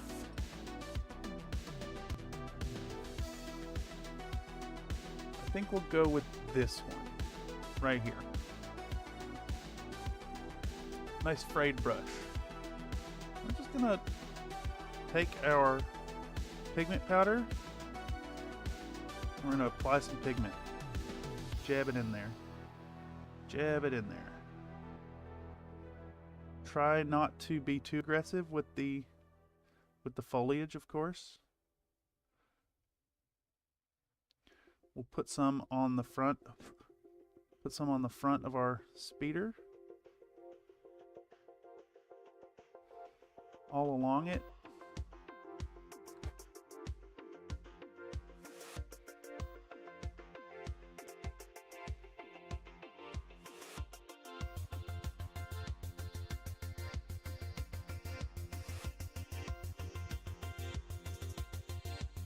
Creates a nice dusty effect.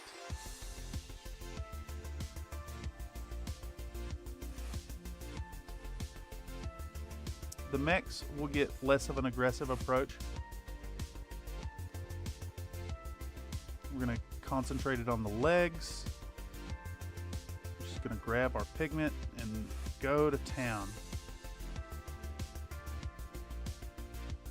Work it up. I like to go about to the knee. Just a little shy of the knee, really. We'll do that. And we'll do the same here.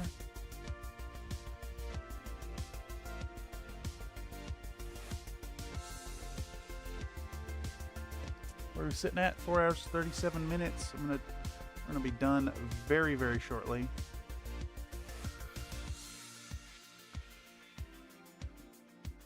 Run it up the front here too.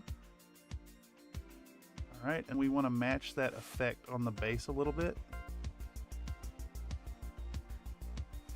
Kind of all over.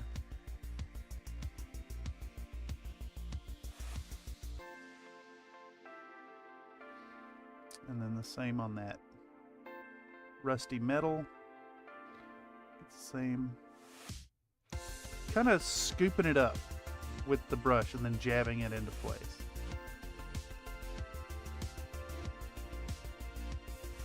Same on this boy. Scoop it up, jab it into place. I may not have put enough powder out now that I'm looking at it.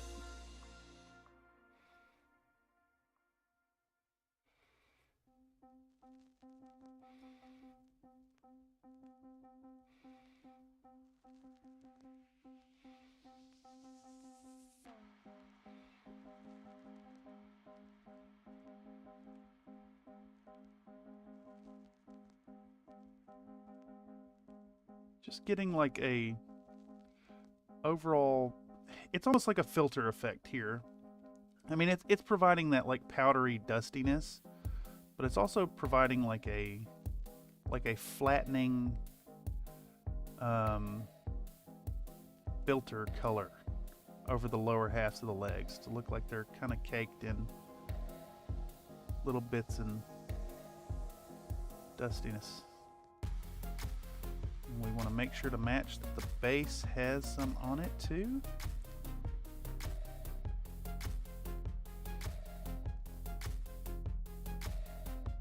Alright, same with our Shadow Hawk.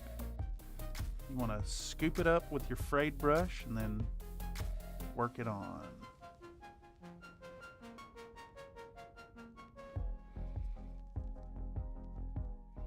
I'm going to be cutting it close with the amount I have here. Try to be efficient with this stuff here. And I think this is why, like, I tried so hard to get so much contrast on the lowest parts of the legs. Because when you do this, it very, very much flattens it out. And if you've gone the extra mile to pack in that extra contrast, that contrast is going to show through your pigment work. Alright, same on the base. Boom, boom, boom, boom.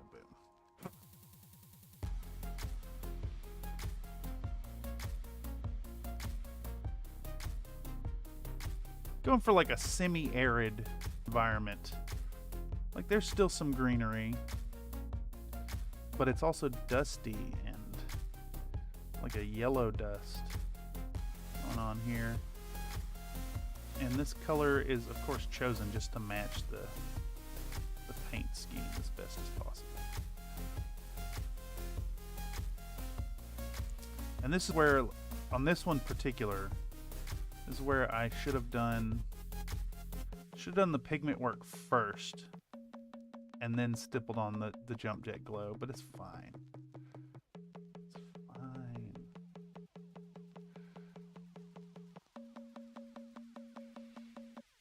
It's fine. It's still showing through.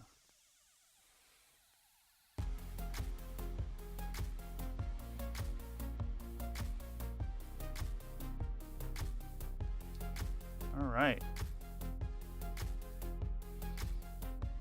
Okay, with that,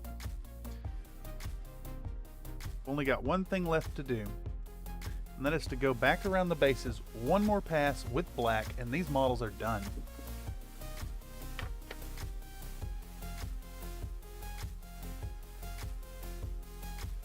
And this is that glorious and triumphant final pass of our black paint.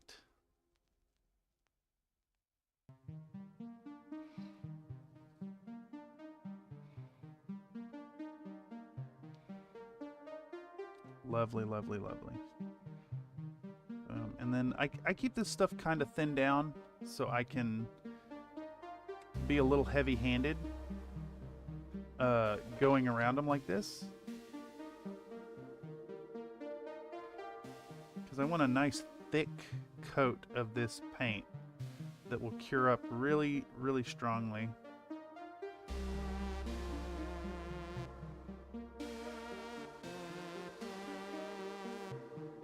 Plus, when it's nice and thin like this, it just flows so smoothly off the brush. Now.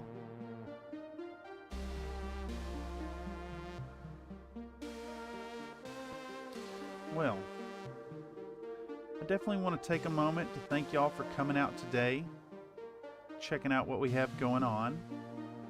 I know it's, not the normal hour for our typical crowd, the U.S. Community, but I did want to get a stream out to not only finish these boys, but to also provide a chance for our friends across the pond and on the other side of the planet to catch a stream and not, be up all night or up stupid early to catch one of these. This has been an exercise in painting models for the fun of painting models. And I think if any of y'all out there are struggling with deadlines or or prepping models for a tournament, or filling out the ranks of your forces for some game you got coming up, I think it's worth taking a moment and remembering that painting is supposed to be fun. And I know I've said before on this channel that I don't particularly enjoy painting. The process sucks. It's hard on the back, it's hard on the mind, it's just hard on you. So it's always been about the final result. But this project has been a nice pivot from that, in an attempt to just paint things for fun and get some models painted up because I felt like doing it. So I hope you out there can find time to do something similar yourself if you're struggling with your painting.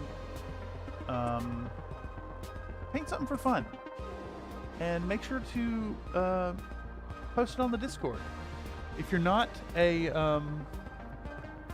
already a member of the Country Fried Minis Discord, check out the link in the description down below. Come through and check that out. We'd love to see what you're up to. Even if you just want to hang out and share some exploits in video games, we have a section for that as well. So, yeah. This has been a blast. I am super, super honored and so humbled that y'all want to come through and see what's going on over here.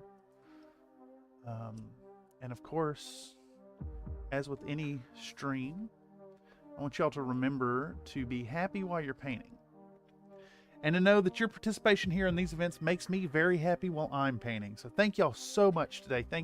Thank you to the community for such generous showings. The tips really do go a long way in making all this possible. But of course, you don't have to pay nothing to view the content, to like, comment, and subscribe, all that stuff. We'll have some more video stuff coming out soon in the next week or two, and definitely more streams. Lots of streams coming up this week. So that's all I got, and thank y'all so much. I'll catch y'all tomorrow for the next one. Goodbye!